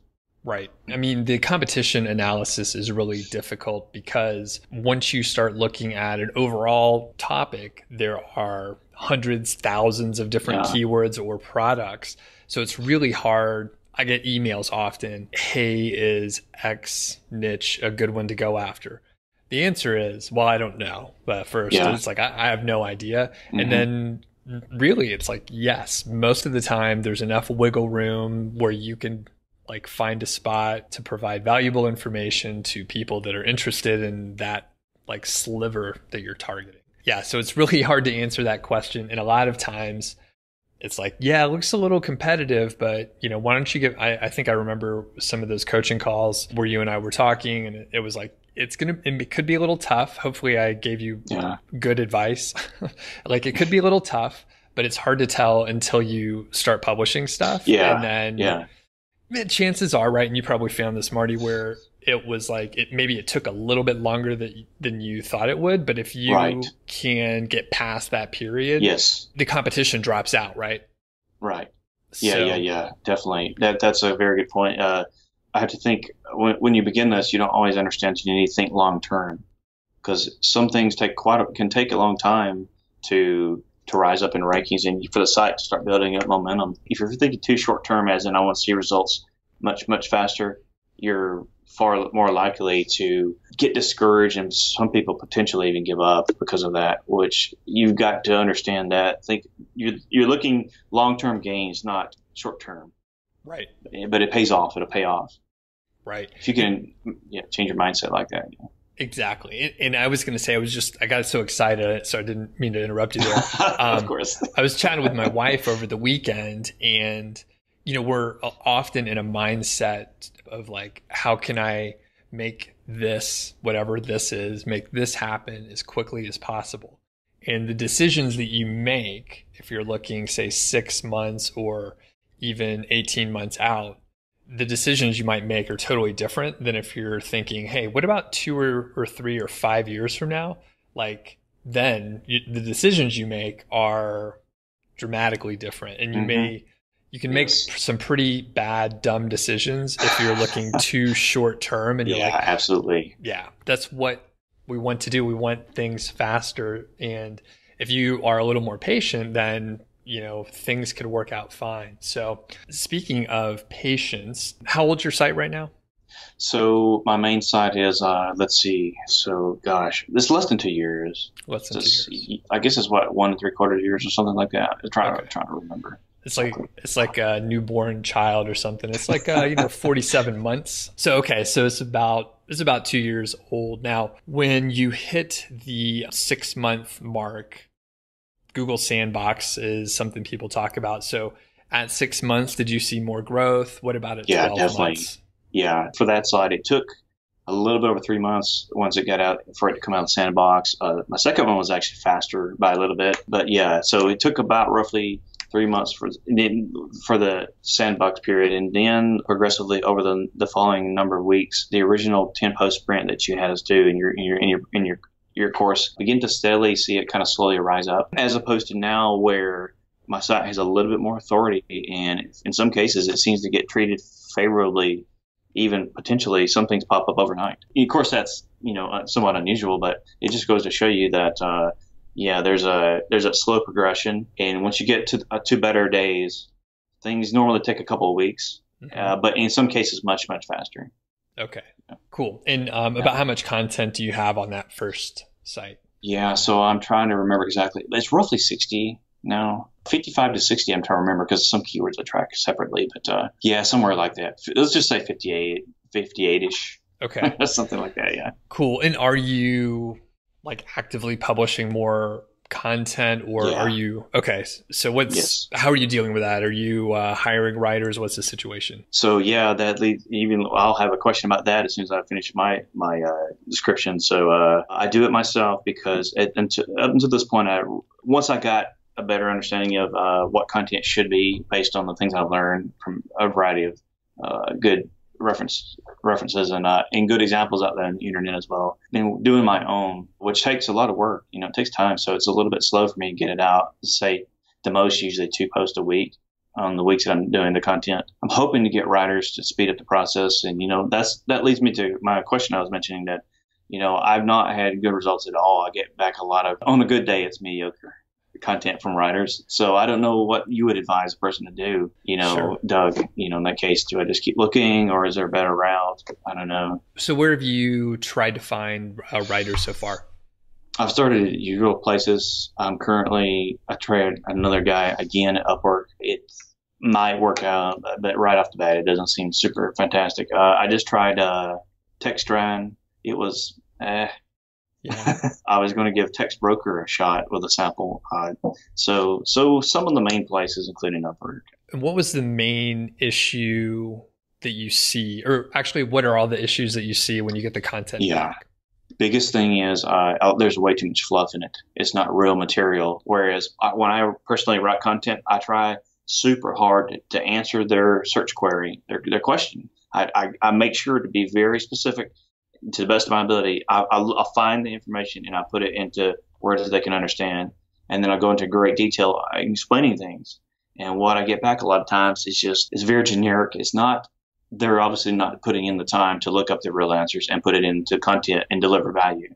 They're not doing it. I know exactly what you're talking about because you probably have some guidelines around word count and then people are just filling it with like the transitional phrases throughout. So you end up with really like flowery I don't know if flowery is the right word. A lot of filler, maybe. Yeah. You could say.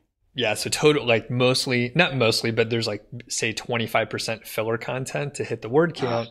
And then if you strip that out, you end up with like a tight, concise piece of content that someone will read. And, I've definitely found actually one of the top things when I audit a site and someone has not written the content themselves, I read them the content and it's clear. I'm like, there's no point. There's like 4 sentences with no real point. Like you could take all of that out. Like, would you keep reading if you landed on that site and they're like, no, I see what you mean. Exactly. And it's really easy to snag the content and then put it on there. So, okay, let's review what you said. So you've tried Upwork, which is my like place of choice. You've experimented with a couple content services. Yes. I stay away from Fiverr because for the most part, it's garbage. iWriter was terrible. Yep. Text Broker is generally the same as iWriter. Oh, really? Okay. I think there may be I haven't used them in a few years, but generally it's like the same situation. I believe you probably can get really good stuff on Text Broker, but you'll be paying like the 5-star like top rating. And it's extremely expensive at that point. So because the marketplace is so good on Upwork as far as the scope of people that you could find, I would probably keep trying to hire there. I would potentially experiment with different price points to see if you could attract different kinds of writers. And I like really would emphasize, and when I've worked with writers, I would just tell them, I want you to aim for these word counts, but if it's shorter, that's okay. And I tell them, I don't want fluff. I don't want like these transitional phrases that are just not meaningful. Like get it out. I'd rather have a shorter piece of content that was punchier and got to the point. Right. Cool. Usually a good writer will appreciate it. They will do that. And you can give them feedback. And if they don't get it, because eventually you will find a couple people that'll be able to deliver and not have all the flowery language there. Okay. That's great. I appreciate that. I'll put that to good use, that advice. And how much were you paying? Okay, the last lady was $25 an hour. Didn't go very far because she was not. I was willing to pay more. I know that it varies on Upwork. I'm certainly willing to pay. I'm not trying to cheap out. So I started at 10, 15, then it went 20, 25. Some people want to do per assignment. Okay. Which the last guy I was currently trying was 85. He said he wanted for one. I said, if it's good enough, I'm willing to pay that. Okay. I'm not sure, to be honest. Yeah, if you can get it and you don't have to edit it, that'd be worth it, I think. Yeah. Especially when you look at, the site's bringing in money, you're seeing things rank, like you're not at a point where you're testing like, hey, does this work? You know that it's probably going to rank, even if all of them don't bring in revenue, that, some percentage of them are going to work out. So Right. yeah, I'd keep testing, and basically probably like most organizations, HR is like really difficult to deal with. People are the worst. So it's like if you're trying to hire Yeah. people, then you're going to have like issues. So even if you find a great writer, like, you know, they may bounce at some point. So Yeah, I kind of expect some of that. and do you have any tips for like hiring writers? I know you haven't successfully like found the right one, but Right. what's your experience with it? Well, of course, we had the things that we learned from you from the course. I took that and just kind of modified it a little bit. So primarily, I would say it would be trying to get your writer to use conversational tone, because Americans, one thing I noticed is a lot of content that's put out is not really natural for Americans and people in the West. We don't talk or write like that normally. Contractions are good. Using smaller words, more understandable, because for one thing, my main site, especially my main site, my audience, the reader audience demographics are so wide. It's everything from young people to, it could be a grandmother. And you can't throw down a bunch of super big words and technical jargon. You need to make it go high on readability. Tell your writer that you want to use small words where possible. If they have technical words or anagram, spell it out. Clarify what it is. Yep. I try to get them to use H2s, or at least section off subsections, subtitles. Use a lot of those, because in the content I divide it up clearly. Small paragraphs, two to three sentences at the max, sometimes one sentence. Especially because on mobile, it's very different. When on a little bitty screen, those turn into long paragraphs, if not. Yeah, definitely. I know exactly what you're talking about with the writers. Basically, we're taught to write in the third person, right? Yeah. Is that right? The third person. Right. And it's boring, right? It's really boring. Very much. And you need to write in the first person. It needs to be conversational. I have had some writers that like go all the way to the other end, where they're like, it's almost like they're writing an email to like their friend or something. And I don't know, at some point they lose me when they're, when it almost reads like an Instagram update or something. Okay. So anyway, yeah, more casual is good. And it's hard. I mean, once you give people the approval and they get the tone and all that stuff, then usually they get it. Cause I mean, that's how like people do speak. All right, cool. Now you said you did a lot of writing. We were chatting earlier. You mentioned you were getting into copywriting a little bit. So tell me about that. Yep. There's a lot of material out there. And if you go looking on the internet, basically it usually boils down to people recommending these top courses. The thing is, the best copywriting courses are at least several $100s, if not almost $1,000 or even more. Or they're almost impossible to find. That's what's crazy. But I had the idea over the Christmas break. I went on udemy.com, which is great for a very popular site for courses and various training of all different kinds. And I only paid $12, and I got one of the top rated copywriting courses, because I wanted to improve what I thought was already a good idea, and that's the conversational writing. But I wanted to improve influencing sales and clicks, because that's basically what we're doing. Is we have a site that's helping people to buy. It was some of the best money I ever spent. It was a relatively short course, but it confirmed a lot of my things about what we were just talking about the style of writing, as well as ways that I could improve, turning features into benefits, asking, so what? If I'm going to write something, so what? Why does it matter to this person? Write it in the way that they want to know about, make them feel good or want this, and things like that. There's some basic principles in there, and that helped a lot. Yeah. Okay. And if you had, I hate these kind of questions, but I'm going to ask you anyway. If you had like one tip for someone on their affiliate site to improve the copywriting a little bit, based on your knowledge, the course, like what would you give them? Yes. So I would, and it's a great question, because I've actually said this to people. So I would write in a way, just like we just described, conversational tone that paints the product, tells them what they need to know about the product, but in a good way that helps to make them say, yeah, you know what, I think this would be good for me to buy. And then don't be afraid to be clear with your call to action. Make sure that is there, and you lead up to it. And by the time they click, they stand a very good chance of already having decided, you know what, I might pick up one of these. Right. Yeah. Don't be afraid to tell them what you want them to do. Click here and to read more, or to check it out, blah, blah, blah. Yes. And it's like you should never rely on the person to understand what you are leading them to. You have to tell them directly. Yes. Click here, do this, and then blah blah blah. Yeah. I've actually seen a couple of people sites because I've talked to so many people, and in a couple of cases, the call to actions they weren't very good at all. And I understand why they weren't doing well is because it wasn't clear, where do I click on this, or there's no button, there wasn't leading up to that, and there wasn't clearly a nice flow that leads up to them taking that action.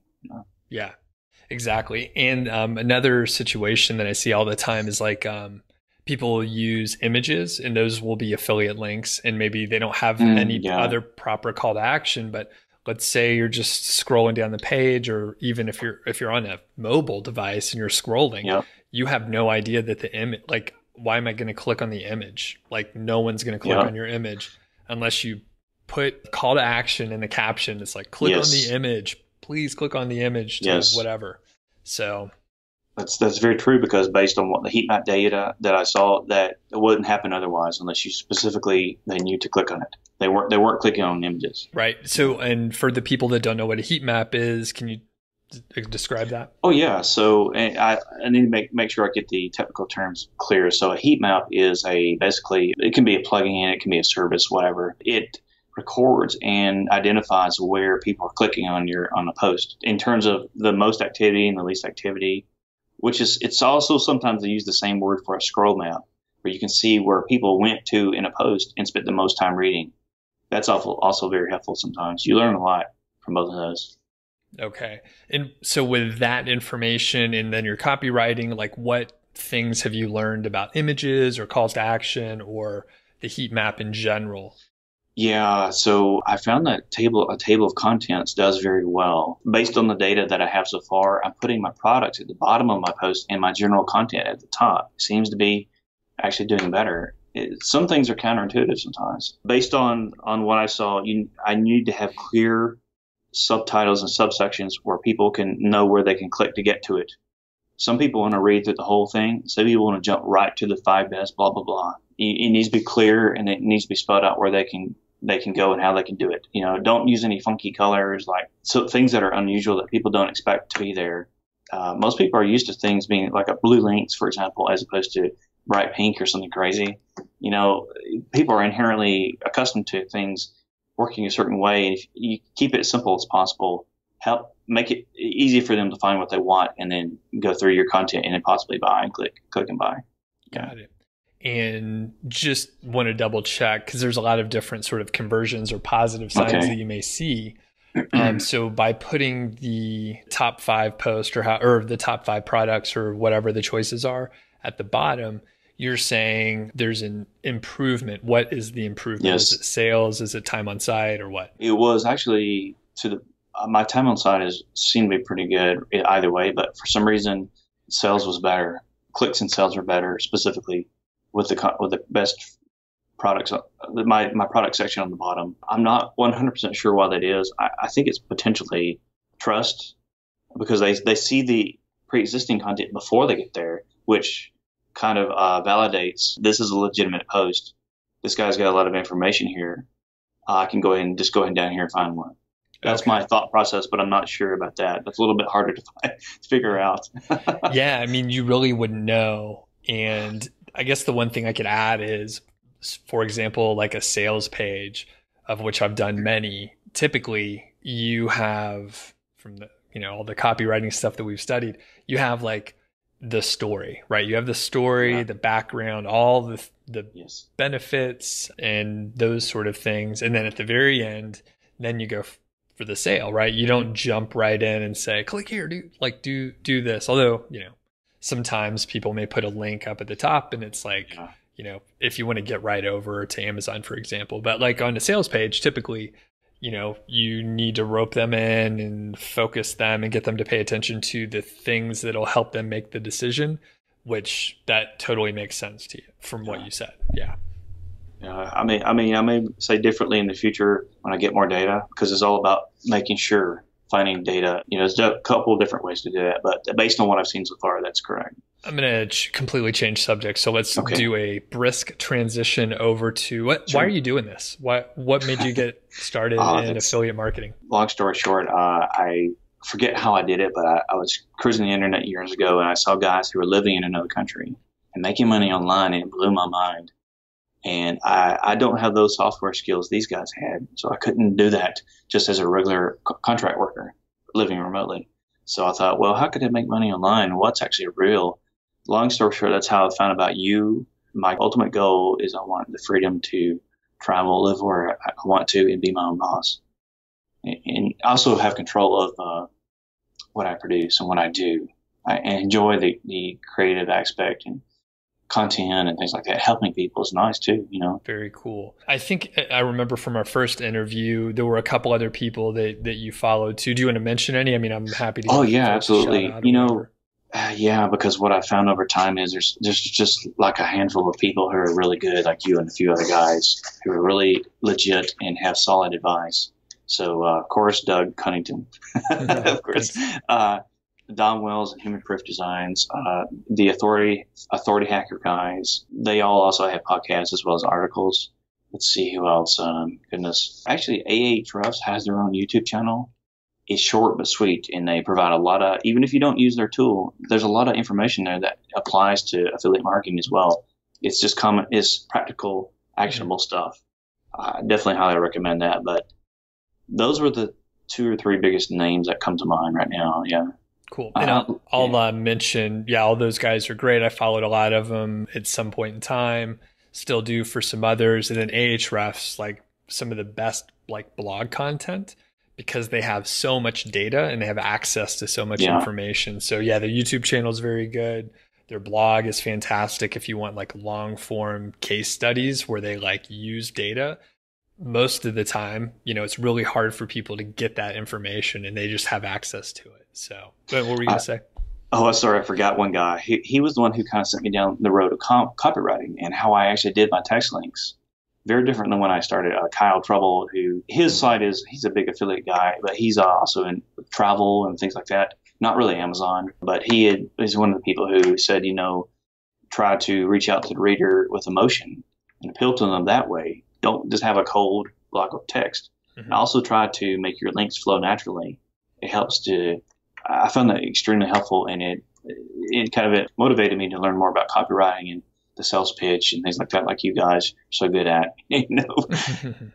It's super interesting. Like if people are trying to like do the, I guess, like next level stuff, I think the copywriting is like super valuable. And I wish just working a corporate job, I was starting to throw in some copywriting ideas in my like business emails, which was so much different than, you know, you probably get a ton of emails at work and stuff, but like the terrible writing where it's just blocks of text and sometimes people are, you know, they don't get to the point, you know, there's no executive summary and it's like a page long and it could have been a paragraph. So just using copywriting like in general to communicate is like super helpful. Even if you don't think you need it, you'll probably appreciate it. So. I greatly underestimated the why it's so important. I was so naive about that, but it's true. It's very important. One of the biggest things I learned along the way was people often make a buying decision based on emotion. Mm-hmm. And that's very powerful. If you write with that kind of stuff in mind and appealing to the reader as opposed to being a third-party style as you write, because that's what I did when I started. And I went back and redid all of that content, and it's much better now. It's laid back and friendly. I'm trying to help you kind of style, and here's why it's great, and it'll solve your problem, and yada, yada. You know. Do you have a handle on how much the conversion rate improved from like the old stuff to, you know, how it stands now? Back then, I don't think I had tracked it very well, but it was a few percent back in the original days. But my site was really young. Now I averaged somewhere between 12 to 14%. And that's as reported from the Amazon dashboard. Yes, you're right. Yep. So probably it sounds like you went like 100%, assuming it was like 5 or 6%. Before, so you basically double your conversion rate. Yeah, I can pretty confidently say that. It's been pretty steady at this level, yep. Nice. And I think that low double digit range, 10, 12, 14% is really high. Like not that many people have that. And I think that's probably twofold. One's keyword golden ratio, which I know you utilize. Yep. And then the other is like the solid copywriting and just attention to like trying to improve that stuff. Yep. I make sure to have the user experience of my sites are very good. It's clear. It looks like a good brand that you would trust if you landed on my page and you had no idea, had never been there before. It looks like a real brand, easy to read. I don't give off any weird vibe when you land on my website like a lot of affiliate sites do. There to push you to buy something, click a button. I try not to take that approach at all. I try to apply what I've learned from the big guys. Right. And it seems to be working very well. And I'm also actually a lot happier with what I work on because of that too. Feel a lot better about it. Very good. So going back to like your why and why you started the site. So you wanted to be able to travel, work on something more interesting. So just curious, like where do you want to travel? You could daydream here. Tell me a story if you want. Sure. So I do speak a fair amount of Spanish, and I've been to some Latin countries, but I've never been to Asia, and I've never been to Europe. And I know that there's some guys who live abroad who are making money online. The online entrepreneurs, they're living in Asia and places like Ukraine. So I'd love to go to places like that, stay for a while, maybe stay in Colombia for a couple months, and at least have the opportunity. That's kind of the daydreaming. As far as the specifics, I'll iron that out when I get there. But I would love to go to Ukraine for a while, and then maybe some parts of Asia. Who knows where? Sure. Yeah. And the dollar goes pretty far in those areas. So exactly. You don't have to have as much. You don't have to replace your day job income necessarily. I've already got I know what my estimated budget needs to be, my earnings versus expenses. The information is out there. If you just look around and try to find it, there's some solid answers out there, and there's guys already doing this, and they lay it out for you. So sure. And I'll give little shout out. I'll put links in the show notes and description and all that stuff. But my friend Rob Atkinson, he lived in Thailand for I think a couple years or so.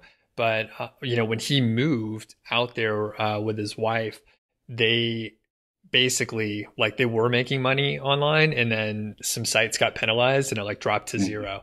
But luckily, they already had plane tickets. They were on the way, right? So they had to figure it out, and the cost of living there was low enough. He had some time to figure things out and slowly grew everything back up. It actually wasn't even that slow. It was a different time back then in 2014, 2015. Yeah. So he was able to get things pumped back up pretty quick, and he's doing well. So it's amazing how many people I know who have sort of a digital nomad type lifestyle. Which would you travel around a bunch, or would you kind of set up a home base? I think I would, for a little short while. I would travel around a little bit, and then I would set up a home base once I found a place I thought was a good fit. Yeah, my wife and I, we traveled in the U.S. We traveled with our dog who passed away years ago, but we were traveling around, and we were like, well, we don't want to go international. We want to bring the dog everywhere. So we traveled around the U.S. and did road trips instead. So that's cool. Did a lot of domestic travel. Now, of course, in the U.S., we didn't take advantage of the dollar arbitrage situation. So we went to more expensive cities most of the time. So it was expensive, but it was cool to see other places, of course.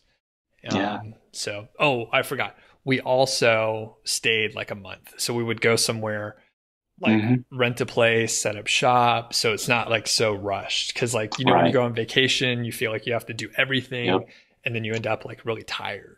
So absolutely. So we would just stick around for a month. We'd get to go shop at the stores, live like locals, and we didn't feel rushed. So anyway, all right. For people that are maybe just getting started, or maybe they haven't started yet and they're thinking, hey, that would be great to have more, income revenue coming in. Any tips for people who are thinking of getting started? It always boils down to two things. You need a good plan, and you need to always take action. So they need some kind of plan to know how to approach this, because I've actually heard that come up several times. People have even bought a ready-made site, and then they don't know what to do. You need I definitely recommend 5-Figure Niche Site course. It's actual stuff that you do, and it's a plan that's clear. Tells you here's what you do, point A to point B, yada yada. And then they need to just really be consistent about actually being serious about doing the work.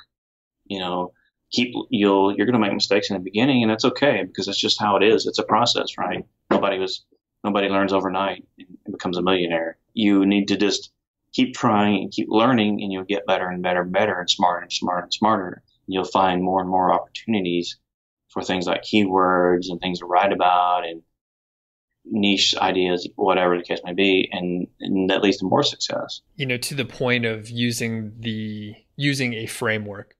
Thanks for saying that about my course. I think it does work pretty well. I did have, this has been a few weeks ago, someone bought the course. They went through the first couple units, and I have a very generous return policy. I try and force people to do the work, by the way, with return policy. But I try and, take the risk away though, right? You got to remove risk from a copywriting perspective. I remove the risk and I'm like, hey, it's on me. If you do the work, it should work out for you. Now, this guy or gal, I'll just keep it generic. This person got the course, went through a little bit, and then they were like, oh, you know what? I already know that stuff. I don't think it's very useful. And I was like, well, did you go through the exercises? Did you brainstorm? Did you do competition analysis? Did you do the work? And they didn't. And that's why they were unfulfilled. They just thought, oh, I already know that stuff because I've read about it. I've heard it on a podcast. I've watched YouTube videos. And it's not very useful to know how to do something if you can't execute it. So we could read, there's all the analogies, right? You can read about swimming. You can read about riding a bike. You can read about having sex.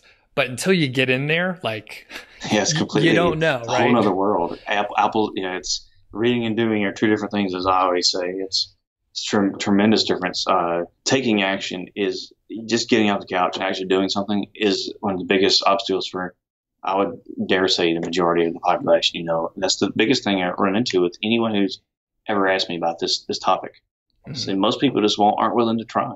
They're not willing to actually to try and work on it. If you're willing to do that and you're motivated, the rest is up. It's definitely possible. You could figure it out. Yeah. Now, mistakes. Now, you mentioned a couple of times, hey, you're going to mess up a little bit. Do you have any fresh mistakes that you made in the last 6 months since we chatted? Last 6 months. Let's see. Anytime that let's see here. Gosh, it's a great question. It's great you haven't made any notable, huge mistakes in the last 6 months. I think it wasn't too long ago. Actually, while we're recording this, it was only a couple days ago. I sent out an email to my email list. And I was like, hey, I don't know if you got this. I was like, hey, thinking of doing maybe a little mastermind thing. And I only expected, Marty, maybe 10 or 12 people to reply back.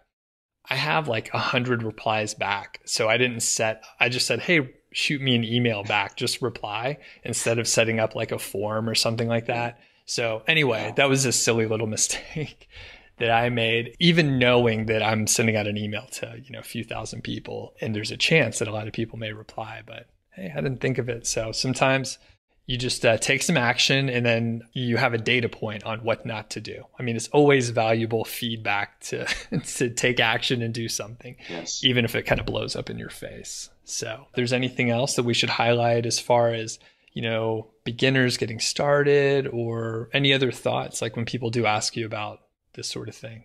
I would say, so a really good piece of advice is if you're a beginner and you have a site or you're starting one, if you're aware of somebody who is making money and they're trustworthy, I would definitely ask them nicely if they would take a look at your site and give you feedback before you get too far, because that's extremely valuable sometimes, because the things that I've seen tell me a lot about a lot of people make the same mistakes. I keep seeing the same patterns. Honestly, another really big piece of advice I give people is, it doesn't have to be perfect. Honestly, try hard to do your best content from the beginning and the best setup of your site and things like images and all that from the beginning, because it's a lot easier than having to go back and do it all over again. Make your site look halfway decent. Don't just throw some crap together, because a lot of people don't even get a good logo.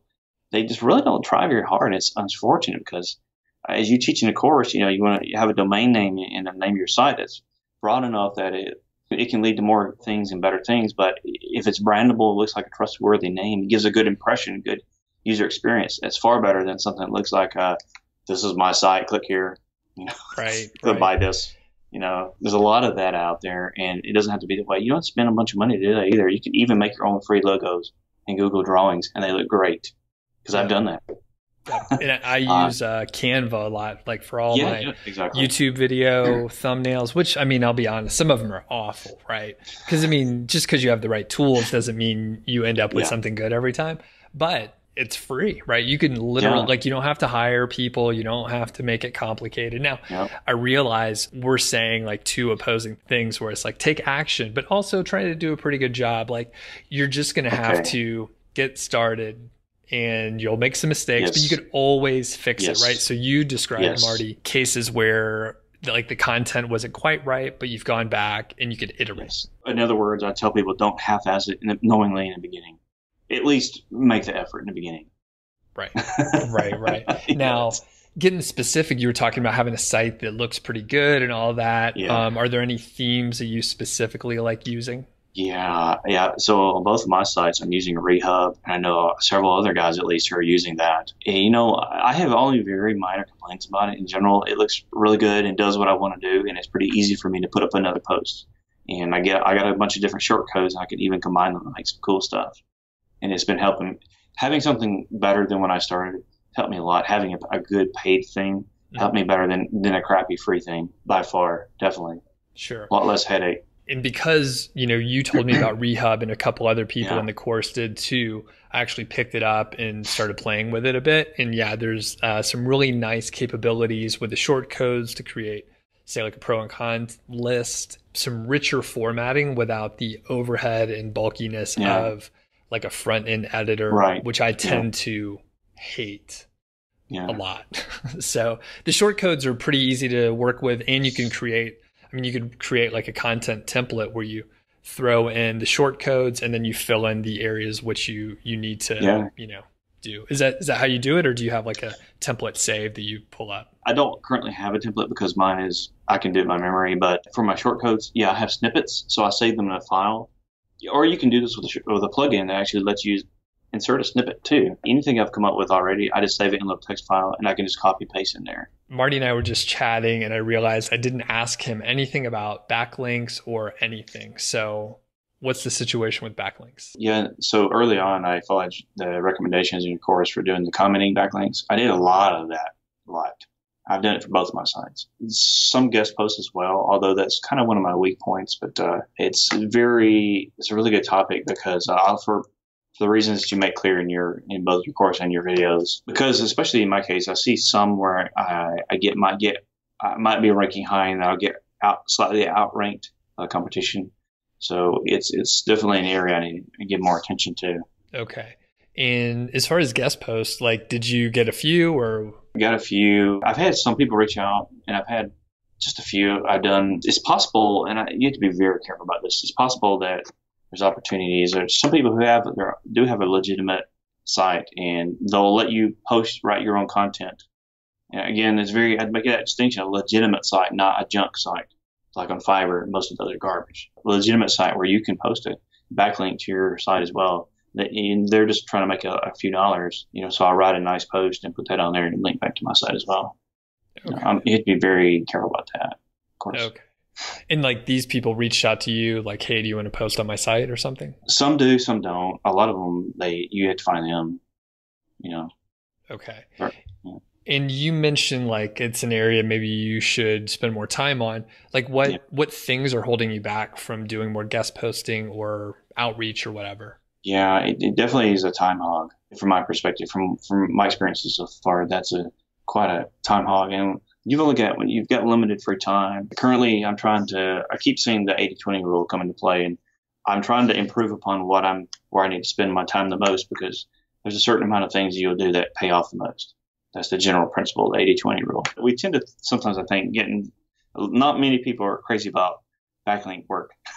It's not the easiest thing to do, so they think in terms of, well, I'd rather do something else, and I'm guilty of that as well at the time. So yep, me too. I definitely have had like a content team running, and I was like, I can maybe do some link building, or I could just find more content for the team to write. So I just stuck with that writing because it was easier.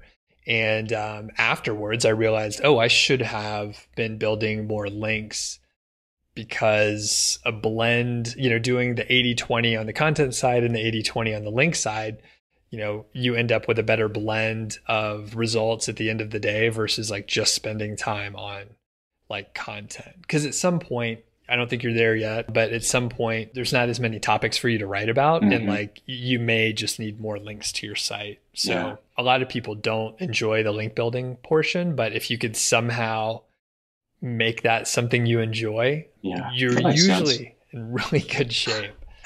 I have a friend he's doing really well. Actually, I'll probably interview him sometime soon, but he's doing really well. He loves link building and setting up like big systems and sort of like a very, it's like the long play where he is thinking very far out and setting up these complex systems to get a whole lot of links. It's pretty cool.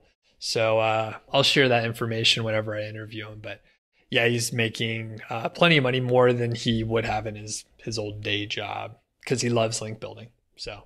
Oh, wow. That's cool. Yep. So do you have any tips for, people that are maybe hung up on the link building thing? So when I write a piece of content, usually I refer, if I have any technical things that I mentioned, I'll have a backlink to a relevant backlink to something like on Wikipedia or an electronic site. I have 2 to 3 of those within my content, and also internal linking to other relevant posts within my site as well. Somewhere in there, usually I have 1 to 2 of those. Yeah. Okay, great. So external and then these other kinds.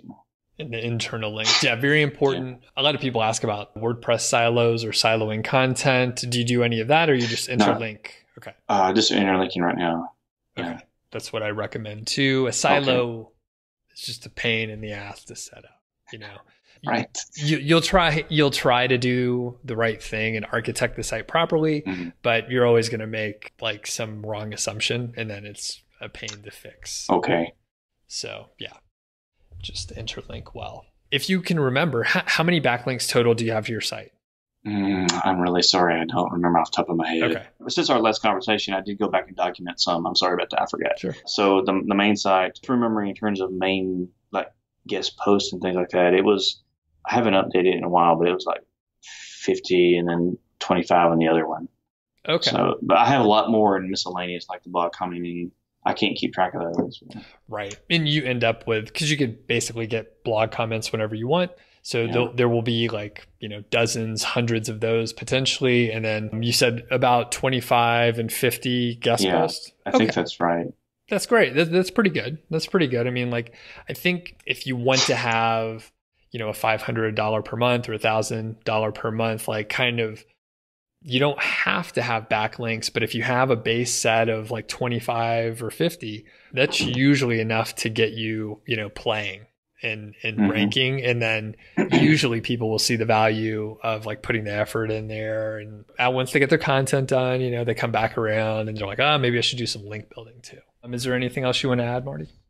Just more importantly, don't chase every little shiny object. Listen to somebody who he's really doing this online and has legitimate following and good solid knowledge, and follow that instead of listening to there's way too much noise out there. Pay attention to people who are really making money and they're legit and trustworthy. Yeah, that would be one of my best comments, I think, the closing. Yeah. Very good. Awesome. Well, thanks a lot, Marty. I appreciate it. Thank you, Doug. Well, and I was going to say, you're doing all the hard work and you're, kicking ass out there. So really appreciate it. All right. Marty keeps a low profile, like someone who wants to get things done, which is very smart. So if you want to find Marty, you can find him sometimes on YouTube live streams. He'll be in the chat. Otherwise, he's unavailable because he's working on his site and doing cool stuff.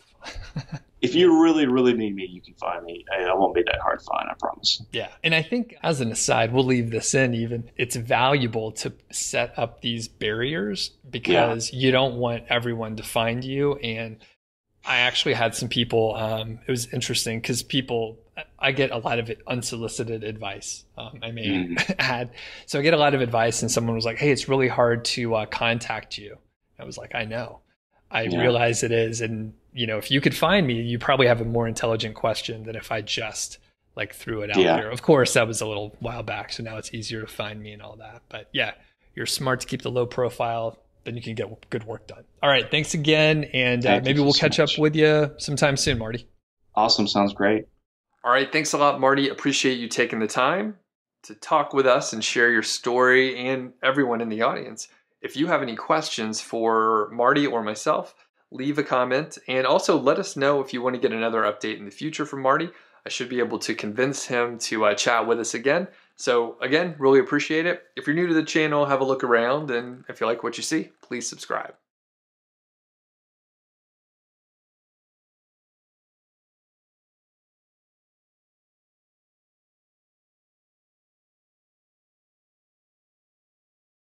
This is another success story interview. In this one, I'm talking to Marty. So Marty has been around in a lot of the live streams, and if you have paid attention to the chat, you've probably seen Marty over there encouraging beginners to get started. And this is a really cool story because Marty is a student of Five Figure Niche Site, and he also coincidentally lives very close to where I used to work and live down in Georgia. So anyway, Marty has hit his initial goal from when he started the course, which is $500 a month. So he just hit that goal, and he's continuing to grow and revise his goals. So we are chatting today. We're going to hear about some of the mistakes that he made, some of the issues with motivation and how to deal with that, and generally how he's been able to hit $500 a month with his Amazon affiliate site. So without further ado, let's get to the interview right now. Hey, what's up? I'm Doug Cunnington. I'm sitting with my friend Marty. How are you doing today? Really good, Doug, and I'm really flattered to be here. I really appreciate it. Awesome. Well, thank you. It's my pleasure to speak with you. You are a student from Five Figure Niche Site, so I'm happy to bring you out and show you off. So let's get to the results real quick right here. So can you share your recent earnings and traffic over the past couple months or so? Right. So when I checked this morning, in Amazon, I looked at is given per 30 days. For the last month, 30 days was just about I think it's $530 in fees. I've still got more coming because it's not all paid yet. But the traffic is, it's getting closer, just under 7,000 visitors a month now. So it's like 6,800 or something right now. Cool. And how old's the site? So it's right at a year. So as of June, that made a year since I started a course. Yep. Awesome. Well, congratulations. I know to work on any project for a full year is it's a pretty long time. So it's an accomplishment all by itself. And I know in the last, really in the last 30 days, it's sort of been a milestone for you. So yeah. Can you tell us a little bit about that and what it means to you? Oh, yeah. And actually I even had the original Post-it note where I wrote down my goal that you suggested. My goal was pretty modest. I think I make $500 a month. And I didn't even expect for us to be talking about me having achieved that goal right now. I thought it would take even more time. But just this last week, I happened to log into my Amazon affiliate fees account, and lo and behold, I couldn't believe it. There it was. It actually exceeded $500, and it's just kind of hard to describe. It's like when you make your very first sale, but multiply that times 10. And I had to almost actually just stop for a minute because I didn't expect it, but it felt so warm inside, and it really just, wow. It's just it's hard to describe, to be honest with you. It's just like a wonderful surprise that makes you just feel good for all the hard work you've put in and so forth. Excellent. Well, and you have put in a lot of hard work. We'll get into a lot of the details of the site and, well, not too many of the details, but your process of going through it. Before we get there, though, what's your background? What do you do for your day job, education, all that kind of stuff? Right. So actually, my day job, I'm an electrical engineer, and I live and work here in Georgia, United States. And actually, we've spoken before about I work where you used to work a long time ago. Yeah. Or in the same area, excuse me. My background is similar to that. Before I got out of Auburn University, I was doing electronics and other things like that. Periodically, while working at jobs before, just in general, I had seen other guys online who were living a good life, and they're able to travel. They're making money online. It just blew me away because I always had this strange feeling inside that the everyday routine, there should be more to life possible than that. And I can remember some very specific moments in which it just bothered me that I would have to do the same routine the rest of my life. Yeah. And that's why I was interested in this topic of affiliate marketing and how I found you. Do you remember when you first heard about niche sites or affiliate marketing or anything like that? I do remember. I don't remember the very first time. I do remember having been on those sites because I bought a pair of headphones one time. And I think that was one of my first introductions. And over the time, more websites I was on, it became obvious that I saw the disclaimer about being an affiliate site, Amazon site. And then when I read more about it, that's how I found you, and I understood more about what it actually was. Gotcha. Hopefully that explains a little bit more. Yeah. So it sounds like couple few years or something like that. Yeah, exactly.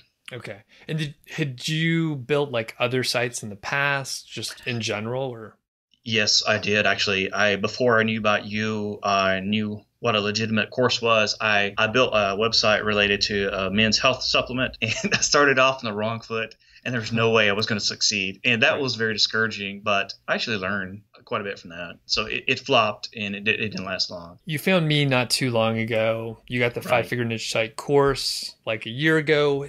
Has there been any, or have there been other influences? Who are some other people that you follow and got value from? Oh, definitely. There's a guy who goes by the name of Kyle Trouble. He's not an Amazon affiliate marketer, but he's a really smart guy who's actually given me some helpful information about how I write my content, my links, and just some general stuff. As well as I learned quite a bit from some of the SEO articles and videos and webinars from companies like SEMrush and Ahrefs, Stuart Walker, and Niche Hacks, Human Proof Designs, especially them. They've had some great info, and I know you know them as well. People like that tend to share a lot of real actionable information that helps beginners. That's been a big influence on me too. Cool. And we'll link up all this stuff in the description. Okay. And I think that's key. You can sort of tell, like, after you see enough information, you could tell the people that are practicing and like they're practitioners of whatever craft they're talking about versus people that are just regurgitating. It's very easy to get into the habit of like regurgitating content from other sources, and if you're just if you're doing internet marketing, you're just getting started, sometimes you do have to like reference other case studies, but it becomes really clear when people just don't know what they're talking about. That's true. Yes. Very cool. So as far as like finding a niche, so it sounds like you've had a variety of sources. Do you have any like recommendations for maybe beginners who haven't picked the niche, or maybe they're not sure if the niche that they're thinking of is a good, profitable one? Yeah, I definitely do. I have several thoughts on that because that's so critical, especially given how much competition there is out there these days. I would say don't always look at just the first things that pop into your head, because probably everybody else is too. So you can try to think sideways, like instead of thinking about toasters, thinking about some other kind of specialty item that's similar, but there's an opportunity with something else related to your first idea. Over time, I've learned that because of how much time and money you're going to invest, it's not necessarily a lot of money, but the amount of time and effort, those are resources too. People would do well to buy in just an hour of time from you, for example, to get a second opinion before they really go all in. It's hard to put a price on somebody else's experience and their perspective on how they, say, hey, this is not a good idea, or yeah, you know what, I have a good feeling, all the things line up right, you should do this, because that can save people an enormous amount of grief and possibly even trying to climb a mountain they shouldn't climb, one way of putting it. And that's a really good point. Someone that I'm coaching right now, they hired me for a one-off, just hour to analyze and audit their site. And unfortunately, they've been spending a lot of time and money on it over the last 6 months. And if they just would have met with me first, they would have saved, thousands of dollars. And it's expensive to hire me for an hour, but it's cheaper than if you work on something for 6 months. So it's really, really key to, I guess, understand that maybe it's an investment to hear that you've made a bad decision before you invest like so much more time. And then you have the sunk cost fallacy where, if you're in, you're like, well, I better just keep going. And then you maybe it's never going to work out. So very good point. Well, that said, are there any mistakes that you made along the way in your journey that maybe we can learn from your mistakes so we don't make them? Yeah, I'm sure there's a whole list, but I'll try to cut it down to the biggest ones. So I am guilty. When I started, I was like a lot of people, I got discouraged. And there were periods of time where I let the site sit and didn't keep putting in effort in building content and links. I was also, at the same time, I was guilty of what people call shiny object syndrome, where the next little thing that you might read about, hey, I think I'll try this. And I dip my toes into other things.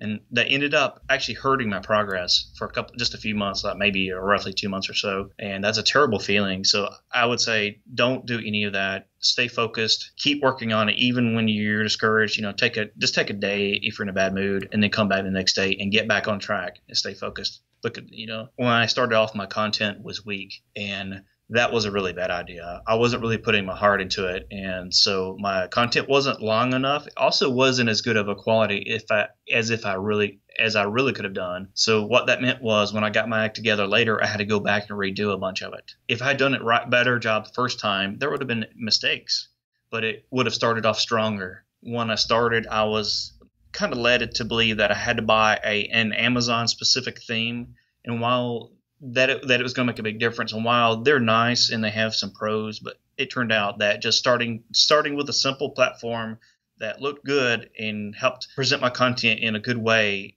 and gave a good impression to people, I would have been better off with that than having to go back again later and fix everything up, revamp everything again. Gotcha. Yeah. And understand, especially the theme's a little tough, and actually I'm going back and revising that portion of the course, Marty. Partially from feedback from you, but just in general, as I'm learning more about more themes. I'm not a theme person myself. Sure. And I think that's part of like why I maybe made a recommendation or two for a couple specific themes, because people really, like some of the functionality, but at the same time, it's like, if you could just get something that looks good enough and you could put your time in content, really focusing on the content. So, and just to quickly summarize, so you mentioned high quality content up front. And then additionally, probably the biggest thing is like, you're going to have some down days. Your motivation is going to waver. You're going to think, unfortunately, you're going to think, why are these other people doing better? I should be able to do that, right? But you can only compare yourself to like you a week ago versus like anyone else. So, absolutely agree. I've heard that said before, and it's true. We're guilty sometimes of being our own worst critics. We just have to be able to wake up in the morning saying that we gave our best effort. Whatever's not right, we'll figure it out later. We'll learn. We'll fix it. We'll get better. One thing I've learned that it seems to be critical in general about trying to make money online, even though I realize I'm a relative beginner, is that my mindset has changed a lot. What I didn't understand was we live in a world where we tend to think, and we almost grow up here in the United States thinking, well, if it didn't work the first time, well, I guess it's just not going to work, and I shouldn't be doing that. The truth is, things aren't going to be easy. You're going to make mistakes. And the way being successful means saying, okay, well, if this isn't working and I did something wrong, well, then I'll try something else. Because other people obviously can do it. And if that's true, you can too. You just have to accept that. You just have to keep going. Basically, you have to, everybody's going to have those moments. Even just 2 months ago, for some weird reason, one afternoon, I was just thinking, man, I just don't feel I don't feel so great about this. You get these strange feelings like, wow, I could just stop and it'd be a whole lot easier. But then I said, no, that's the old way of thinking. That's a failure mindset. And that's not that's not what I want. I have my dreams and my goals, and I have a hunger for it. As Tony Robbins says, the hunger is what drives people to succeed and go beyond their original expectations and achieve great things. So I knew what I wanted, and I said, do I want it badly enough? Yes or no? That simple. Yes. Just keep going, keep learning. And that's one reason I joined your course, was because, I heard great things about you, and you have legitimate information, which unfortunately can be hard to find these days. There's so much noise out there.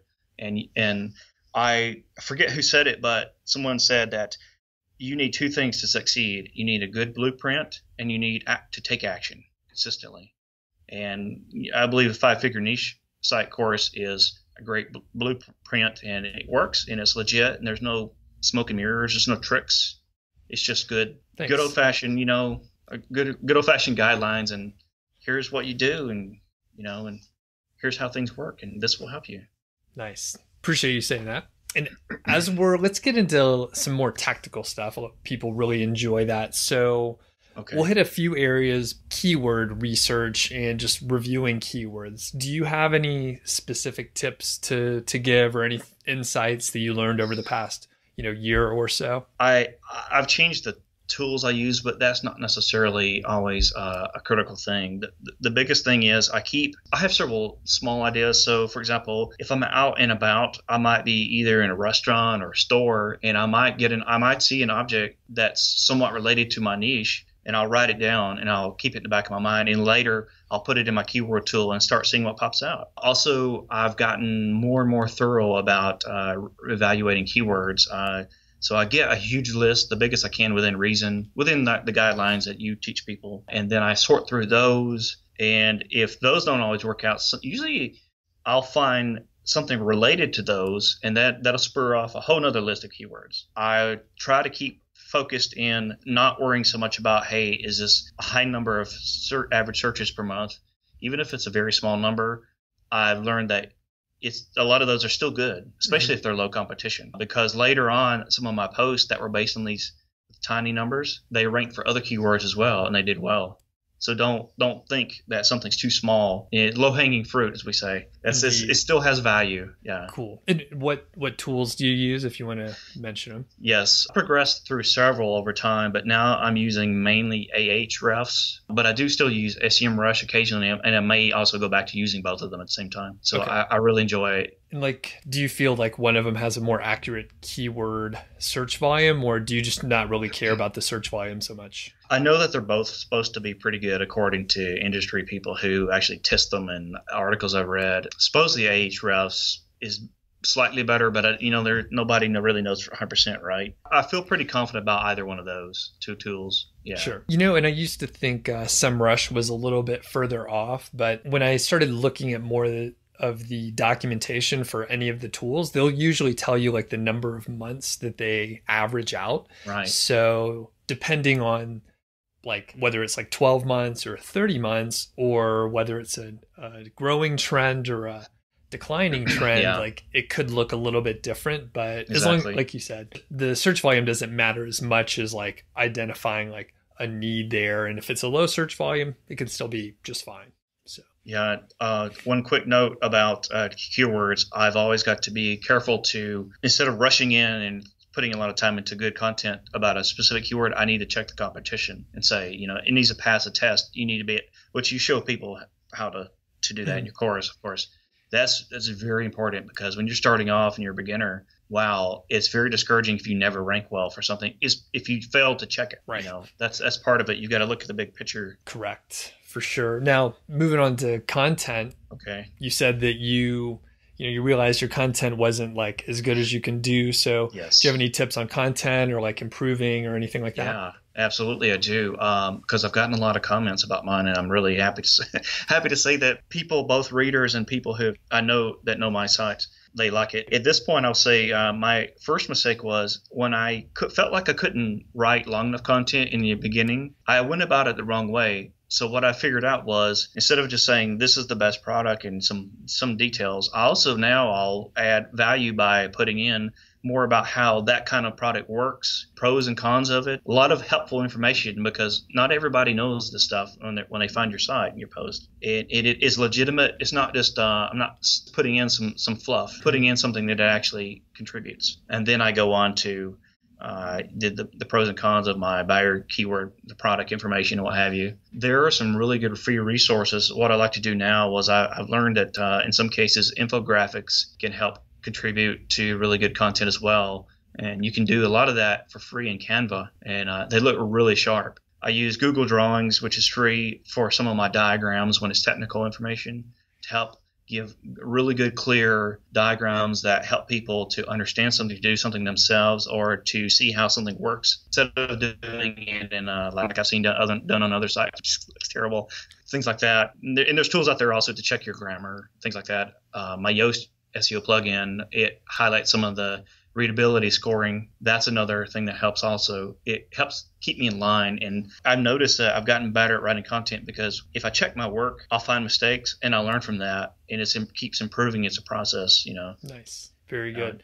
And then you mentioned infographics in there. So do you create an infographic for every piece of content, or how do you decide? Not every piece. I try to do it where I feel like it's going to benefit it. For example, of course, I have buyer keyword posts and info posts as well. Info posts, a lot of times I do use those if it's something where I can add some facts, explain how some quick tips and things. Some is a way of summarizing it, presenting it, and it looks very professional. If it's a product where it's a buyer post, people might want to know more about it and see some quick facts. I'll use one there if I think it's relevant and helpful. And as far as the link building, have you done much link building for your site? Can you take us through your process and stuff? I have done, I did quite a bit of commenting. What I would do was I would, following the steps in the course, I would make my big master spreadsheet and I would go through all the websites that we were able to generate, and I go through each one, and where I could, I would leave a comment. I used to get up in the morning early before work and do, say, 10 or 12 every day and go through that. That built up a lot. And then also I've done a few real guest posts, but I have bought some, but you have to be very careful with that kind of stuff. I did only that to try to make the best use of my time, because I was also trying to make more content because I write it myself. It's hard to juggle two things sometimes for me because I have a full-time job. I bought some, I did some the natural way, and then the blog commenting. About how many links would you say you have as far as the like the do follow guest post, not the blog comments? Okay. Yeah, the do follow I think are 15 to I think it's 15 to 20.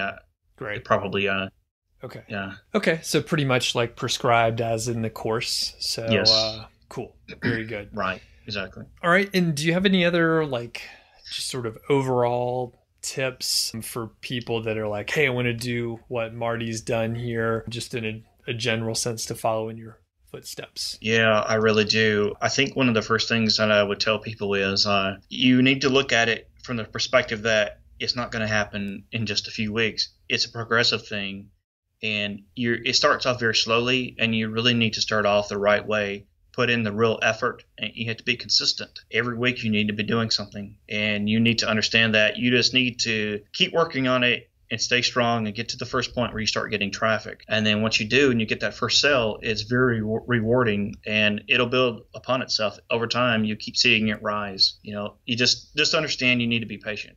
Very good. And I think, the further you go along, the more you realize you don't know anything, even though you're like accumulating knowledge. So like, I bet right now, Marty, you're like, oh man, I know so much more like real experience than last year. And now you're thinking, well, there's so much more I don't know that I didn't even know was there, right? Absolutely. And that, to add to my previous comment, you've got to be proactive and go learn stuff. You can't just sit in a chair and expect the information to fall into your lap. If you really want to get better and keep improving, you really need to go out there and use the resources that are free and they're out there sitting there. And yeah, what you just said is very true. The more you learn you don't know, and that there's even more to learn. But you'll grow as a person, and you'll even look back and say, wow, I used to do things so differently, and I feel so much more confident now, and I can go back and improve my mistakes and get even more efficient and do things, keep heading towards even bigger milestones, Yep.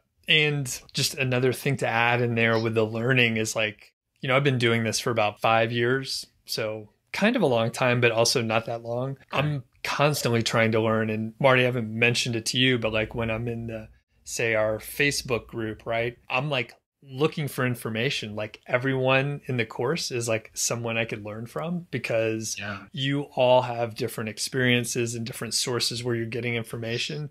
So I'm constantly trying to learn still, because I know that I don't know everything. And as soon as I think that I don't need to learn anything, that's when I'm in trouble. So it's very interesting. Just once you get some level of knowledge, you're like, well, I need to learn a lot more. So very interesting. So the success of the site, it sounds like it's on an upward trajectory. What's the impact on your life? Anything specific and concrete? I was already motivated, very driven to succeed. My dream is to be free one day and work for myself. That's my ultimate dream, freedom. But when this happened and I hit that goal, that milestone, it's like something is saying, this is not just possible, but you're definitely going to do it as long as you just keep going. It's like an affirmation. It's an affirmation and a reward at the same time. As a person, you feel like, it's kind of hard to describe, but as a person, it feels like you've got more wind behind you. It's going to be a little bit easier now. And I've even been told after you get to this point, it's going to be easier.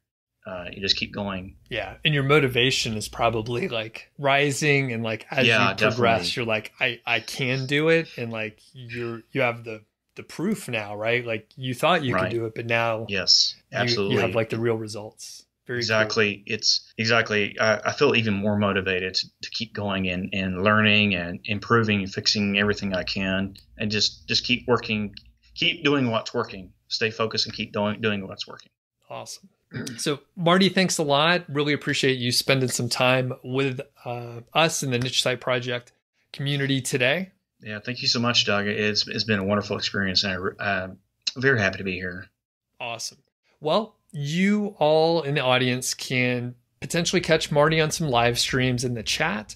He kind of lays low, so we're going to protect his social media feed and stuff like that. So you could just say hi to Marty when you see him on the live streams. Thanks, Marty. All right, great. Thanks, everybody. Thanks, Doug.